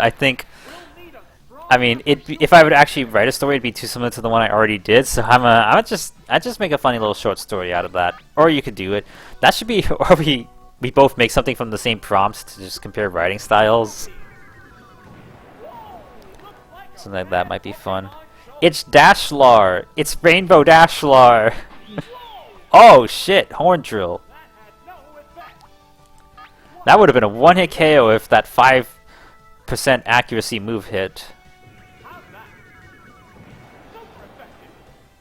Rainbow Rapidash. Fun fact, I literally bought Pokemon Shields so I could, because Ponylar. Because I wanted Galarian Ponyta, because My Little Pony. Do what you want, but dang, now you guess you have a reason to rewatch My Little Pony. Only 220 episodes.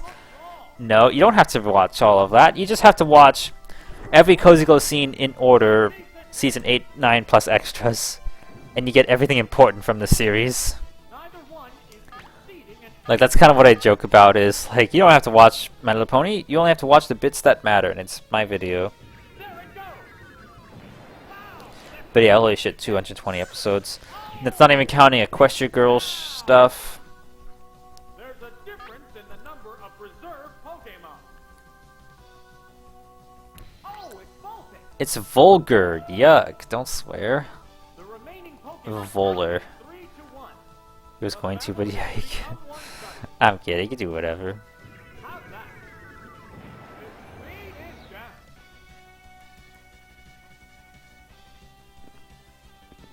What's next? Weak spot. I've also been watching the Pokemon anime. Oh! Hey, what's it doing? Down it goes. What's it doing? Down it goes. Imagine if Cozy Glow was in Equestria Girls. Imagine if Cozy Glow was in Season 1. But yeah, Cozy Glow as a human would, that'd be something. She'd be like Princess Morbucks, but probably more bratty. That's a lot of ghost Pokemon.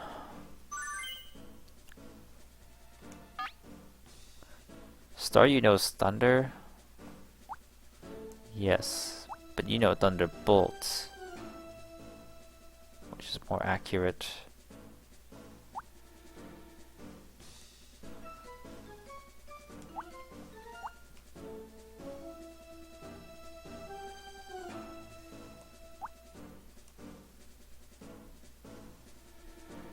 Actually, Thunder would only be good against Golbat. Tentacruel's neutral, I think.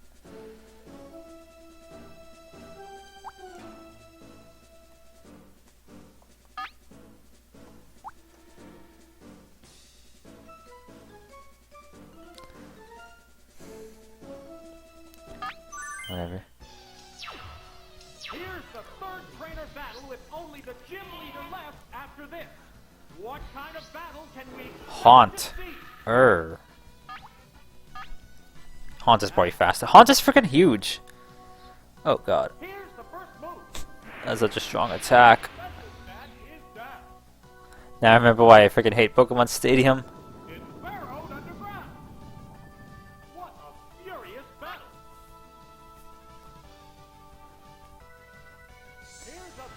Better not be frickin' Golbat. Oh, it's Megaton. Slick a tongue. What now? Severe hit. No idea what moves this Lickitung has. Change the flow of battle. Combatants face each other. The Pokemon returns to its Pokeball. As I was saying, I've actually been watching the Pokemon anime from the start. I've seen about 20 episodes of the first series. So I'm pretty nostalgic for it. And it's pretty fun. I really like. Look at the size difference. Oh no, Nidoking's dead. No, wow. Hopefully Haunter's dead. Or fainted.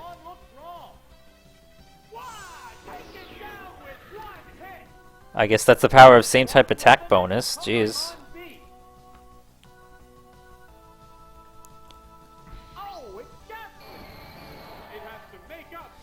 You thought about watching Pokemon and never got around to it? Well, we can watch it together. I just watched the episode, or the latest episode I've watched actually is the one with Ghastly, where Ghastly pretends to be the lost maiden, or the lady waiting for her sailor to return, but never did. Actually ended up visiting Digimon Adventure 02. Nice. Nidoking is so small. Like, why is he so short? Double kick. Super effective.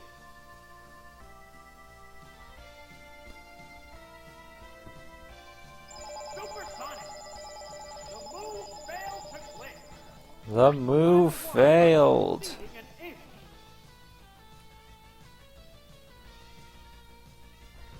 Savage attack. Wow, that's an effective hit. Oh, is it down and out? And there goes the battle.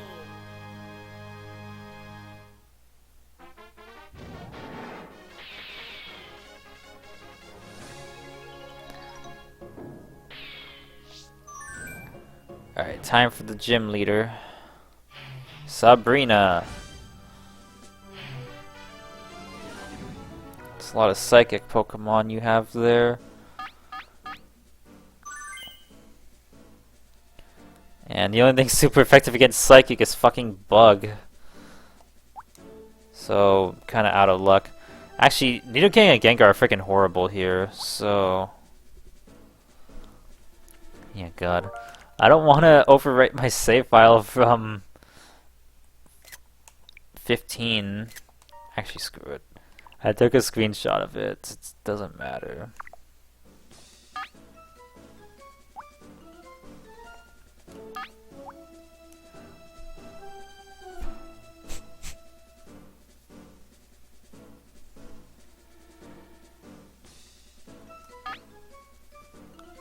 Sure. Challenger faces Sabrina, the Saffron gym leader and the mistress of psychic Pokemon. Try not to get scrambled by psychic attacks. Now, It's a good thing Starmie outspeeds freaking everything in this game. a decent hit. Oh no. Both paralyzed. Thunder Wave. At least that means I still get the What a fury. freaking bonus. See how much double bubble does by comparison. I'm still faster because we both got speed reductions. Beat it down. It's paralyzed on the Haha, you're fully paralyzed. Number one is conceding an Watch me eat those words. Starmie refuses to be paralyzed. there. It's a hit. Mime. Down and out. Remember Mr. Mime in the Detective Pikachu movie? That freaking realistic. Everyone freaked out because like Mr. Mime Oh, it's Alakazam. had like tiny hairs. Good times. Pokemon count is 3-2. Really feels like the movie came and went. Still up in the air. It's burrowed Dig a hole, dig a hole. I don't have Articuno out. No. Oh, the attack missed. The intense battle continues. Does Try Attack never miss? I don't think it ever does. Never watched Detective Pikachu. Wow. I mean, that's fine. Each their own. Each other down. It's probably gonna do a lot of damage. What's next? Actually, none, because Alexam has no fucking physical. Made itself more evasive. Made itself more evasive. Battle. It's an interesting movie. It's burrowed underground again. It's paralyzed on the spot. Wow, finally fully paralyzed. Heated battle rages on. So I guess Starmie can just tank Dig. What's this? Ah! Oh, that's a miss. Savage. This better not miss, though. Yeah, it's a hit. Sparks are flying in this heated match.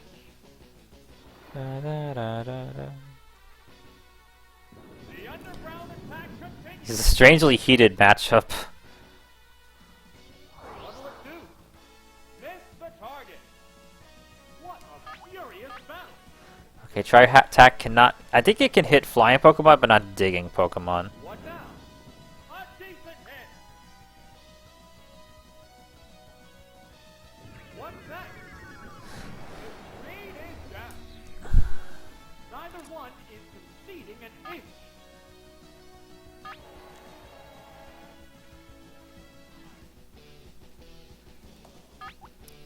Okay, Bubble Beam did way more than Thunder.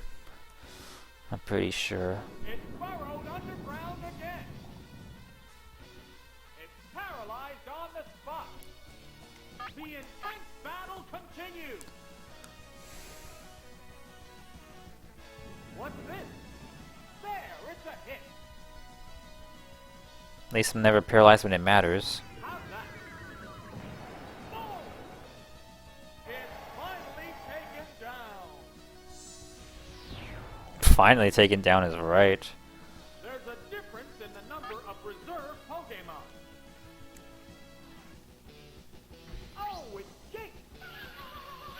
The remaining Pokemon count is 3-1.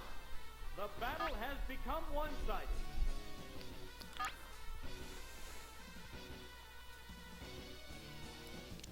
Hit you sideways. Good hit. It's paralyzed on the spot. Fireworks are Give it your all, Starmie. Come on. savage attack. Yeah, it's a hit. It goes down after a good fight. Isn't that right? What will the next Pokemon be? Does she only have one left? No, she has two. Oh, it's Arcana. The remaining Pokemon stop. No, she has two. Who was the other one I took out? Combatants are making sparks fly. She had Alakazam, Jinx. What was the other one? Anyway, time to burn Jinx. Fire Blast. Super effective. Jeez. Wow, take him down with one hit. I forgot she disappears. Her hairs. Oh, what's left? Stay clear. Such a proud pup. Used one move during this entire gym journey. Oh, Mr. Mime, how could I forget?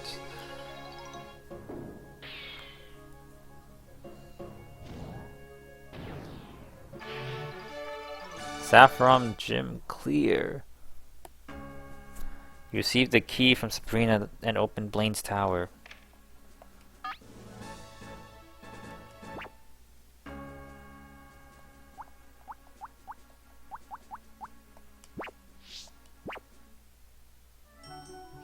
Let me play GP Tower. A Pokemon game pack is not inserted. Turn the N64 controller off, then insert the game pack. Oop. So then what's even the point of Doduo Stadium? Or the Doduo Game Boy?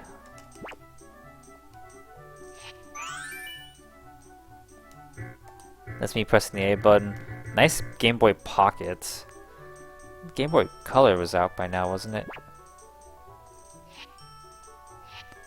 I used to do a lot of free battles. It's pretty fun to do with friends.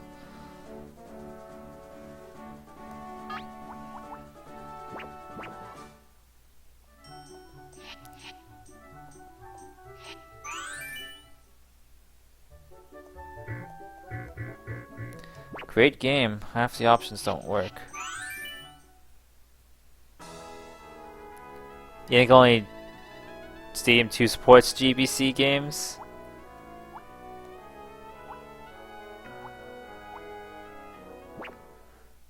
It's a pretty neat feature. You know what? I think you're right, because when you actually play GB Tower, it emulates the Super Game Boy, not the Game Boy Color. So, you actually get the Super Game Boy Color palettes and border from GB Tower on the N64. Only way to play them on TV besides the Game Boy Player. That's a good point. You can play Pokemon Crystal on your TV before the Game Boy Player, at least. Super Game Boy only supports up to Gold and Silver.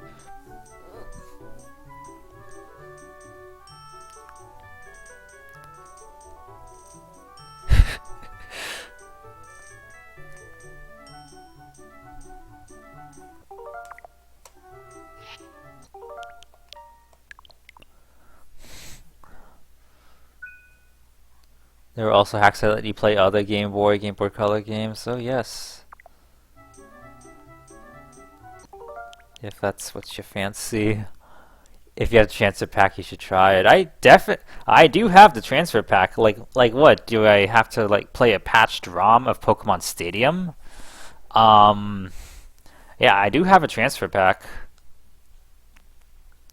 No, I could definitely try that. I am not aware of any Stadium hacks, GameShark codes, or patches to allow for that. I mean, I've just heard of it.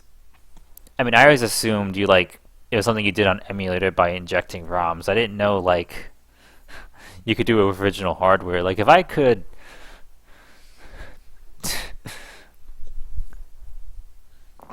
I mean, that's the sad part of it. I do have a transfer pack with the original Stadium.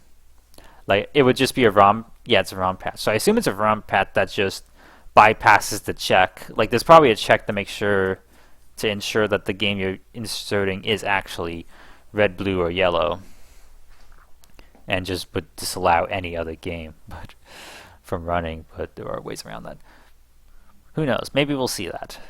As well as an Ice Climber Debutsu no Mori stream. Basically, did you know Perfect Dark was supposed to support the Game Boy camera for inserting faces into the game, but they scrapped it because they didn't like the idea of you taking pictures of things to shoot. Anywho.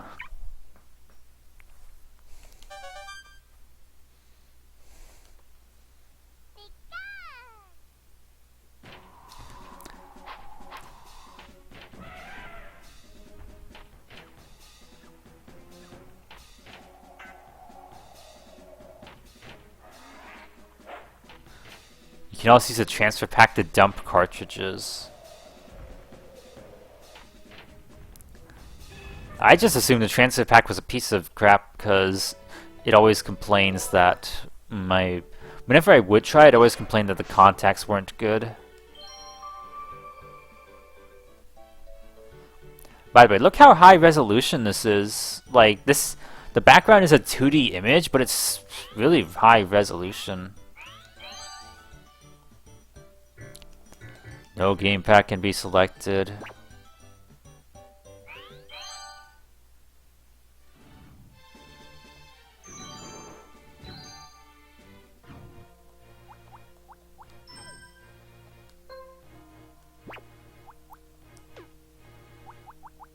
Do I have a game bit? Yes, I do. Oh, clean the transfer pack itself. I have like cleaned a lot of my cartridges when needed.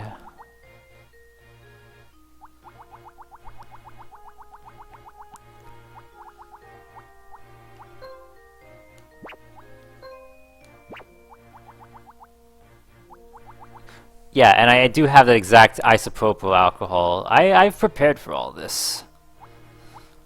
I've got all the stuff, I just don't have any soldering skills. Oh, you can rent the legendary dogs, but not Celebi. In fact, I had to clean my DK64 cartridge a lot, because the frickin' thing was a... Well, the pack itself, I feel adventurous. Yeah, probably not. Well, the sad part is, even though I have all 6, no soldering needed. Yeah, but there's a lot of stuff I would like to solder if I had that skill. The sad part is, even though I have, and I'll tell you why, even though I have all 6 Pokemon Game Boy games, all of them have dead save batteries. All of them have dead batteries. And even though the person I bought them from actually put in fresh batteries, they actually did nothing. Or the batteries never even held a save to begin with. You do too, damn.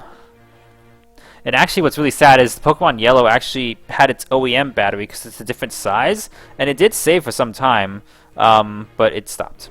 So I lost whatever save I was working on with that. This is why, like, the transfer pack is such a dead dream. Like, I love the idea of, like, actually getting the most out of Stadium, you know, playing the game on that, transferring your Pokemon, battling on the TV, but just, like, it's dead, Jim. The games don't save anymore, and there's so many other ways you can experience Pokemon in the 21st century.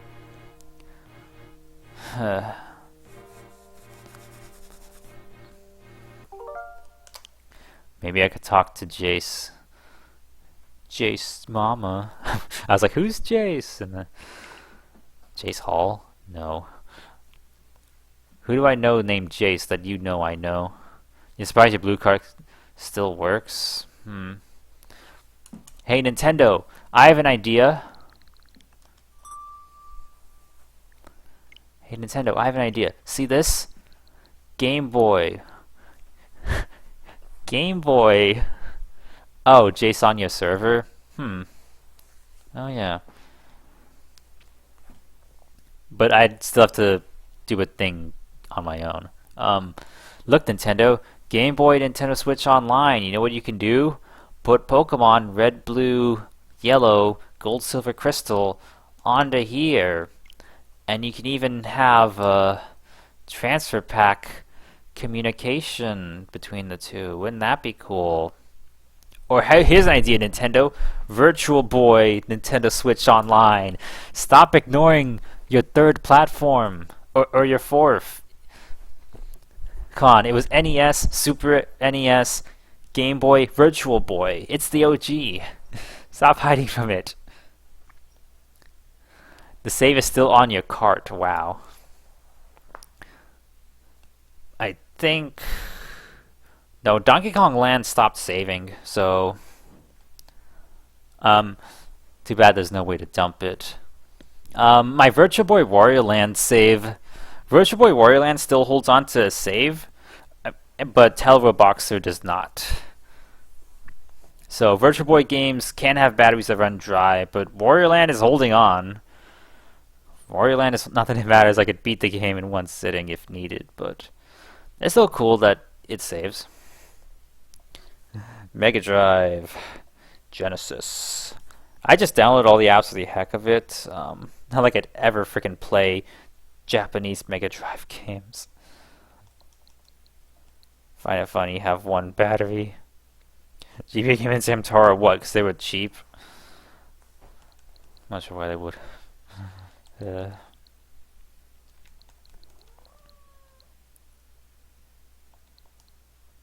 It's stupid there's 4 frickin' Nintendo 64 apps.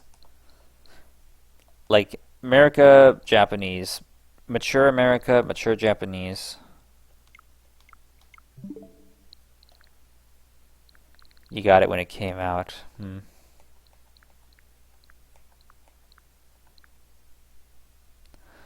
Like you would think this app would be made for Conquer, but it's not. And Nintendo's probably too afraid of the game. Actually, Turok never came out in Japan, so I think Turok is only in America. So this app is literally just for rare games. Um, Perfect Dark, GoldenEye, and Jet Force Gemini.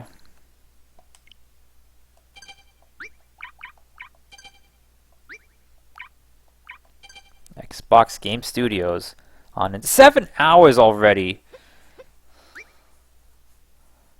Mario Kart and Golden Sun use flash saves. Nintendo wasn't using FRAM in 2003.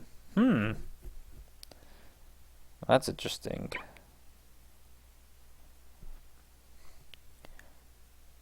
Shrek and Magical Quest use EEPROM. I've already played more Banjo-Tooie than I ever played of Jet Force Gemini. On this, that's a little, that's interesting.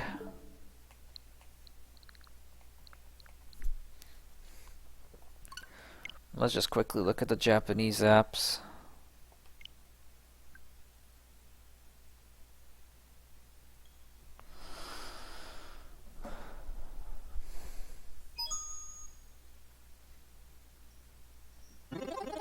Yeah, it's literally just for these three.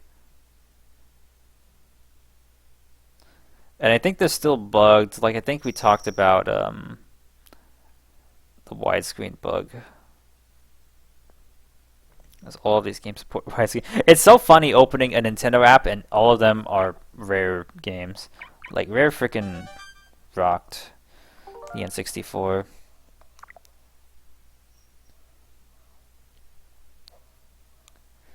Japanese text. How far did I ever get in this version, I wonder? Ooh, red. They switched in 2003.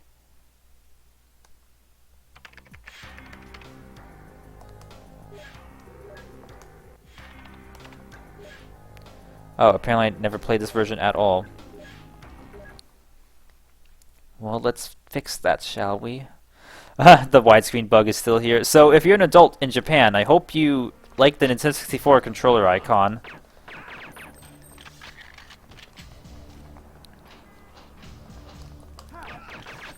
I freaking love this game.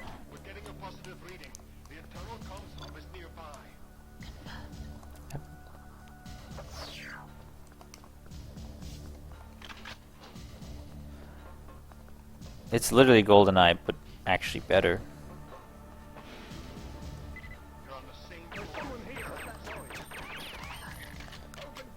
It's so weird how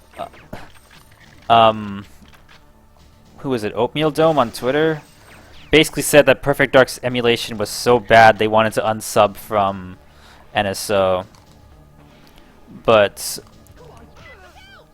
a top Banjo-Tooie speedrunner said that Tooie feels great on NSO. Probably the best feeling version of the game. Or the Xbox still feels better because it's at least a locked 30 FPS, but saying that Tooie on NSO was good. So I don't know, what makes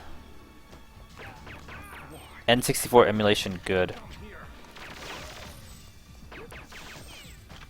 Why did they make the icon? I mean, that's the icon to show that I have that I'm using the N64 controller. It just doesn't go away when in gameplay. Why did they make that the icon? Well, I just explained.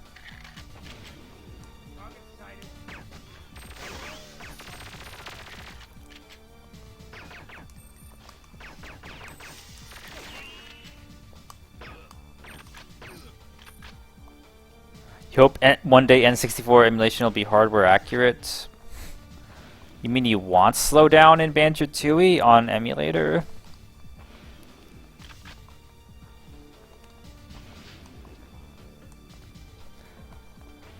Or I mean, I guess...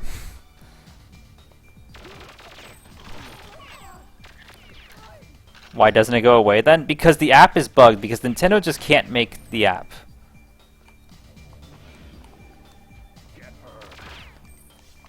Nintendo just sucks.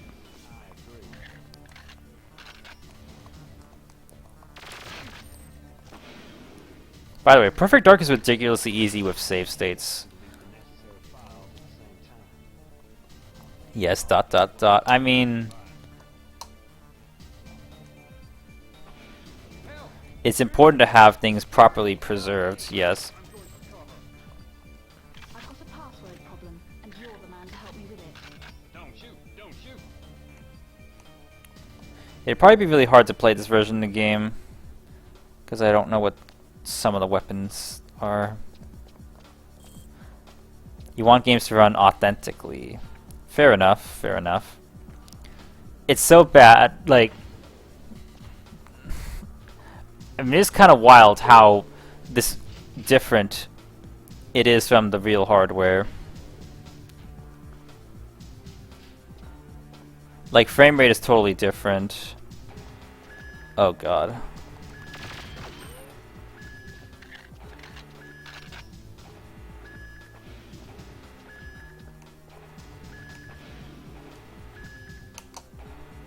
I'm logging on now.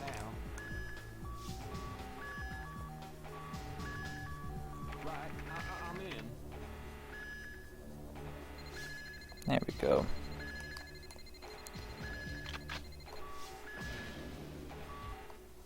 Oh, Goodbye, Dr. Carroll. I failed the mission.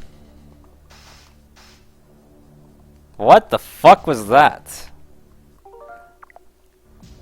So okay, you can pull away the thing, but you can't leave the room, or you lose. You get nothing.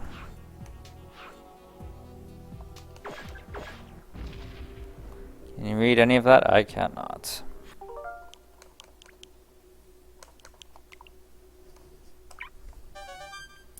Playing PC games on period accurate hardware on modern systems is important. Yeah.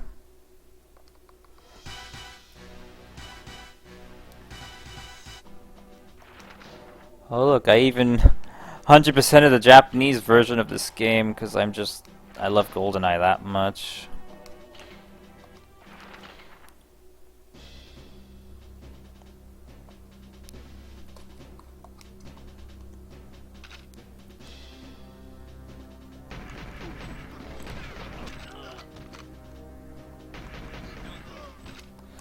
God, I love NSO. Nintendo 64 Online is so good.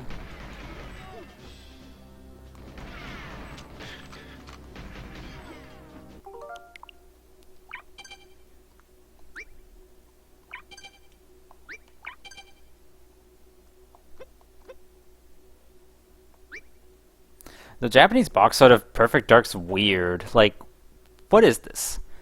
What about this makes you want to play this? It's just a lady on a couch with some guns. I don't know what they're going for. It's the weirdest thing. And yeah, Jet Force Gemini in Japan is called Star Twins. And I guess that's worth noting too. Jet Force Star Twins is an adult-rated game in Japan, even though it's rated T in America. Same with GoldenEye, it's rated T because there's like barely any gore, so I guess it gets away with a T rating. Perfect Dark is mature rated in both regions, but GoldenEye and Star Twins are both mature rated games. And the reason why, it's believed to be because you have the option, since you have the ability to kill unarmed civilians in both these games, it's believed that that's what pushes the rating up to mature in Japan.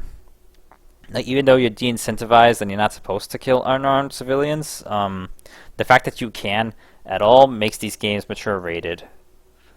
Kind of strange. Or, I guess, reasonable. I do really love the Star Twins box art, though. It actually looks freaking epic. The American box art's, like, cluttered and looks horrible by comparison. I don't know. I love NSO. I love the N64. Like, I should go back to playing the actual cartridges as well. Like, I might be in another N64 kick at some point. But yeah, I think that's gonna do it, Muffin. I don't know. If I was to call you any Bluey character, what would it be? Like, I think you asked at some point, like, what does what do Cozy and Bingo have in common? Or no, it was would Cozy and Bingo even get along? I think Muffin is the closest Cozy Glow analog in Bluey, because it's Muffin Madness for a reason. I love that. Muffin Madness.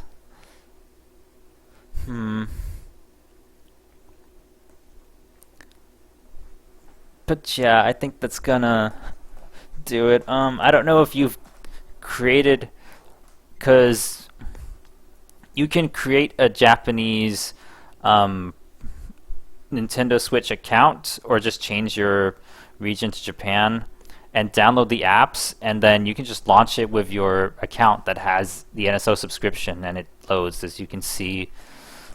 It's really cool to check out. And like Famicom, Super Famicom app too.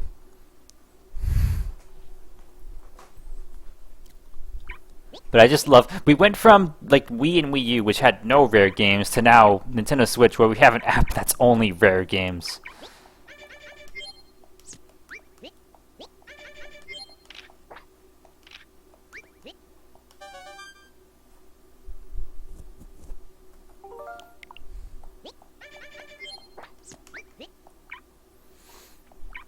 You have a Japanese account then? I guess that's a thing to mess with for fun of it. You don't know what Bluey character you'd be closest to? Fair point. There's even a Mega Drive app where I can play Puyo Puyo. So wait. I just have to load this and I can play Puyo Puyo? That's pretty cool. Oh, I can literally play Mother 3 from here, can't I? I'm not gonna do that though. Sorry, not really interested. I've never really played Earthbound. Sorry. Or Earthbound Beginnings. Alright, I feel like I'm just keeping you up longer and longer. Yeah. Now I just want to play video games. I love video games, mates. Mega Drive has even Puyo Puyo Sue. Well, I'm not gonna check that out. You played out of spite, funny. It's also weird how the icon is a totally different format. It shows the console, not the controller. I just noticed that. All the other ones are controllers. Hell yeah, video games. I need to get my Virtual Boy out and play that, because playing the same like few games doesn't get repetitious at all.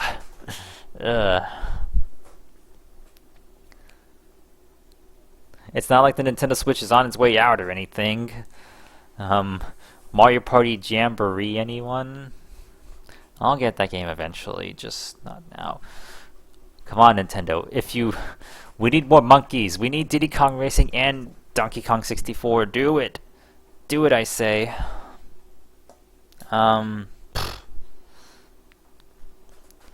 Yeah.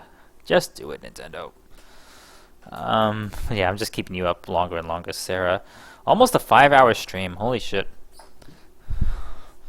What a day, Pipsqueaks. Tune in tomorrow where we finish Banjo-Tooie. I don't know if it's going to be a morning stream or afternoon stream or nighttime stream. I don't really know. We'll play it by ear, but keep your eyes open, I guess. But yeah. Excuse my breath. You need a job so you can afford video games that you won't have time to play. Yep, that's how it goes. Alright, thank you very much for watching. You love not knowing? Well, it'd probably be later in the day. I doubt there'd be a morning stream. I'd probably find something to do in the morning. So probably actually be pretty similar to today's time, if not slightly earlier. But something could certainly come up. Yeah, you can hassle me all you want. Okay. Thank you very much for watching, Sarah. Muffin Heela. You would be too. Alright. I gotta say my goodbyes and then wait like a solid 20 seconds so you don't miss any wording. Thank you very much for watching, everyone, and you have a wonderful night, or whatever time it is for you all. Bye.